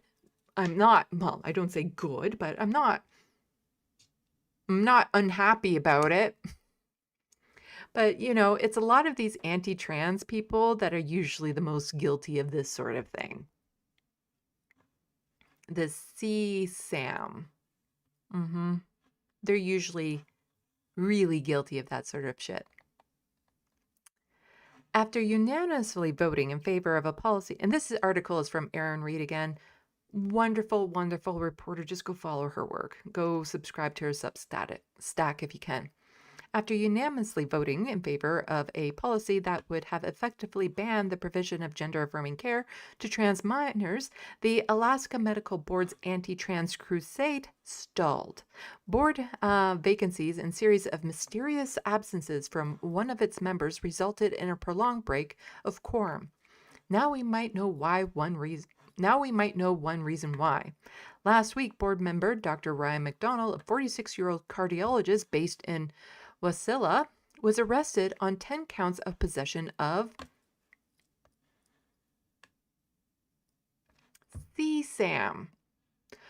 Law enforcement reportedly found numerous videos on McDonald's device and accounts that depicted the sexual abuse of children, including infants.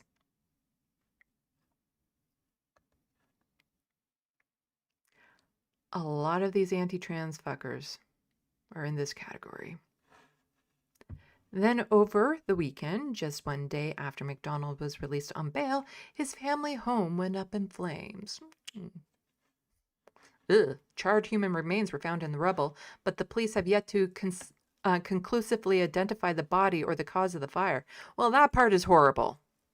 Absolutely horrible. I didn't read that far ahead in the article, and I just want to make that very clear. That is horrible. Even if it was him, that is horrible, and I wouldn't want that to happen. McDonald is still classified as unaccounted for, the local ABC affiliate reports. The home's other occupants made it out of the blaze safely. McDonald was appointed by Alaska's Republican Governor Mike Dunleavy in August 2025. He attended just 2 board meetings, a few actions, voting events, which would have given the board broad discretionary powers to discipline medical providers for rendering gender-affirming care to minors. This could include fines and loss of licensure, but the rule was otherwise vague. It did not restrict the use of any such treatments for cisgender children. Of course not. It usually doesn't. According to Identity Inc., an Alaskan organization serving trans youth, fewer than 100 children in the entire state received the kind of care the board has been targeting. I'm going to toss this into the SandBox for people to check out. But yeah, a lot of the anti-trans folks tend to fall into this category, tend to be okay with child marriage. Has J.K. Rowling ever talked about that? How, child marriage is allowed in the United States, in Canada, probably in the UK. I don't know your laws there that well. How maybe the age of consent in Canada needs to be raised. I think it's probably the same in England, and the British. The UK probably needs to be raised too. Any talk about that? The genital mutilation that happens to infant girls and infant boys, the circumcisions, all that sort of stuff. Any talk about that? No? Any talk about this? Maybe call out Quentin Tarantino and Roman Polanski's. So Quentin Tarantino defended Roman Polanski sexual assault of a 13-year-old. She was down with it. I don't believe that's grape. I mean, not at 13, not for these 13-year-old party girls. There is audio to this. I'm not fucking going to play it. It is horrific. Absolutely horrific. Let's just mute this for a second. Let's do that. Are there subtitles here? No, there's no subtitles. So I'm not going to play it because even though my channel rarely gets demonetized for this sort, it would get demonetized. What they're talking about is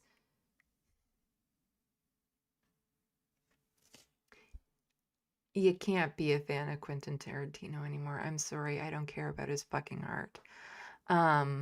What he says in this is just so beyond horrific.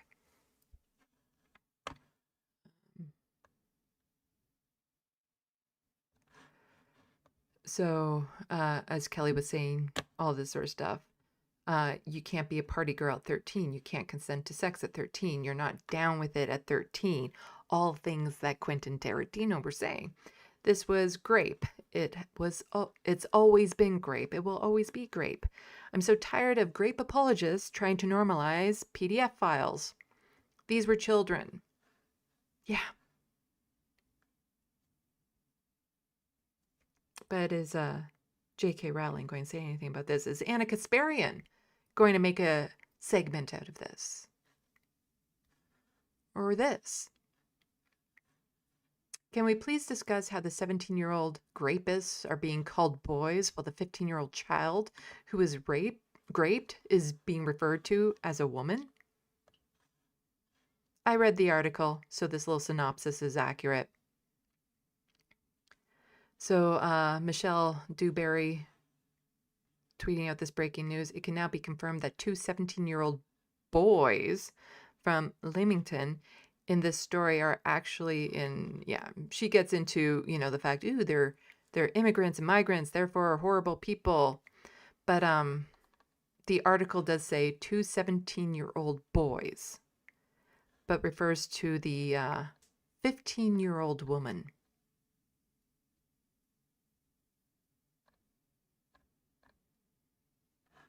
The force asked for anyone who spoke to a distressed young woman on Saturday. The 15-year-old was a distressed young woman after being sexually assaulted.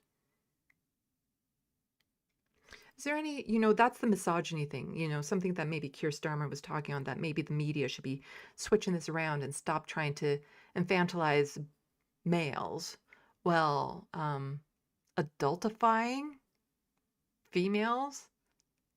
I don't think that's a thing, but, you know, stop insisting that, 13 and 15-year-old girls are apparently like full-fledged women who can consent and, was distressed by the 17-year-old boys.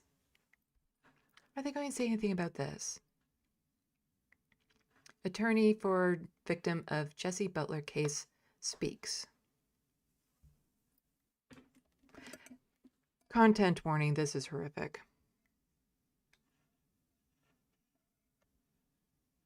In tonight's Big Story Breakdown, we're looking at sexual violence among teens. This comes as we continue to follow a story that outraged an Oklahoma community, and as word spread, the state, the nation, even media outlets overseas picked it up. A high school baseball player from Stillwater arrested and charged with sex crimes against girls his own age. Many say the now 18-year-old senior should be doing jail time or at least have to register as a sex offender. But Yeah, you see, he didn't get any of that.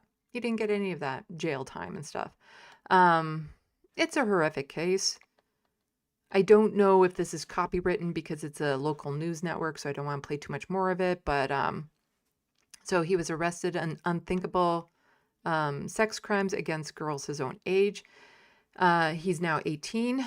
However, the judge didn't order any of... So many say the now 18-year-old senior in high school should be doing jail time or at least have to register as a sex offender. However, a judge didn't order any of that for Jesse. Instead, he's only facing youthful offender status punishments. That is something many people in Stillwater, along with attorney representing one of the victims, says isn't justice.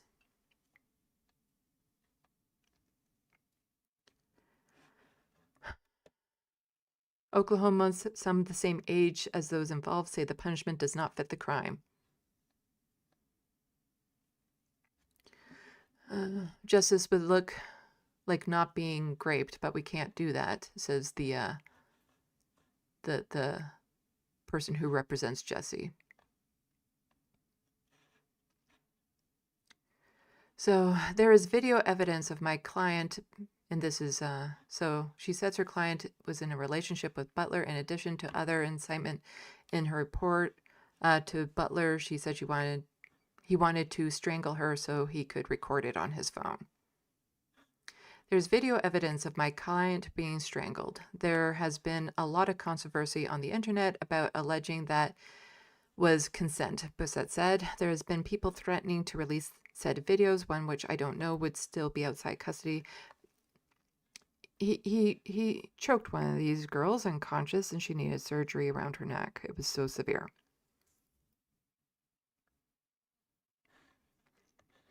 As a young woman of that age. So after initially pleading not guilty to the charges, Butler then pleaded no contest and agreed to a deal with prosecutors that limits his punishment to include 150 hours of community service, no social media, daily check-ins, and counseling.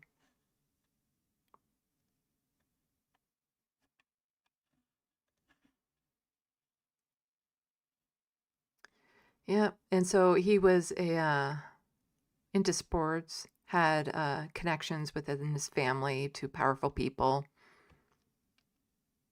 This is him being arrested at his home. Obviously tell our story too. Yeah. Jess, it's Mom. Open the door. It's me. That's his mom, just being like, "Oh, is he being arrested for doing these horrific crimes? Oh, Jess, can you come to the door, please? My poor boy." And if you'll just have him step out. Okay. Give me your wallet and phone and stuff. So, okay. Your what? They're in the car. Well, okay, it's fine. It's not locked or anything, is it? Okay. So, can you tell him what you just told me, or? Yeah. So we're here. We're obviously going to place you under arrest. There's a warrant for your arrest. We're going to take you to the jail. I told your mom that she can contact a bondsman, and. Oh, that's okay, poor boy. You're going to be okay. You're going to make it through this. You see, a lot of boys end up like this because of mothers like this. Let's see.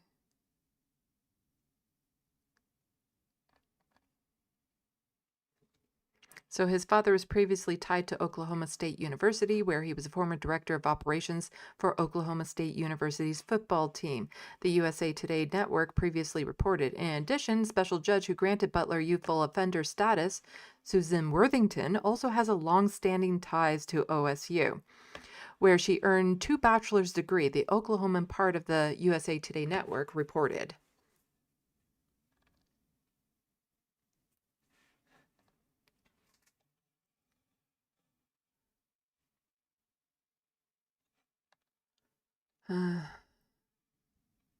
Yeah.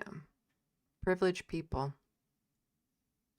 Police reports detail brutal incidents of sexual violence. According to arrest affidavits, the Stillwater Police Department reported 2 victims reported the crimes to Stillwater High School authorities in September of that year. One student told a resource officer that she and Butler were in a romantic relationship from Who Cares? The affidavits detailed several incidences where the first victim said she did not want to have sexual intercourse with Butler, but that he would aggressively force her into the act. After some of the incidents, she even began to bleed.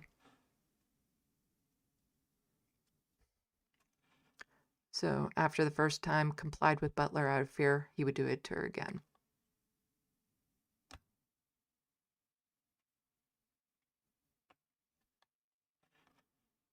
So he recorded strangling her into unconsciousness. This is the second victim.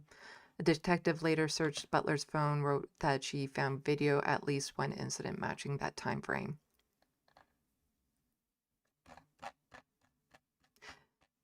This reminds me a lot of this case.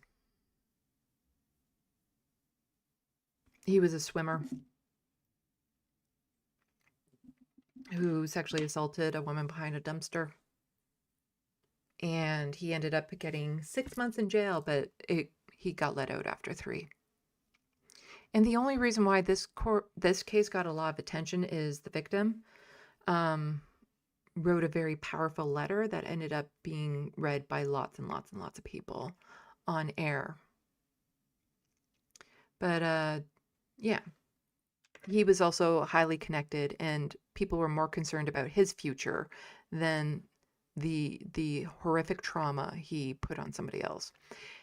Is J.K. Rowling worried about that? Worried about that sort of thing? How, men get let off the hook so easy for these crimes, cis men? She's more concerned about a trans woman having to go pee in public than about cases like this. About how men with privilege tend to face no consequences. Because if these men were black, they'd be locked up right now. If Jesse was, brown and ICE was around, they would have been far more violent with him. Regardless of his mommy being there to pat him on the head.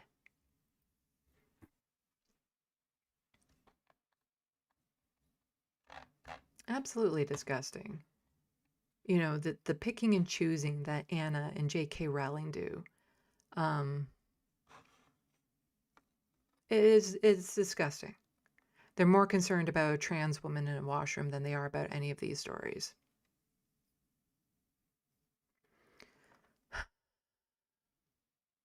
And this didn't used to be a problem.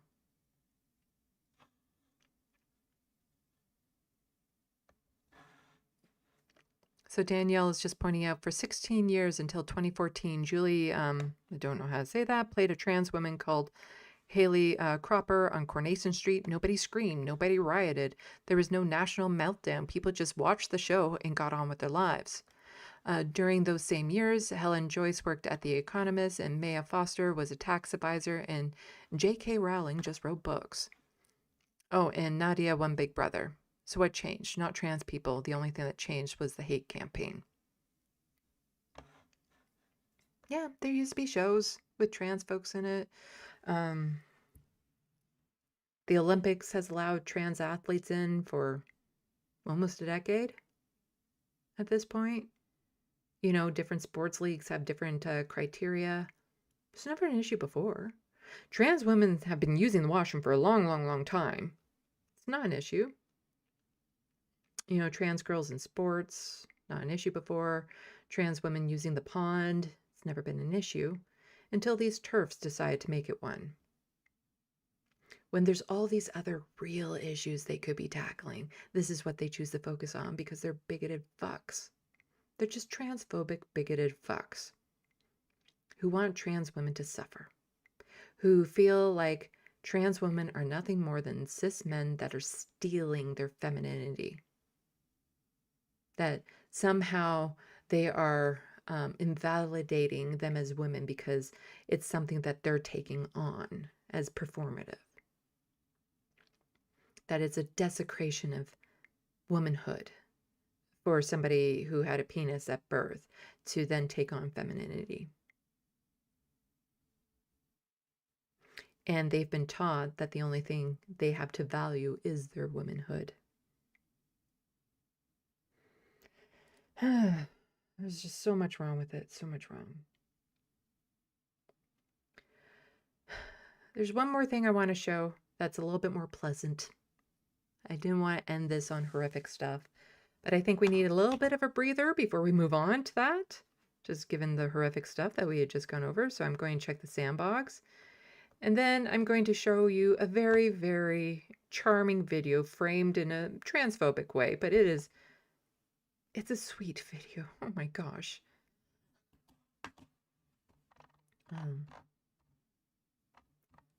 So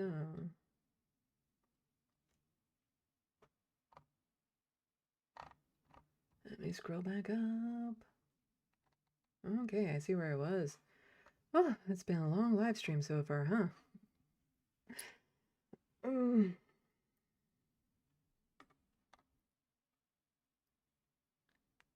Let's see. Ethan Dark, I seriously dislike Maher. I don't use the word hate often, but yeah.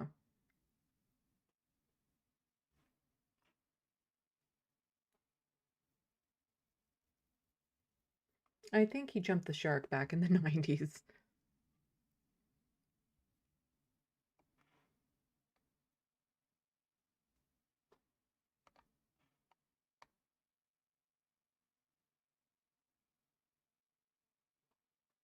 Looney Tunes, Anna's product of corporate media coming from CBS News, where she was an intern there. Therefore, Anna's transphobic ass is not progressive. She's a corporate media muppet. That's a transphobe.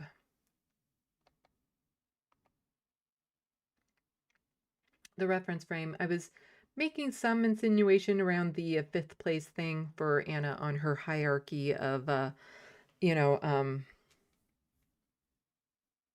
oppression. But no, the athlete I was thinking of who used to be a star or something, a tennis star?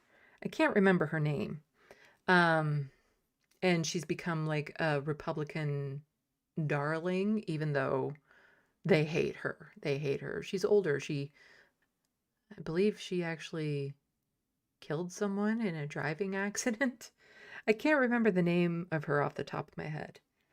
But that's who I was referring to. Not an ideal one to talk to if you want, get the perspective of trans women, who's also rich and privileged and all that sort of stuff.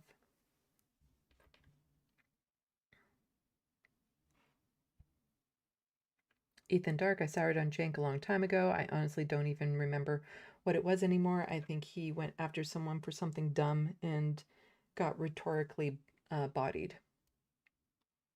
Rhetorically bodied. Also, looking forward to my TYT essay. It's a monster project. It is such a monster project. Bad Lefty, as a man, I can just walk into a ladies' room. Why would I go to the bother of pretending to be trans? It doesn't make any logical sense.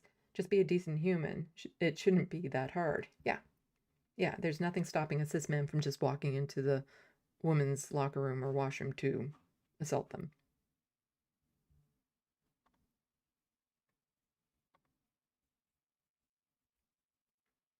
Bad Lefty, they're supposed to go nowhere. Out of sight, out of mind.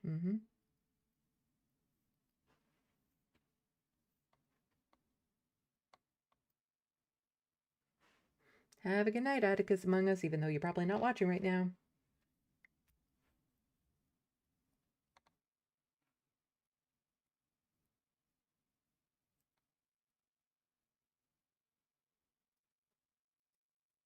So, like, I don't even know what harming black bodies even means, or whatever Anna said. Yeah, might be in my video.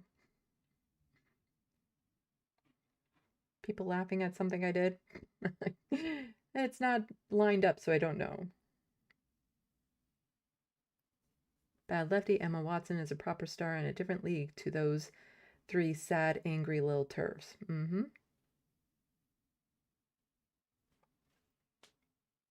So life, according to TYT, trans activists are just idiot chasing clout.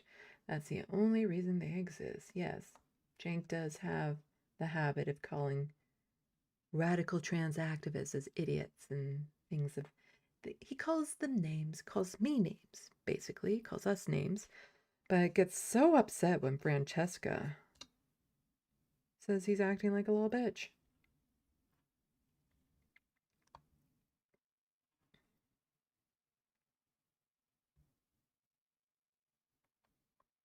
Oh, hello, Minope. Welcome to the SandBox. Sorry you had to come in for such a horse show.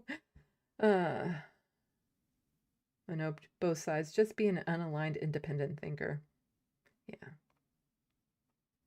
The only time Anna is left-wing is when everyone else in the room is more right-wing.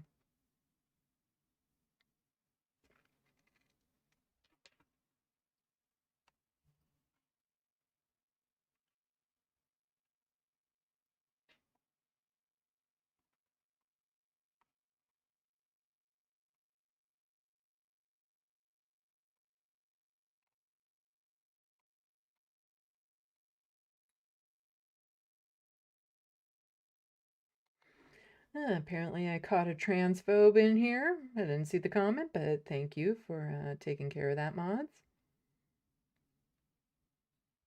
Bad Lefty also saying he had a promising future. Yeah, that's usually what a lot of the men say, or a lot of the male judges say toward the men. He has such a promising future. Yeah, too bad he had to throw it away by assaulting someone. It's not like she had a promising future or anything that he destroyed.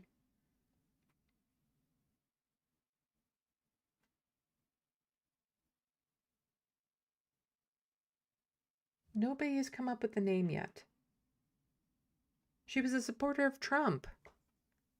I think it was tennis that she was involved in. And she transitioned very, very late in life. I believe she's in like her 80s now. Killed someone with a car. Republican trans woman. What if I do that?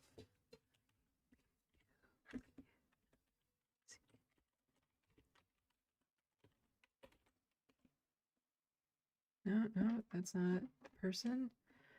Oh, there we go. There's the picture.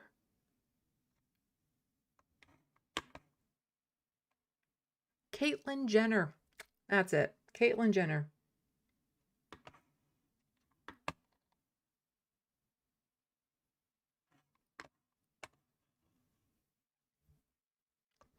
Well, how about we see a darling video? Because, you know, we talk a lot about what trans folks go through, but we don't get to see too much of trans joy. The absolute euphoric feeling that somebody who's trans that goes through when they start getting recognized as their gender. When there are moments where they get affirmations, when they see themselves more as who they are, and the level of euphoria that a trans folk can reach when you get that. Like, you know, getting my birth certificate in the mail with the X gender marker on it, oh my God. Like, you don't get the feels like that for a lot of other things. And it's even more drastic for people who are, you know, transitioning from, you know, male to female or female to male.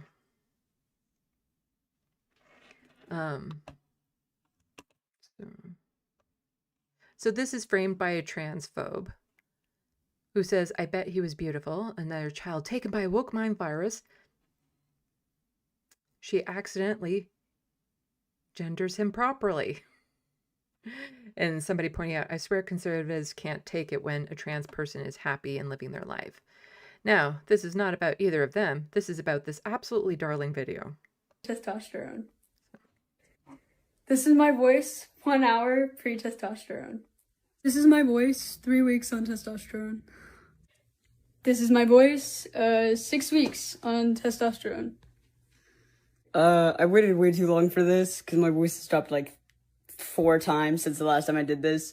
But my name is Robin Ingersoll, and this is my voice almost 4 months. Or is it over 4 months? Hold on. Yeah, almost 4 months on testosterone. Holy shit.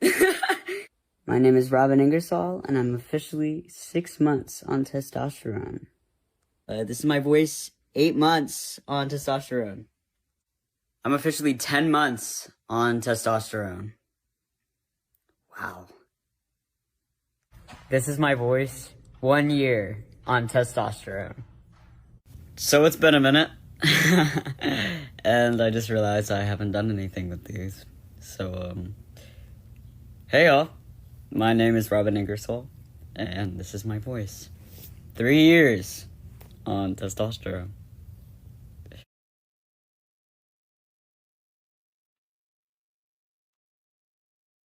He looks so happy. Like that, I don't know. There's just something about that. That's such a darling video. That's the type of joy these transphobes want to take away. But oh my God, that's an adorable video. He just seems so happy to be living the life the way that he feels, you know?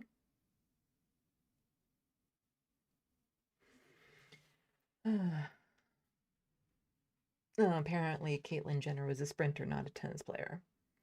But yeah.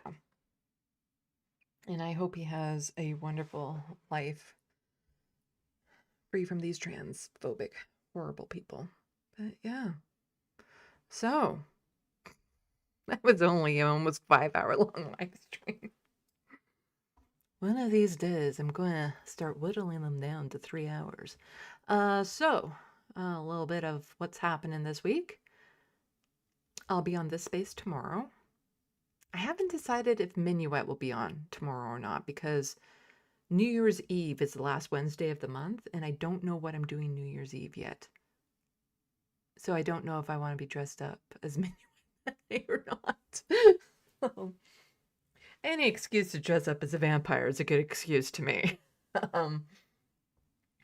So yeah, I'll be on this space tomorrow, and then on Christmas, I'm going to start an early day stream, probably around 10 or 11. I have a hard out because I'm going over to a friend's place for dinner, and he's a wonderful cook, and so I definitely want to indulge. And then depending on how I'm feeling and stuff and how late I get back, I might do another stream that night, but it'd be starting no sooner than 9 because apparently there's like a Stranger Thing 5 coming out, and he wants to binge watch it right away. And that's at like 8 p.m. So I'll be out of the door by then, which is fine. So there might be 2 streams on Christmas Day. I don't know yet. And then we'll see how things are going on Boxing Day and stuff. Then I'll be doing my regular news live stream on Sunday. That's kind of the schedule I got. I'm going to reach out to some people, see if they maybe want to join me for a collaboration during the holidays. And the streams that I do on Christmas Day will not be news heavy. Like, yes, if something completely, utterly massive breaks in the news, I will be talking about it. But I want to stay light.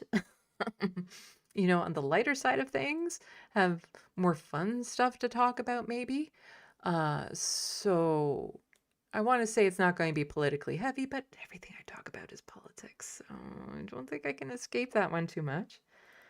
Buy my book, buy my book, buy my book, buy my book. The main reason why I want to get the TYT video essays done is so I can go back to this. I live in this world. I live in it. I live in it so much. I dream about it. I want to be in that world. I want to be in it. I'm pooped. I need to eat food and stuff, so I hope you enjoyed this horrible stream. It's a heavy topic, but it needs to be talked about. And, you know, gone into depth and all the different issues. You need to know who the good politicians are, who the bad politicians are. The fact that in the Canada, UK, and USA, we are all fighting the same issue. You know, we have to push back against these right-wing bigots. But we're right. We're on the right side of this. But, you know, the right wing wins when we stop fighting. So we got to keep on going. And it is tiring at times, but we're on the right side of this issue. All right, let's check. See if there's anybody I'm familiar with on YouTube. On the YouTube.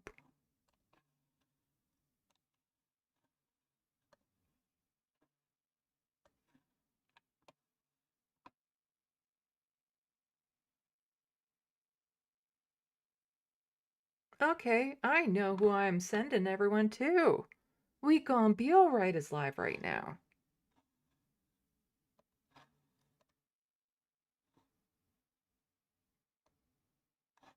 We are totally rating Jeff Wiggins.